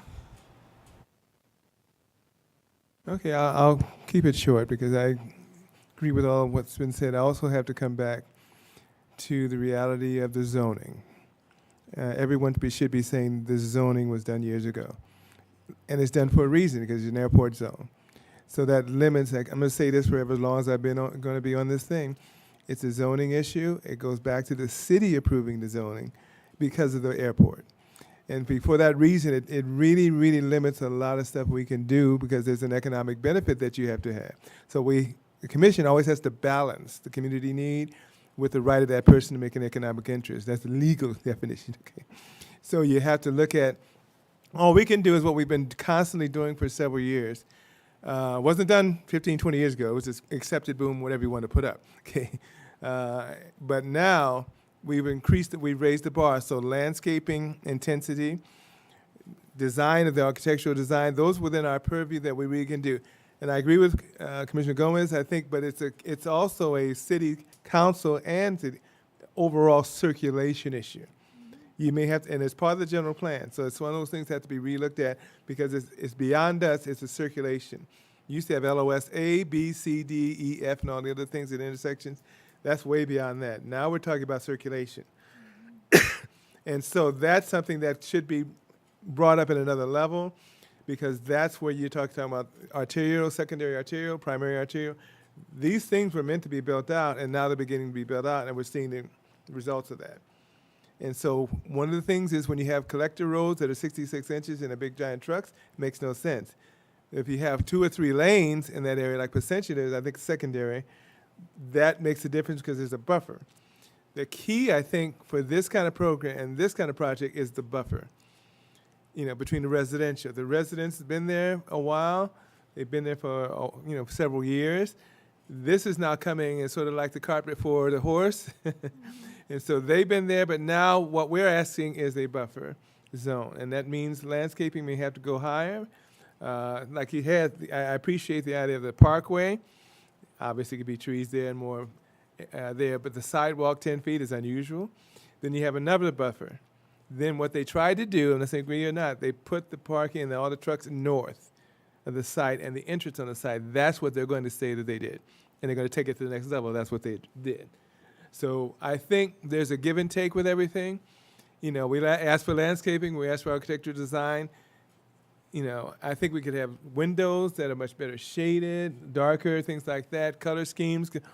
That stuff could be worked out. But fortunately, and it's going to come to a point of no return where we have these warehouses, and there's still probably a few more going, that we're just going to see these, and we're going to have always this dilemma. It's a catch-22. Yeah, you do it, but then you have to, you know, all the money and the revenue comes in, and everyone likes that because there's a lot of revenue, guys. I just went to the Thursday night session. It's a lot. But then on the other hand, what is the ultimate impact? The cumulative impact. So you got to weigh them. It's like the old Devil Angel song. So which one do you do? So it's not easy on the commission because it kind of puts us in the box because you want to do this, you want to do that. I was never in favor of this years ago, so not of warehouses. And I had I think it was John Houston or something, economist said, no, this is what you're going to have 15 years from now. He was absolutely right. All these were coming. I said, you got to be kidding. No, he was right. This is 2005, okay? So all this was predicted to be here, and we're just now seeing it now, okay? So I happen to be the one that was here when he produced this stuff. So I don't know what you do with that, but circulation is definitely one, maybe a joint session future. But the circulation issue, that's one of the issues you're talking about. Enforcement, you know, the Spirit's not going to do it. That's why I think I go back to what I was saying, and I haven't heard anyone comment, is that every single one of these developers that do this need to make sure that they let them know that this is the truck routes. That's a very basic minimum. You're not going to get police to sit on the, they're not going to do it. If you want residents, you got to have signs saying you can't park in this area, and they're going to be serious fines. Not $80, maybe $500 to $1,000. Okay, so those are where you start. Hey, it starts getting a little bit difficult when it's $1,000, right? But that's beyond our purview. But you see what I'm saying? The circulation thing may have to be something that we consider later. But right now, this project is beautiful. I think we can do some softening, some colors. You know, I know tan, I'm kind of, because tan is a 90s color, and I'm kind of, But whether it's gray, whether it's light blue, that kind of stuff, that's beyond me. That's fine. But I think we're okay. We're okay with the design. I appreciate the design, the way it's more modernized, a little different. With the roof thing, makes it a little higher, but I'll leave that to the architect. But the idea is that this is a much better looking thing, but we really got to watch that difference. The first thing I thought when I saw this project, what is the difference between the distance from that house and those walls to this, where the building is? That's the first thing I asked them even before this meeting. What are we talking about here? They're saying 300 feet to the parking, but what about to the wall? I'm talking 38 feet from the sidewalk. And then over across the street, it's not even, it hasn't been built up essentially, right? So that's 4 lanes or whatever, so it's even more of a buffer, but that's the first consideration I have, is, you know, that distance, and the noise and all the other things, you know. But, you know, it's the best we can do. We will continue to be drilling, we will continue to ask questions, we will continue to talk about architecture. So I'm pretty much done. And I think I've exhausted it. Yeah, you can go ahead. I do have a question because this was never brought to ad hoc, and I know that Commissioner Chair Shively and I are always available for ad hoc. So I think these are a lot of things that maybe we could have looked at in ad hoc. So I guess my question for staff is, what are our options at this time in considering maybe the outcome of this? What are our options at this point? You can have the option for staff to continue to work with the applicant. We got to just make sure they're in line with that. That's option. I can see that's one option, just to come back, work with staff to address some of the comments made. Or you can recommend denial, because this project stops here at the Planning Commission. So if you recommend denial, their next step, if they want to continue with the discussion with the city, they have to appeal the application to the city council. So if you want to do that, I would suggest taking that to the applicant, maybe even suggesting an ad hoc to kind of work some of the details, or just, I mean, I see those two, unless our legal counsel here has some additional suggestions. I don't have much to add other than you can continue this to a further date, yes, and then, or you can, recommend denial or the other option of approval. So If you recommend a this. continuance, I would just add that we would just, to a date uncertain, sometimes in the past where we make a certain date, then Gets too hard, it okay. gets too hard, and you can't solve things as quickly as sometimes people envision it happening. Okay. So is this so where we could ask the applicants if they would be open to continuance, or do we have to reopen? We'd What do have we to need reopen to the do public You have hearing. to reopen it, but I always recommend asking the applicants. during, when we Just reopen? When you reopen. Okay. Right, we can reopen if that's the favor of the commission.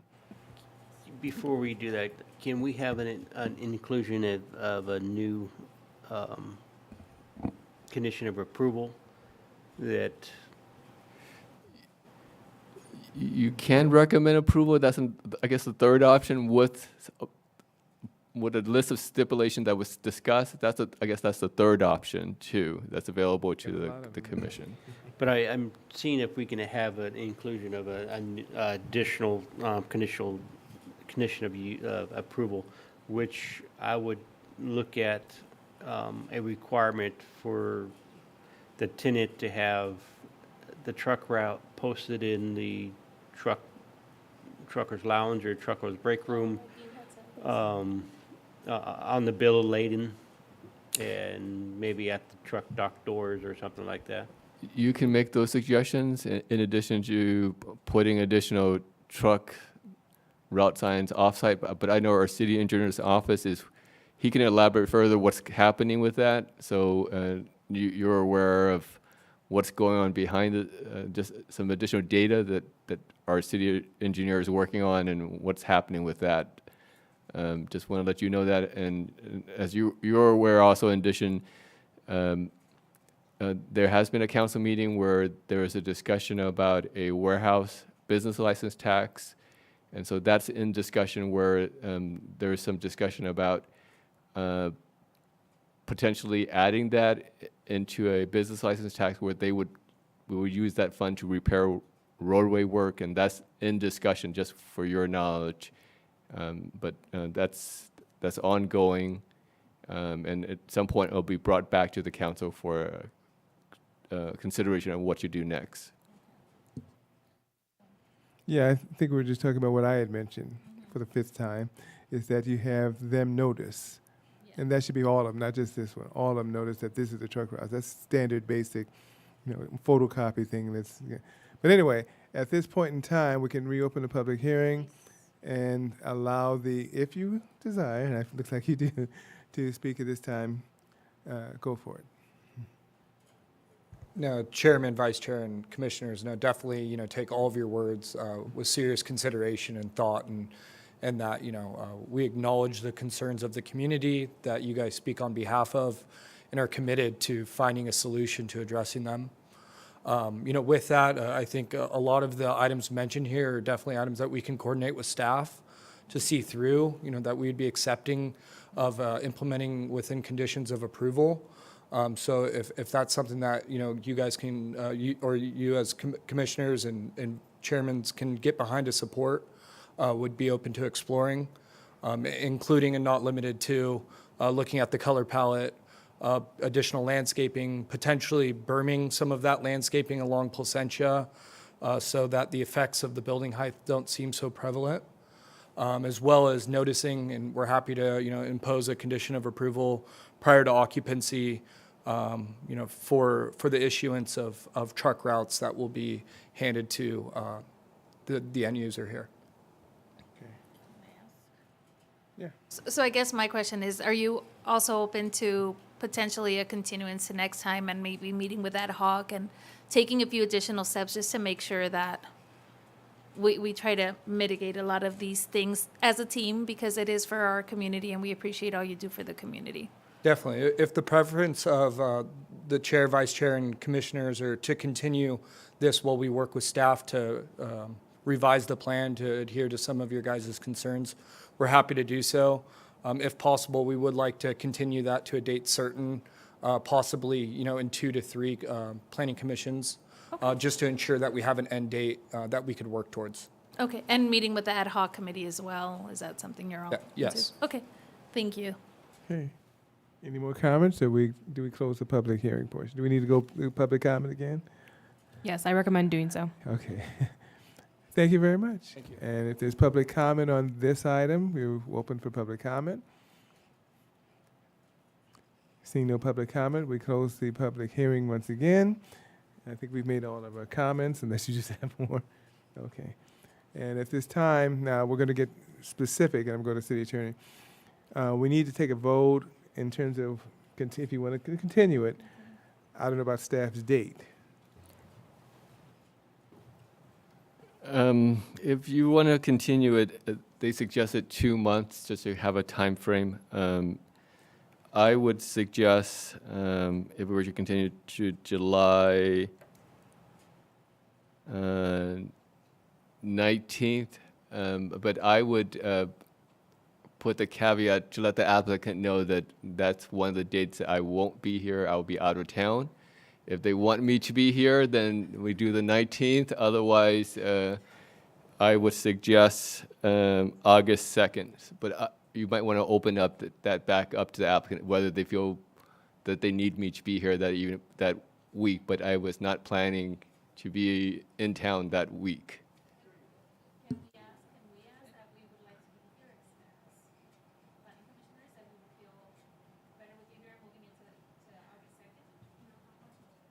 I would ask the applicant, but you can make that decision. But typically, we try to get the applicant to kind of at least Have feedback. Okay, speak perfect. up about it. Thank you. Okay, well then we will reopen the public hearing once again. Well, you've heard the dates. You decide. Chair, Vice Chair, and Commissioners, we're confident that we could work with staff and the ad hoc team in a timely manner and don't feel that continuing to a date certain that far out is needed. So our preference would be to find a time frame sooner. So any of those dates, or just July 19th, he'd mentioned?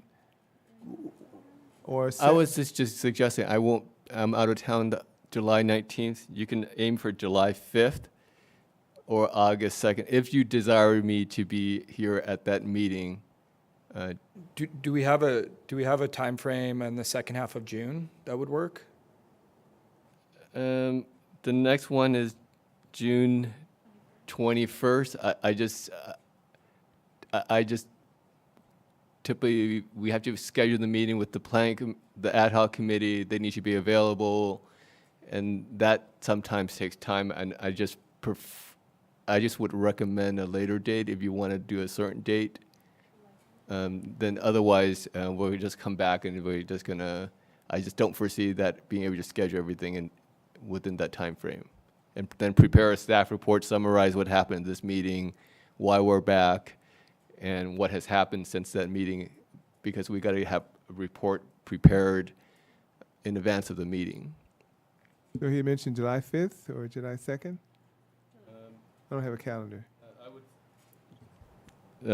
July 5th, which is the day after the 4th of July. Yeah, I guess would there be is that an active planning commission meeting? Or? That is an active meeting, so you can aim for July 5th. Yeah, well, yes, please.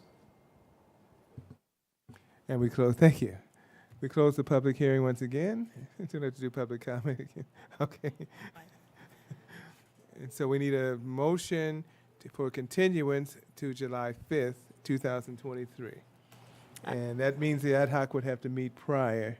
You meet Thursdays or something? We meet whenever they're available. Oh, okay. Okay. So can I make the motion to continue to Yeah. July 5th? Yeah. And, well, it's not showing, but it's been moved by Commissioner Jimenez. And, okay, there we go. Commissioner Gomez, second. And Commissioner Gomez seconded. Okay.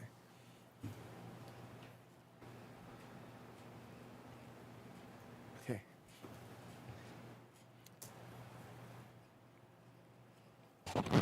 Commissioner Lopez, Yes. Commissioner Jimenez, Yes? Commissioner Gomez, Yes. Vice Chair Shively, Yes. Chair Hammond. Yes. With a vote of 5-0, this motion is approved. Okay. Where am I? Okay. It'll come up in a second. Okay. Okay, moving quickly along.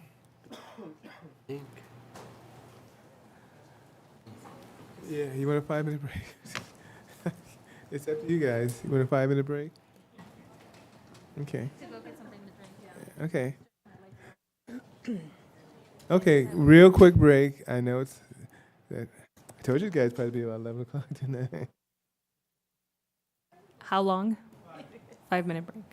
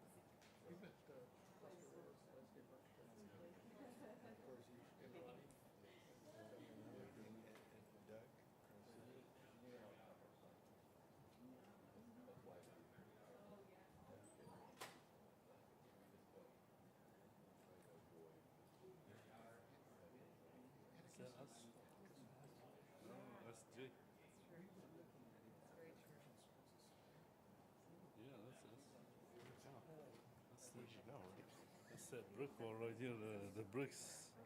Oh, this one, that's metal.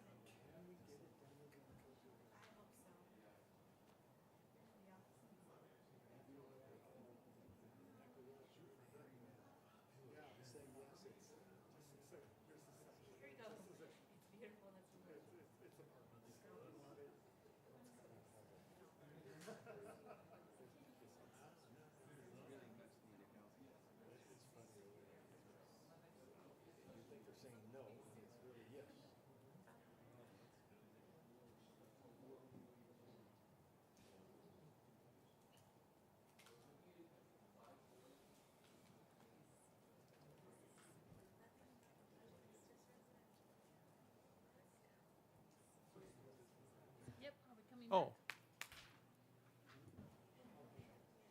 Just for the record, so we had the previous one. Okay. Okay. Oh, we're waiting on, oh, we gotta wait. Last but not least, guys, last but not least.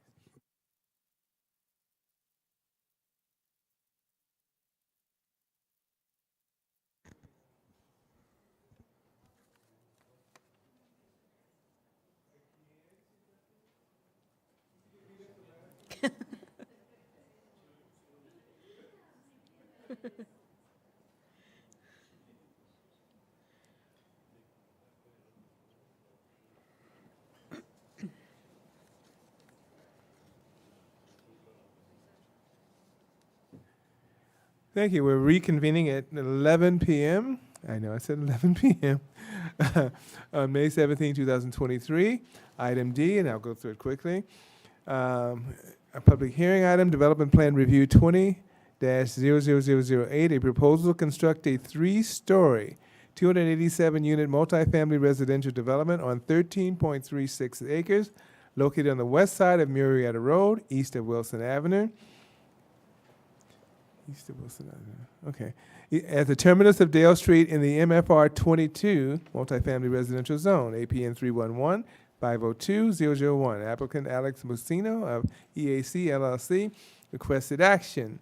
Adopt resolution number 23-13, adopting the mitigated negative declaration number 2382 and the mitigation monitoring and reporting program. An approved developmental plan review 20-00008 to facilitate the construction of a 3-story, 287-unit multifamily residential development based on the findings and subject to the conditions of approval. Is there any ex parte communication or site visits been done? None for me. This is Commissioner Lopez. I've had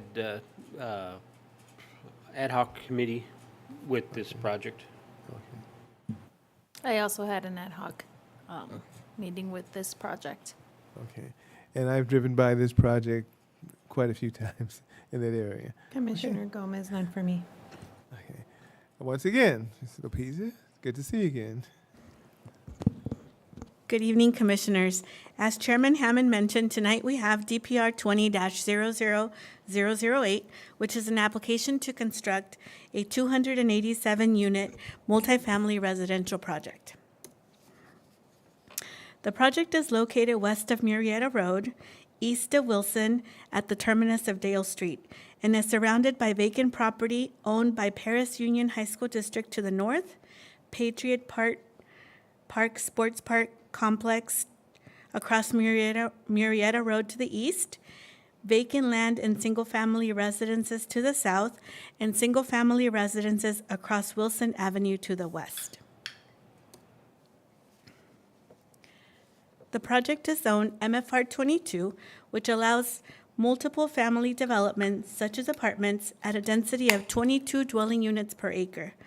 The surrounding zoning designations are R6000 to the north, east, and south, and MFR 14 to the west. This is a picture of the project site from Murrieta Road facing west.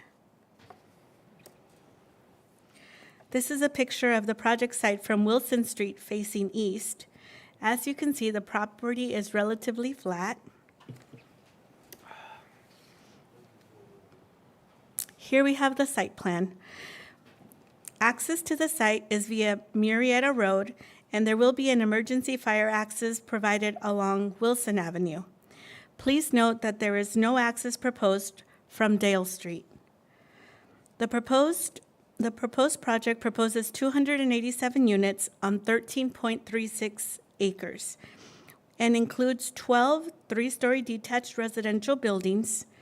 3 building types are proposed, buildings 1, 2, and 3, and contain 170 one-bedroom units and 117 two-bedroom units.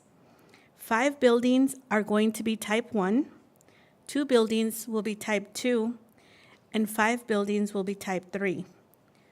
The units range in size from 717 square feet to 1,097 square feet.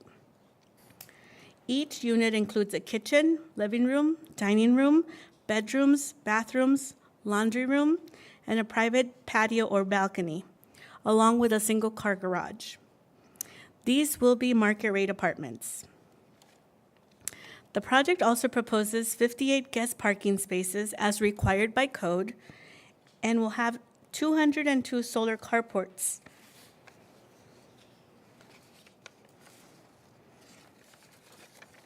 Some of the building amenities that will be provided will be a clubhouse, a fitness building, pool and spa, cabanas, outdoor seating areas, fire pits, patio covers with barbecue and picnic tables, cornhole, and a passive park.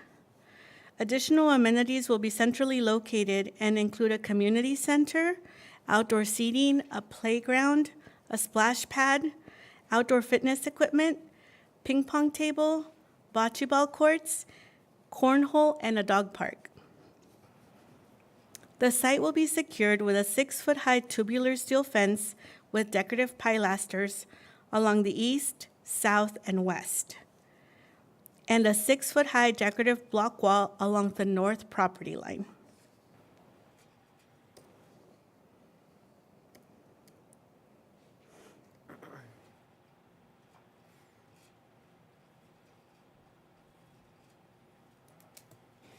The project is proposing 38.17% of landscape area, which exceeds the 35% required by code, and consists of date palms, Swan Hill olive trees, red crepe myrtle trees, and Japanese privet and foxtail agave shrubs. The proposed apartment complex meets the MFR 22 development standards. Additionally, it also meets the parking standards per the Paris Municipal Code, with 547 parking spaces required and 557 parking spaces provided, a surplus of 10 parking spaces. This is a rendering of a Type 1 building. This is an interior view facing west. The proposed building elevations reflect a contemporary architectural style that emphasizes vertical elements contrasted by alternate materials and colors. The design incorporates varying roof lines, vertical and horizontal windows, horizontal wood grain cladding, shot blast block, balcony overhangs, steel railing, and stucco. The proposed color palette combines shades of blues, grays, and whites. These are your typical elevations for Type 1 buildings. And here we see your typical elevations for the Type 2 buildings. These are your typical elevations for the Type 3 buildings. Here we see the leasing office, clubhouse, and fitness center. And a mitigated negative declaration was prepared for the project, and public notices were sent out to all property owners within a 300-foot radius. Staff received comment letters from California Department of Fish and Wildlife and East Management Water District. No significant information was raised that warranted recirculation of the M&D. However, I do want to bring to your attention that this morning, staff received an email from a resident with questions regarding the project. The email is before you, along with the applicant's responses.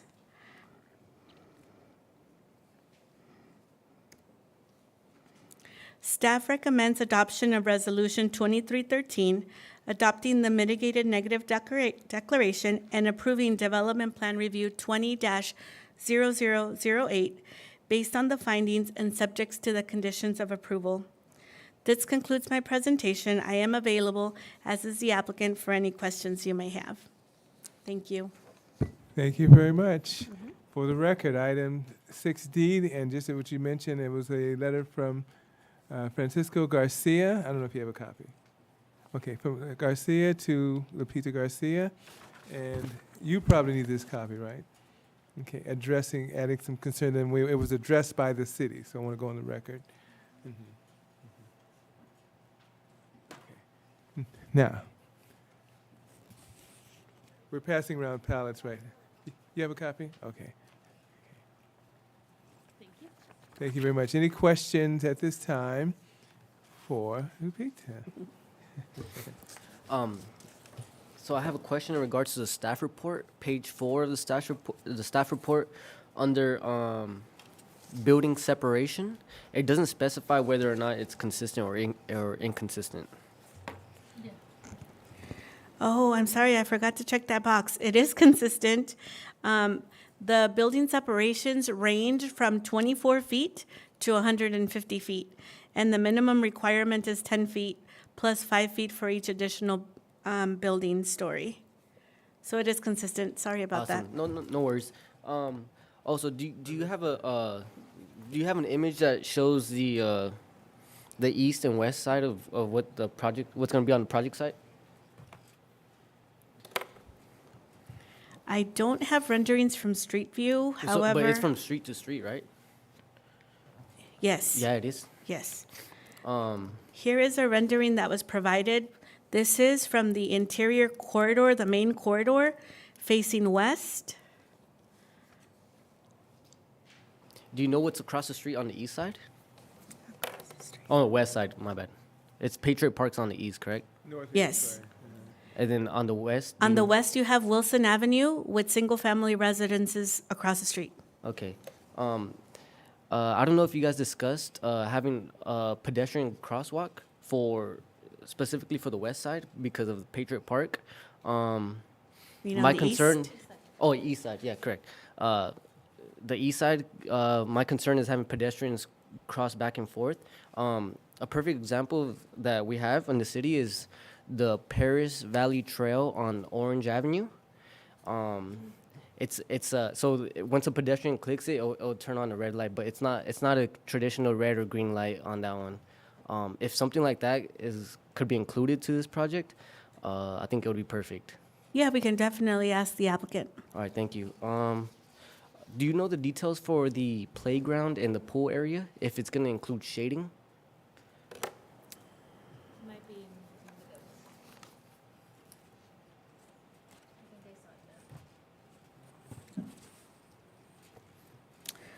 I'll defer that question to the applicant.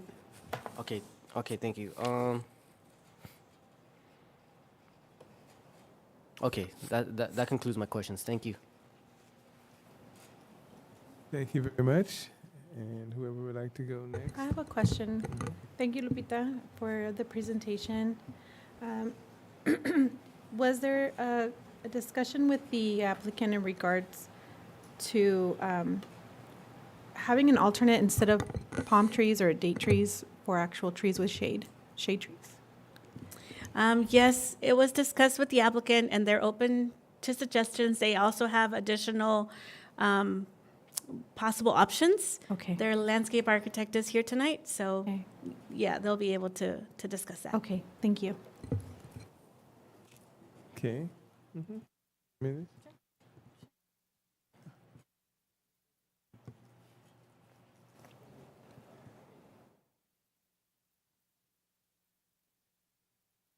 I did have one question. The main driveway, the entrance is from Marietta, and two gates control the entrance, one coming in, one coming out. That drive is pretty long. Is it anticipated that there will be speed bumps within that straight driveway? Good question, and we will defer it to the applicant. Everything's being deferred. Okay. Yeah, I think it's not a whole lot to cover. I think the only thing is we need a clarification of what goes on the south side. Dale Street is to be improved. There's nothing there right now. Now, if you haven't been over there, I used to live in that area a long time ago, Police Street. There's a long sidewalk that goes from Murrieta to Wilson. I have no idea why they put that in. Then there's a, what do you call it, a culvert or whatever that A is, ditch? water ditch, yeah, ditch. Correct, there is a drainage ditch. Drainage, yeah. There's a lot of names. They have a Jamaican name, but I'm not going to mention that here. Gully, you know. But the idea is that you have that long stretch there. Now, Dale Street, according to the, is to be tied into that other development. Yes. But Dale Street ends, and so curvature's over there. So it's just going to be open space on the other end or the eastern end. Yes. Basically nothing there. So Dale Street will just curve into that other development, which don't know if they were on board with that. I'm assuming they are. But it's going to curve into there. That makes a big difference with Dale Street now. So there's no interest from Dale Street, so it's really just, I don't know why, unless there's just some reason that you wanted, there's a connectivity for that reason. I don't know. It doesn't connect to this project. So what was the purpose of doing Dale Street, or we're just trying to satisfy the other developer? Yes, for Dale Street, there was a subdivision that got approved on the south side. And just for some reason, I don't know all the history, it happened some time ago, but there's 6 lot that was approved on the south side. And for some reason, that condition never made it around for that subdivision to the south side. You built Dale Street. And so with this project, they're going to build out Dale Street to connect to that residential subdivision on the south side. You don't necessarily see it on the aerial, but there is a subdivision of 6 or 7 lots on the south side. So the purpose is to kind of finish off that street, and then for the remainder area, it's going to continue on with that drainage swale so that you can carry water from the west side from Wilson Avenue to Marietta Road. So that's the background that makes sense. Okay, so this developer basically is doing the street. As there other developers that contributed to this, or just this one? My understanding is just the property to the north. So I think with their improvements, I think it would probably spur the remaining 6 lots to be able to develop more economically. They don't belong to this developer. They belong to the, yeah. Yeah, so usually you build your street Range. improvement adjacent to your project frontage, and for some reason that somehow got relieved from, for one reason or another that I don't fully understand.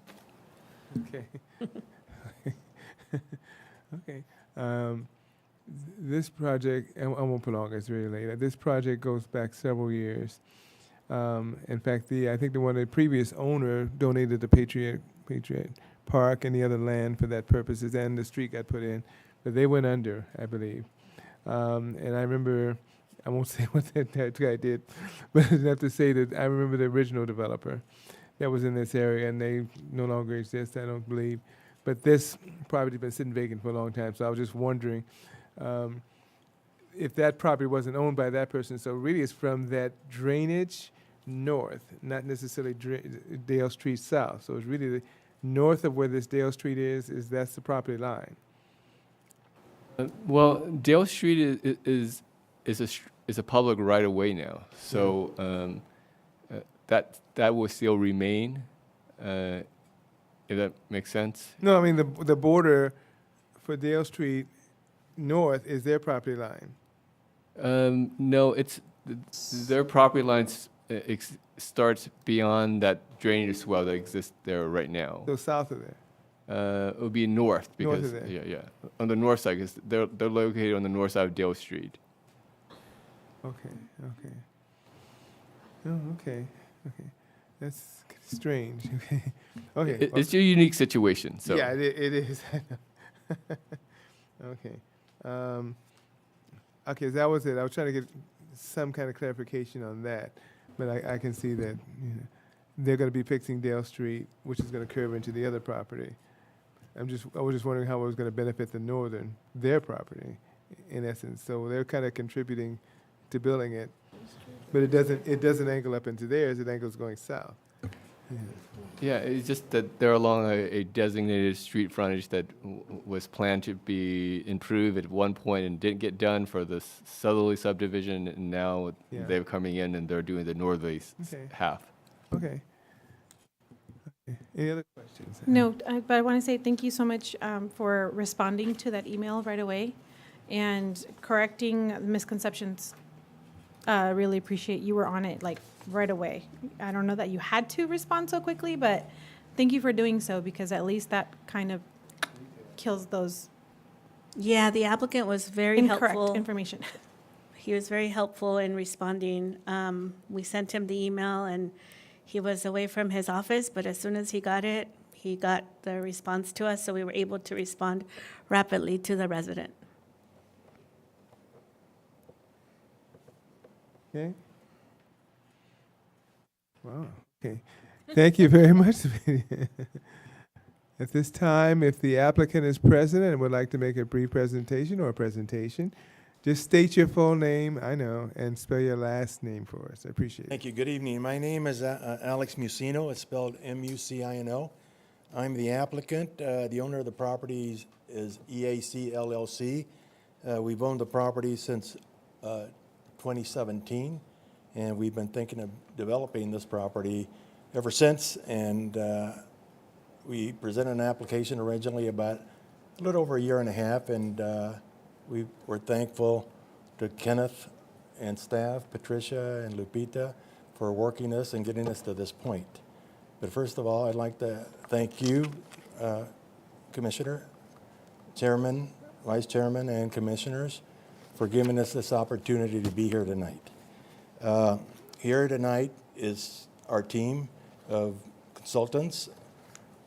Doug Goodman of Goodman Associates, he's our civil engineer. We have Fausto Reyes, who is our landscape architect.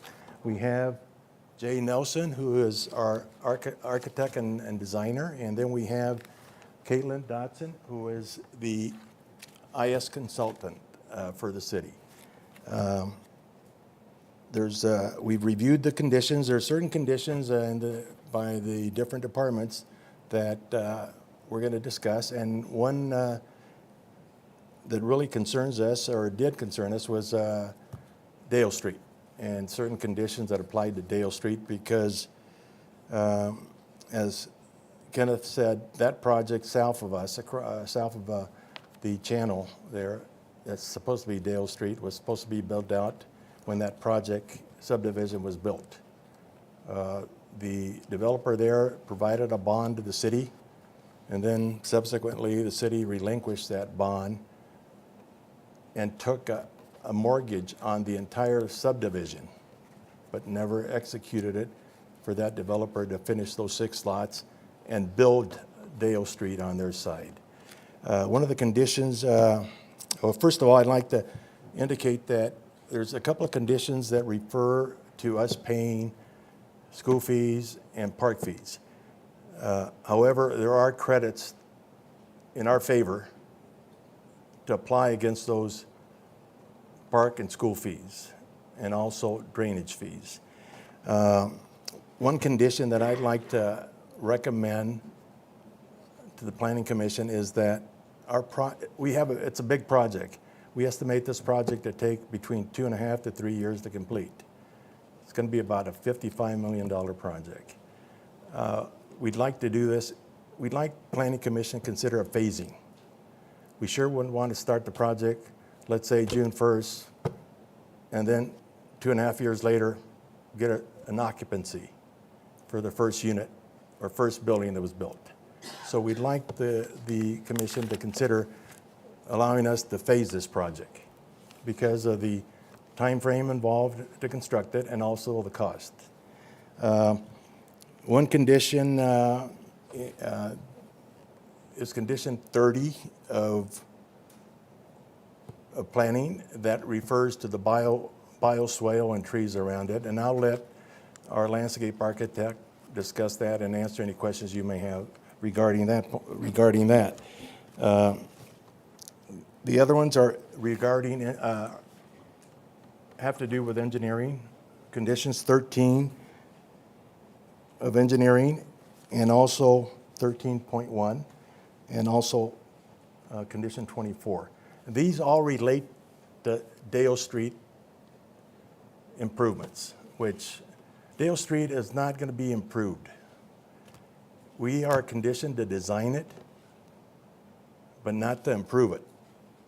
However, for part of that Dale Street, that might be built sometime in the future, that goes from Wilson to that knuckle, we have a fair share, 50% fair share treatment that we have to contribute to that section to be built sometime in the future. And what concerns Public Works conditions, there's 2 or 3 conditions there that also have to do with Dale Street and landscaping and improvements to Dale Street. And I'll let Doug Goodman and our landscape architect answer any questions you may have, and they have certain comments they'd like to extend also, okay? Thank you. Thank you very much. Oh. Shirley, just state your full name and spell your last name for us. Okay. Hi, I'm Doug Goodman with Goodman & Associates, Goodman. Alex pretty well described the process that we have gone through the last 2 or 3 years maybe in discussions with Stuart McKibben and John at the engineering department as well as the mayor.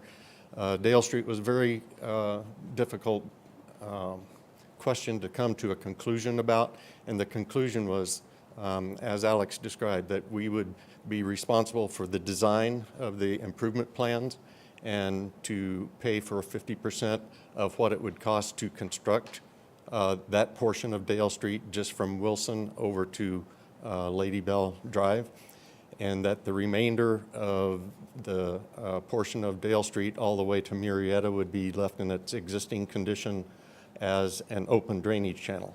A lot more complications than what I just described went into that agreement, and that's how the conditions read right now. What we want to kind of have a clarification or a certain understanding is that there's also a condition, and the landscape architect will talk a little bit more about this as well, but there's also a condition that states that everything from Lady Bell Drive to Murrieta will be landscaped between the existing sidewalk and our south property line, which would be roughly, it's in the neighborhood of 10 to 12 feet in that area. And that's so that they're, by the way, the answer to the question, why is that sidewalk there? It's to get people from the residential area on the west side of town over to the park. There's not a shorter way to go. So that sidewalk is intended to be preserved in place and maintain that pedestrian access, and that the condition to landscape from that existing sidewalk, protecting it in place north to our south property line is what the intention is. And we're in agreement with that. What we don't want to have any misunderstanding about is our responsibility to do the design for street improvements that we will not build. It's been agreed that it's a capital improvement project in the future for the city to implement when they have either the funds or the contribution in some fashion from that property owner to the south that never fulfilled their responsibilities. So our responsibility is to design it, pay for half of what it would cost to construct. And we would just preserve the existing sidewalk in place and landscape north of that to our south property line. Any questions about that? You heard him. Okay. Oh, hold on. No, no question. question? Just Oh. to confirm, it's already been agreed to what you just explained. Is that correct? Yes. Okay, thank you. Okay. And once again, could you just state your full name and spell your last name for us, for the record? Good evening, Commissioners. Fausto Reyes, that's R-E-Y-E-S, landscape architect with Landark. We're the project landscape architect. And we're not only covering the landscape design, but also all the site amenities within the clubhouse and the community center. So I can also answer those types of questions, including both the hardscape and amenities. I'm going to try to tackle in no particular order, some of the items that were already mentioned tonight. number one was a question about shading at the clubhouse and community center. Yes, we will be having shading in both of those locations. It's a pool area, so some people will want to have shade and some people will not want to have shade. The way we're doing the shade is by using large market umbrellas, shade structures, cabanas, and small trees in certain areas that are not near the pool or spa.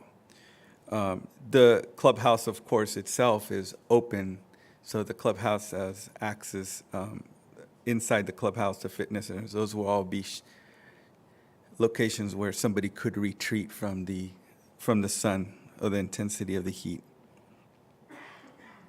I'm going to go to one of the other comments was regarding the date palms. And it was brought up in the middle of the design that this particular commission doesn't favor palm trees, but I want to go into where they're located in the landscape plan and why they're there, so that I can give you my justification of 35 years experience as a landscape architect and my background in trees and landscape.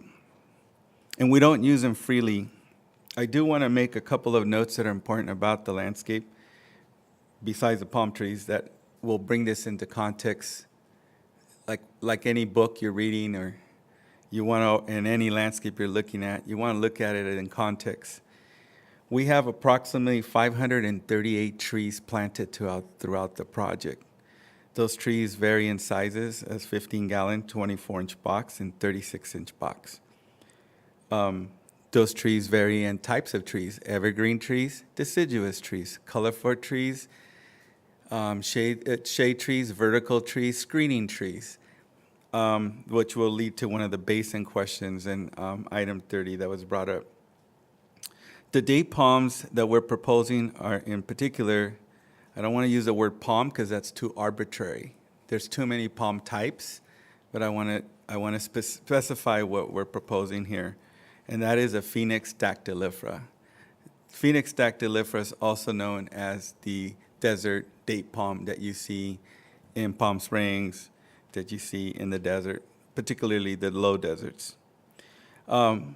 Here on the corner of this intersection right behind us, outside this building, we have palm trees. The palm trees are being used or proposed for two reasons. One is the type of palm tree is giving us, number one, the height that we need to offset the three-story building. It's being used as an accent only in the entry and in the Thoroughway Drive or the Main Street Paseo, and it only accents those areas where, as you're coming into the project and in the center of the project and in the other side of the project. So it's a very restricted areas where we're using them. With that said, I also have some alternates that we can do. I will say that nothing replaces a Phoenix dactylifera because of that. Other trees that can be used would be an olive tree, an oak tree, an Italian cypress, and that's probably the one that comes closest to giving us height as a vertical element in the landscape, vertical evergreen element, because that's important as well. I'm going to go ahead and jump over to item 3 that was mentioned in my list, the bioswale. The basin and bioswale is located at the southeast of the project, below the clubhouse or behind the clubhouse. And this is obviously to take in water from the site and create what we call water quality management purposes. This is a very shallow basin, no more than 16 to 18 inches deep, according to the civil engineer, and with a 10-to-1 slope around the perimeter. One of the conditions states that we should screen it tightly with evergreen trees. To the south, we don't really have anybody to screen it from.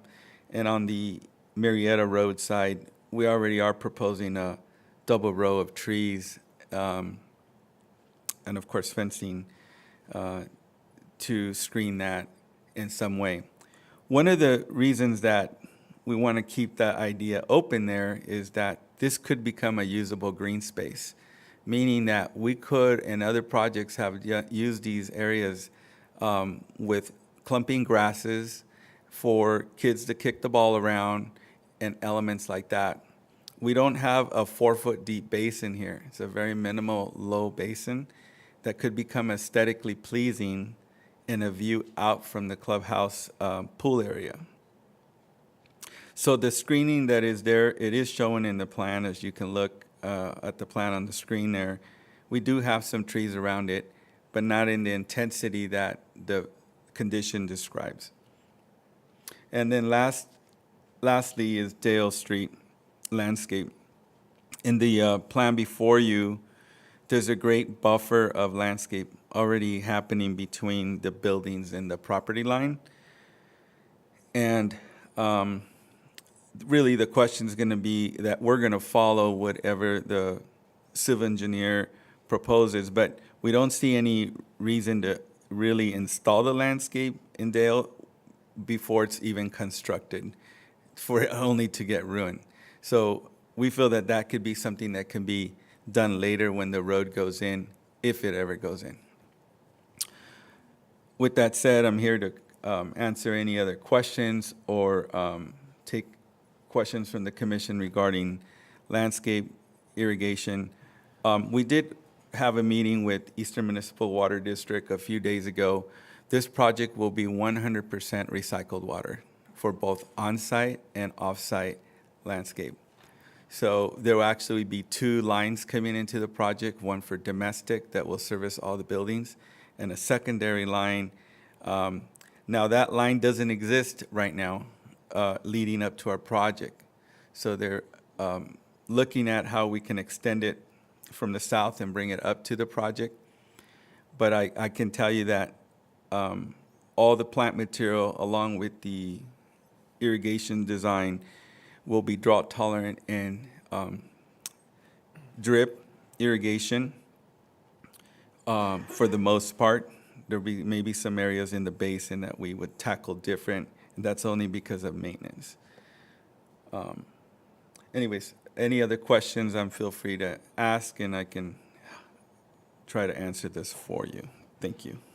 Thank you very much, sir. And do we have any questions for our landscape architect here? Quick question. You mentioned that there's going to be umbrellas around the pool area, but will the actual jungle gym be covered in shade? Are you referring, Commissioner Lopez, are you referring to the tot lot play area? Yes. Okay, so let's go over there real quick. I'm zooming in on my iPad here, so give me a second. Right below the, that's located below the community center, to be specific, and not the. The community center is to the right, or? The community center is right in the middle of the Oh, project. Got you. And kind of where you see that oval shape in the road, Yeah, I directly see. behind that is the tot lot. So there's 2 actually things happening there. There's actually a tot lot.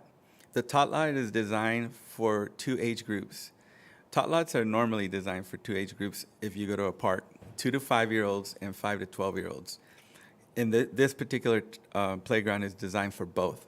Gotcha. We think that there's going to be children of all ages here, and we want to have apparatus or play apparatus for all those tots all the way up to 12 years old. And the size and height of the structures changes, if you ever take your kids over there. So that's one important factor. The other thing is there is a splash pad area where we'll actually have water toys and things like that. That in particular will not be covered just because of the nature of it.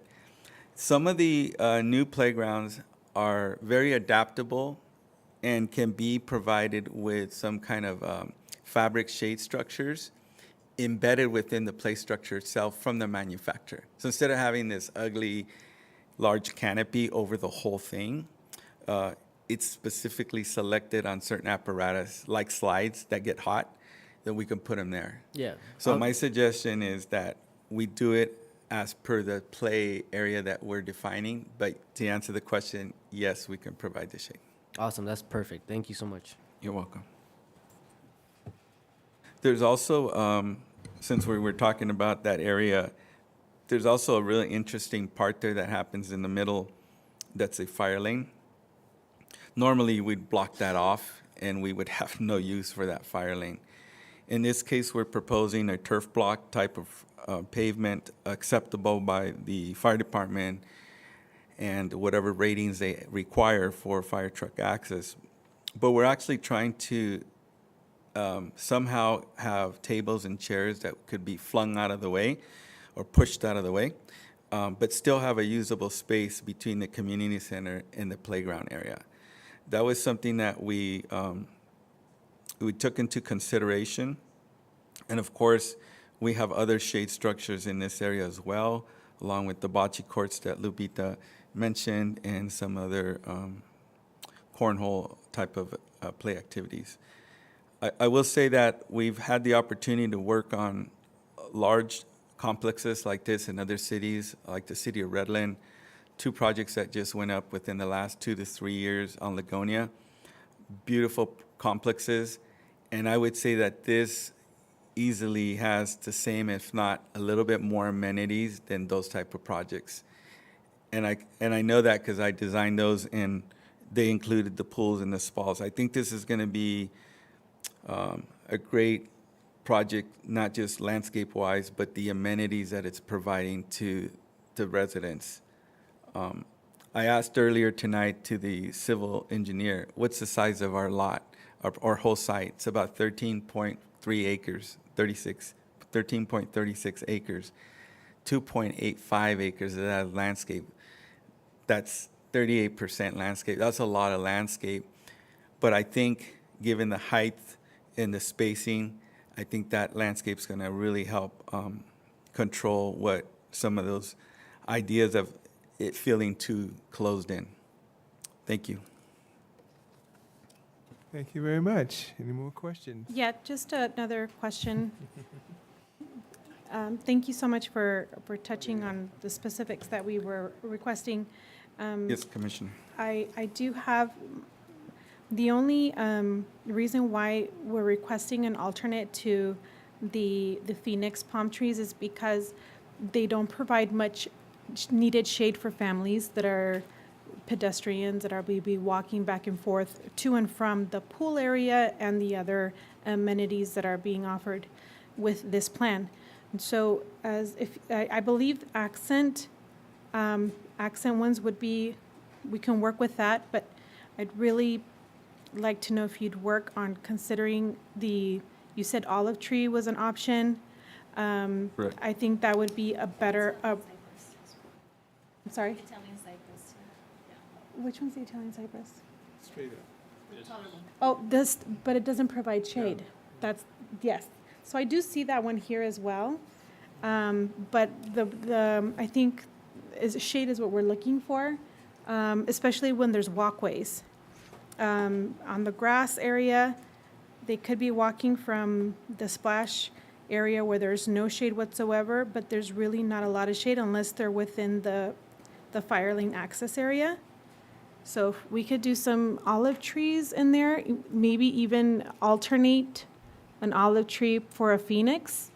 I mean, I think that would be wonderful, a really good, and if we can do that there, if we can do that in the entrance as well, that way there's shade provided, but we don't get rid of all of your beautiful phoenix palm trees. I think, Commissioner Gomez, that's a great suggestion. I'm not going to fight you on olive trees. I love them. I think they're a great Yeah, me statement too. tree as well. Yes. I like the idea of possibly alternating them. I do agree with you that any of the palm trees, I'll look specifically and I'll work with staff that are located near sidewalks to, that was something that we kind of struggled with internally, but we could do that and alternate them and get some shade onto those sidewalks and pathways, of course. Thank you so much. You're welcome. My question is pretty easy. I noticed that a lot of the brick is just the red brick. Or that's what it looks like on the sample. On here, it looks gray. I just wanted to clarify what color brick we were thinking on having. Let me get the building architect up here for you. Okay, brick for the landscaped area. So like that little thing in the middle. You're talking about the decorative pavement in the ground? Gotcha. So there is throughout the main roadways, especially at the entries, the idea of using a decorative paver. This would be a vehicular rated paver for both trucks and fire trucks and vehicles. We haven't really narrowed down the color, but what we wanted to show there that it would be a decorative paver with banding, especially at the gates, the main entry on both sides, and at the center of the project to break up a whole line of asphalt. Okay. So I think the question that you had was more about color, so we can definitely work with staff on. Yeah, like even in the selecting that. clubhouse area, wherever there's like pavers or some of those brick pavers. Yeah, you're right. It's mostly at the entry point, or even in the covered patio area. I would stay away from the reds and browns because they look rusty and. I agree. Okay, thank you. We're not using red. Okay, thank you. We're not using red. What we want to do is stay in one of the things that we always consider, especially around pool areas or deck areas, anywhere the kids are going to be running, is the heat absorbency of the material. Yes. So that if they were in their shoes and kicked them off and were running barefoot, that this color wouldn't be so hot to them. Okay. And that goes as far as surface traction as well. I was going to say that the tot lot itself also has access for accessibility for everyone to enjoy play there. So yes, we'll look at the colors on all the materials around the pools and the paver areas, but there's no red. Thank you. Thank you. Vice Chair Shively? You have another question? Just a general question. Okay, so my question is very basic. I see the color changes and I love them. I just want to, I don't know, maybe work with staff just to make sure, because I wrote down the oh boy. There was another one. There was two colors that I wrote down that were maybe too bright. So maybe working with staff, because it's a very, very beautiful, and I feel like the beautiful landscaping that is going to go in maybe would benefit more from maybe a paler color, like a paler blue. I like the blue. So maybe just working with staff. I don't want to be extra picky, but thank you. Vice Chair? My original question was the main drive, will there be speed bumps? Yes. Do you know the floor-to-floor heights? We have like 30-foot high max, right? Good evening, Chair, Commissioners, Vice Chair. Jay Nelson, Archimetrics. Again, Jay Nelson, spelled N-E-L-S-O-N. Don't ask me to spell Archimetrics, I studied. I am the design firm for this project. Let me lead off with, this has been a wonderful experience dealing with city staff. This is something that this whole team has been working with day and night. Lupita has been very patient with all of us, and this has been, the outcome of this project has just been a great experience. And I can't step down from here until I pass out those compliments to you. Now, getting back to, now I lost track of what your question was. Floor-to-floor heights. So We're roughly 11 feet from floor to floor.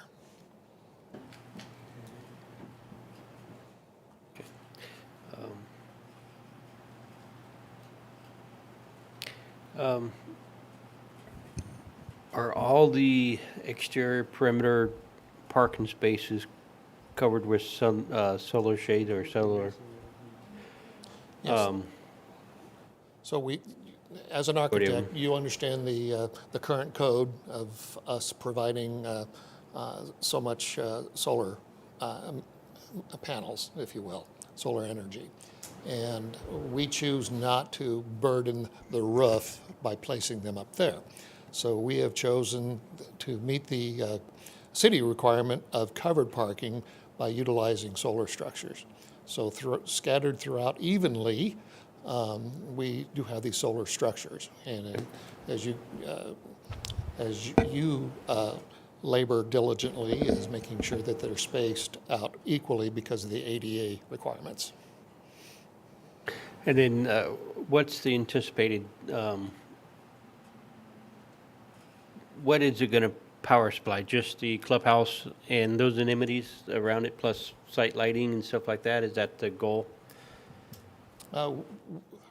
We actually have the capabilities of going into surplus.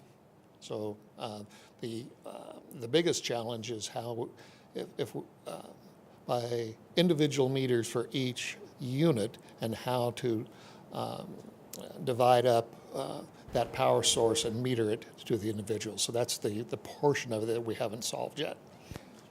So, but you are quite accurate. Okay. Thank you, sir. Thank you. Okay, I appreciate it. I know the hour's getting late. Oh, okay, go ahead. Yeah. All right. So I saw that you guys included 58 guest parking spaces. For a project of this size, is it sufficient enough, or are you guys expecting there to be an overflow where people are going to be parking on Wilson and Murrieta? If it's okay, Jay Nelson, I'll answer that question. Now, I'm hoping that no one is being confused by, gee, you're only providing 58 parking stalls? Well, I'm quite sure that your question isn't focusing in on that's the total one. So the number of guest parking is overridden by the immense amount of tenant parking over and above that.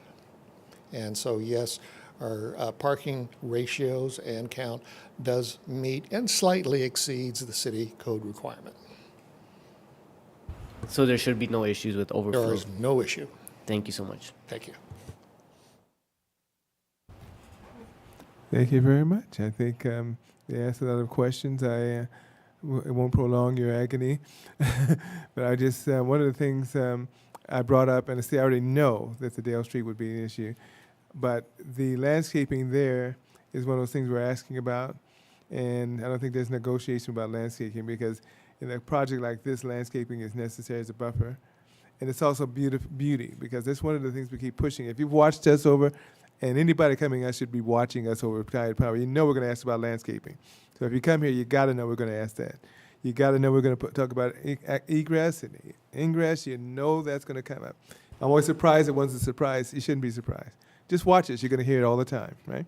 Architectural design is totally different from anything in the area, which is one of those things that you got to consider. But my main thing is we wanted to clarify the drainage. We wanted to clarify that area that goes, and I know it's strange because that sidewalk goes all the way, but you have to have that sidewalk there. But it's a large separation from that school that's way to the northeast, and the school district owns the other part, which may have a high school or something, which,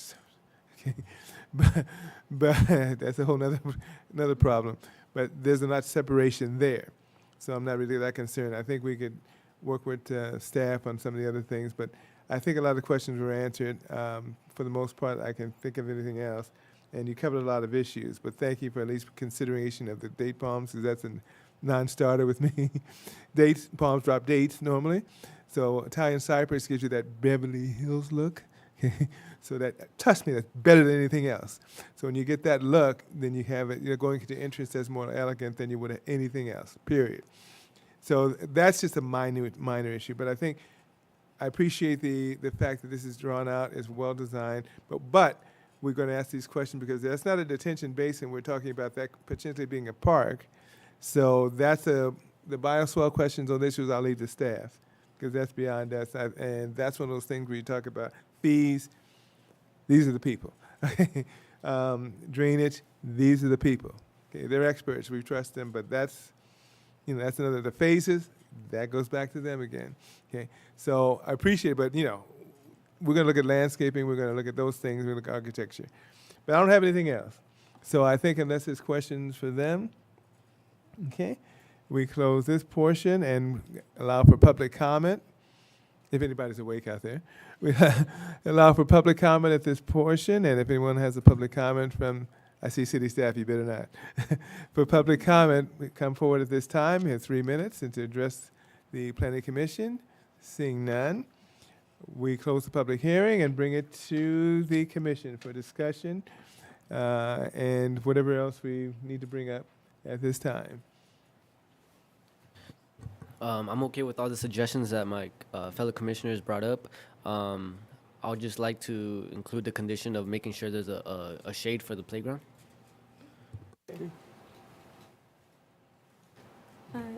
Yes, Commissioner Gomez, I think just the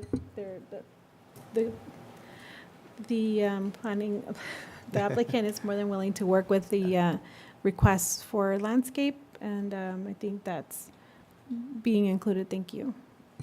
Okay.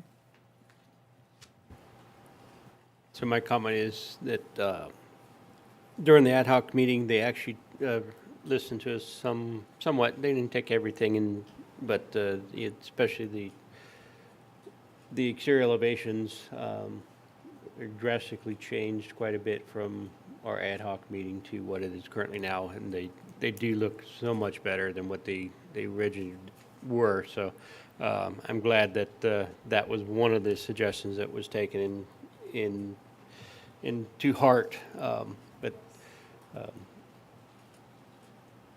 that's it. That's it. I would like to echo that. Just the original renditions were beautiful, but this goes beyond what we had imagined. Really took it to heart. I think the landscaping and the color scheme is really, really going to bring it together. All those details, the extra amenities, and all those really amazing small details that when you live in a community or you live in a complex, you step out of your house, you step out of your building, and you want to feel like you're in nature and not see another building, left, right, building. So I think that really is going to break it up, especially the heights. I commend the landscape architect on really taking that in, knowing that it's a 3-story building, which is not always what we see, and really making sure that we have landscaping, nature at all those different elevations with different colors and different colors throughout the season. So really making sure that it stays fresh. Thank you. And finally, to say that first when I saw this, I said, this is a condominium project because that's what usually condominiums look like, and this is an apartment building. This is far superior to anything else we have here. And I know we have one other that's on Barrett or something up here.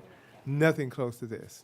I mean, you've gone the extra mile, 10 miles with a, really, I was ready to move in myself. And I'm old enough, but I appreciate the design. I appreciate the effort. And we tweak a few things because get used to this, commission, because we're going to ask you questions. So don't take it the wrong way. But one of the things is I want to clear up that's a discussion for another level, the Dale Street issues and all that. I wasn't sure about that one, but that was the only question I really had, and that's really nothing compared to what I normally would ask. Okay, so be happy. I appreciate it, Peter, for staying awake this long, and our secretary for staying awake this long. But really, I don't have any issues with this thing. I think the shaded thing is a key issue. Understand it can be 110, 120 out there, and you must have shade because the residents will call us, okay, not you. So the shade is mandatory. Okay, you don't want them out there playing and they go, oh my gosh. The splash thing is understandable because right down on Mercado there's a splash thing, so that's understandable. But when you get out of the splash thing, you're sitting in the sun. So if you don't have the trees, if you don't have the shading, it's a problem here. It's nice now. It's only 90 degrees out here now. It's cold. When you get to August and September, forget it. Okay, so you want your kids playing at 110 degrees? Good luck. Okay, so that's why we push that issue. But I think everything else looks good. It's designed very well, put together very well, architecture very well, and over the percentage of landscaping, not the minimum. Appreciate that. Yes. And other than that, I think I can realistically say you work with staff on some of these other issues, because I think well, as the city attorney would tell me, that's beyond our purview. You know, the lines and our great engineer that we have here. I know John will work with you with that one. And other than that, I'm done. I don't really have anything else to add. I don't know that can we add one more thing? Yeah, You would. if the applicant could work with staff to see if it's possible to add a crosswalk to on Murrieta for Patriot Park, if it's possible. Actually, Commissioner Lopez, I was going to bring this up since you pointed it out, to actually see exactly what you were looking for as far as the crosswalk. There's an example on Orange Avenue.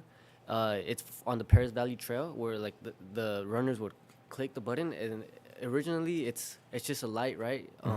And it would just go red. So there's no green or anything. It's just red whenever there's a pedestrian.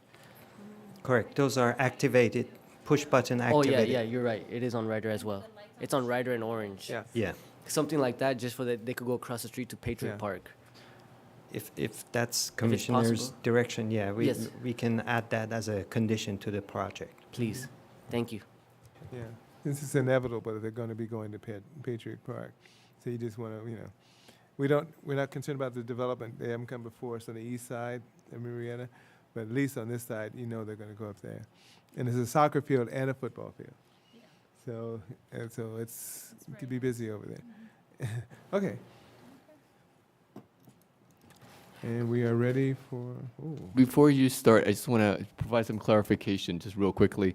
The reference about the Dale Street improvement, that is accurately described by the applicant. It's reflected in the conditions of approval. Just want to Yeah.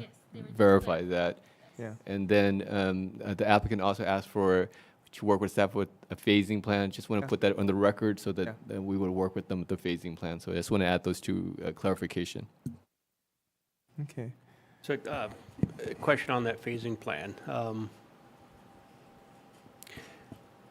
With one or two units, apartments, buildings opening up, what portion of amenities will be open up to? I don't know if I can elaborate all of that at this point. It would be subject to like our fire department's approval, which make 2 points of access.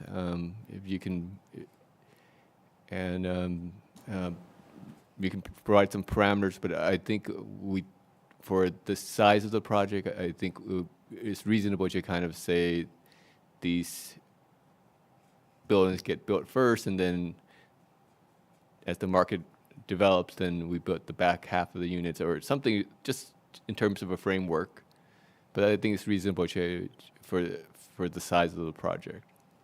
Commissioner Shively, Vice Chair Shively, excuse me. So what would happen, this would actually be a phasing on-site. Typically, your drainage has to, they're probably grade the site. The drainage has to be in place, so would the amenities like water and sewer, all those. And then they'll have vacant pads probably for, adding the extra building as they progress through the development. So it'd be an on-site phasing, basically.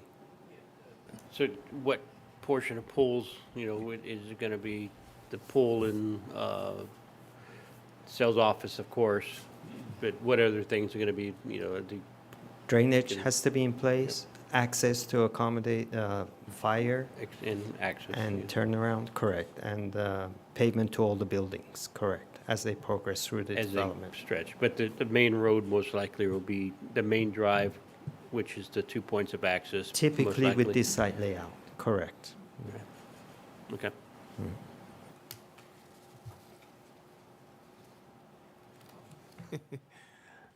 We did it. We're after 12 o'clock. Wow.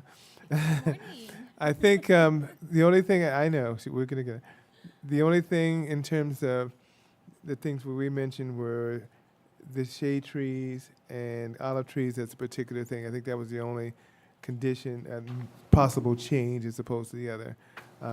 Thank goodness you don't have African sumacs.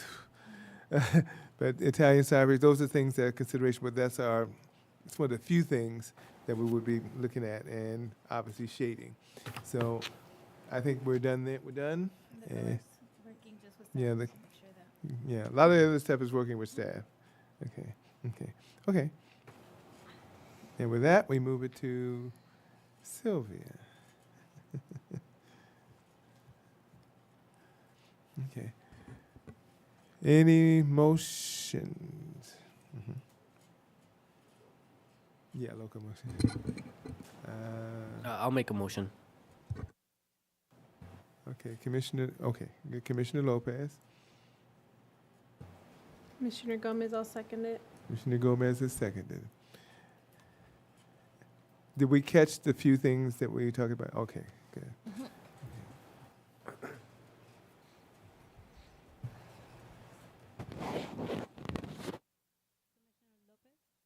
Yes. Commissioner Jimenez, Yes. Commissioner Gomez, Yes. Vice Chair Shively, Yes. Chair Hammond. Yes. With a vote of 5-0, this motion passes. Thank you very much.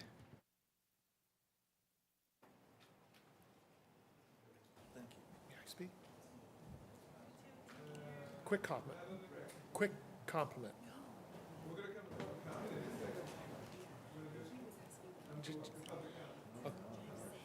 Just a real quick compliment I'd like to pay you. Is it okay? It's our attorney. Just a quick compliment. Okay? Yeah, we're going to public comment, right this second to say public comment. So we're moving to item 8? 7, public comment, and open up to the public for any item that's not agendized at the time. It's welcome to come up at this time. Now you can come up. You can give your comment. You can give now. your comment. You can now give your comment right now. Okay. Chair, you made a comment that really tugged at my heart. All you commissioners recognize how superior this project is for Paris. That really tugged at my heart. And so in that, you also used a couple other words that I'm hoping that as you raise the bar for other projects, that you no longer set the bar and call them apartments. You called it a community, you specifically. That really tugged at my heart. So if you look at my cover page, how do I describe this project? A village community development. So thank you all for that recognition. Thank you very much. Thank you. Well, yeah. Good morning. Any other comments from the public? Okay, we'll close the public comment portion. Gosh, I'm so out of touch now. I'm going all over the place here. Oh, yeah. Yeah, I know. Yeah, we went right straight to adjournment. We're okay. Okay. Or she put it out of line. Okay. Commission members' announcements or reports. Make it quick, guys. I'll start off. I know we have a few mothers in here. I just want to wish you all a happy late Mother's Day. I hope you guys had a good one. Spend time with your kids and your family.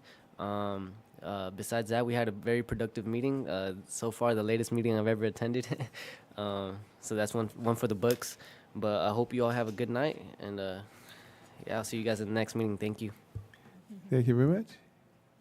Just want to say thank you, everyone, for your patience and for being here this latest. It's now a slumber party, so thank you all so much, and thank you all for what you do, and belated Happy Mother's Day to all of our staff. Thank you. I wanted to say Happy Mother's Day, happy belated Mother's Day to all our staff and Commissioner Gomez. So that, and I also want to congratulate, I know that we're starting graduation season and all those seniors getting ready and excited to graduate, maybe having the graduation blues where things are shifting and changing. I wish them the best of luck and always know that we continue moving forward and upward.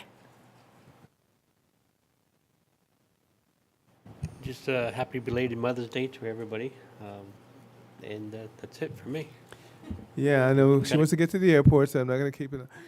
This is Making It Count. Great program, like 300 plus people there. Thursday night. I know they kept apologizing to me because about invitations. I said, okay. But I represented the city. I sat next to Mike Nagar and that group. It was fun.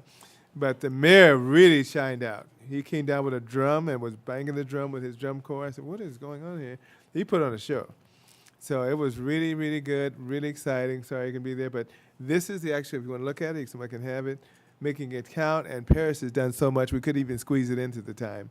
I mean, it was really, really, really, really wonderful. And so he even went in and out, had the hat on, was doing the flipping burgers. What's going on here? It's the mayor's show, you know. But it was very good. So I appreciate it. So if you want to take a look at this, it's fine. But the Chamber of Commerce put it on. Fabulous. The fabulous thing that they did. And the only person was that we missed our city manager. She had another appointment, but everything else was fine. I remember seeing it. So I'll stop there. And now it's for our director's comments, if he's awake. And our program director, planning director's comments. Yeah. I will be brief because I know everyone wants to go home. We got a bed back there. We can sleep back there. So for June 7th, we have a few items coming. We have finally bringing back the residential objective guidelines that I've been promising you, a tentative parcel map for financing purposes, a modification of conditions, and a specific plan amendment and conditional use permit for a truck terminal on Ellis. And that's all the updates I have on upcoming items for June 7th. Okay. No updates for me. Have a good evening. And we, the May 30th date, I think, is something, right, for the council? So we have, That's May 30th. okay. Not 6:30, right? It should be 5:30 Okay, for the we announced PC nominations. Mm-hmm. Okay. Tuesday night. Yeah, 2 people that are going up, let's put it that way. Yes, there's 2 members that are up, that the term will expire, and so we hope they reapplied. Thank you very much. Thank you, Sylvia. You made it. First time here, and look at her. She's been 4, 5, or 6 hours. And Lapita's still awake, too. Thank you, guys. And thank our person in, I think she's still in there? Yes. Yeah. Yeah. And thank you, staff. You know, okay, it's an hour over, I said, about 11. Okay. So please have a good trip. I know you're getting out of here. You get to go back to Temecula, we call it. And thank you, staff. And we are hereby adjourned. We can pick any name, any number. It doesn't matter who does it. We're adjourned. Thank you very much. And stay cool.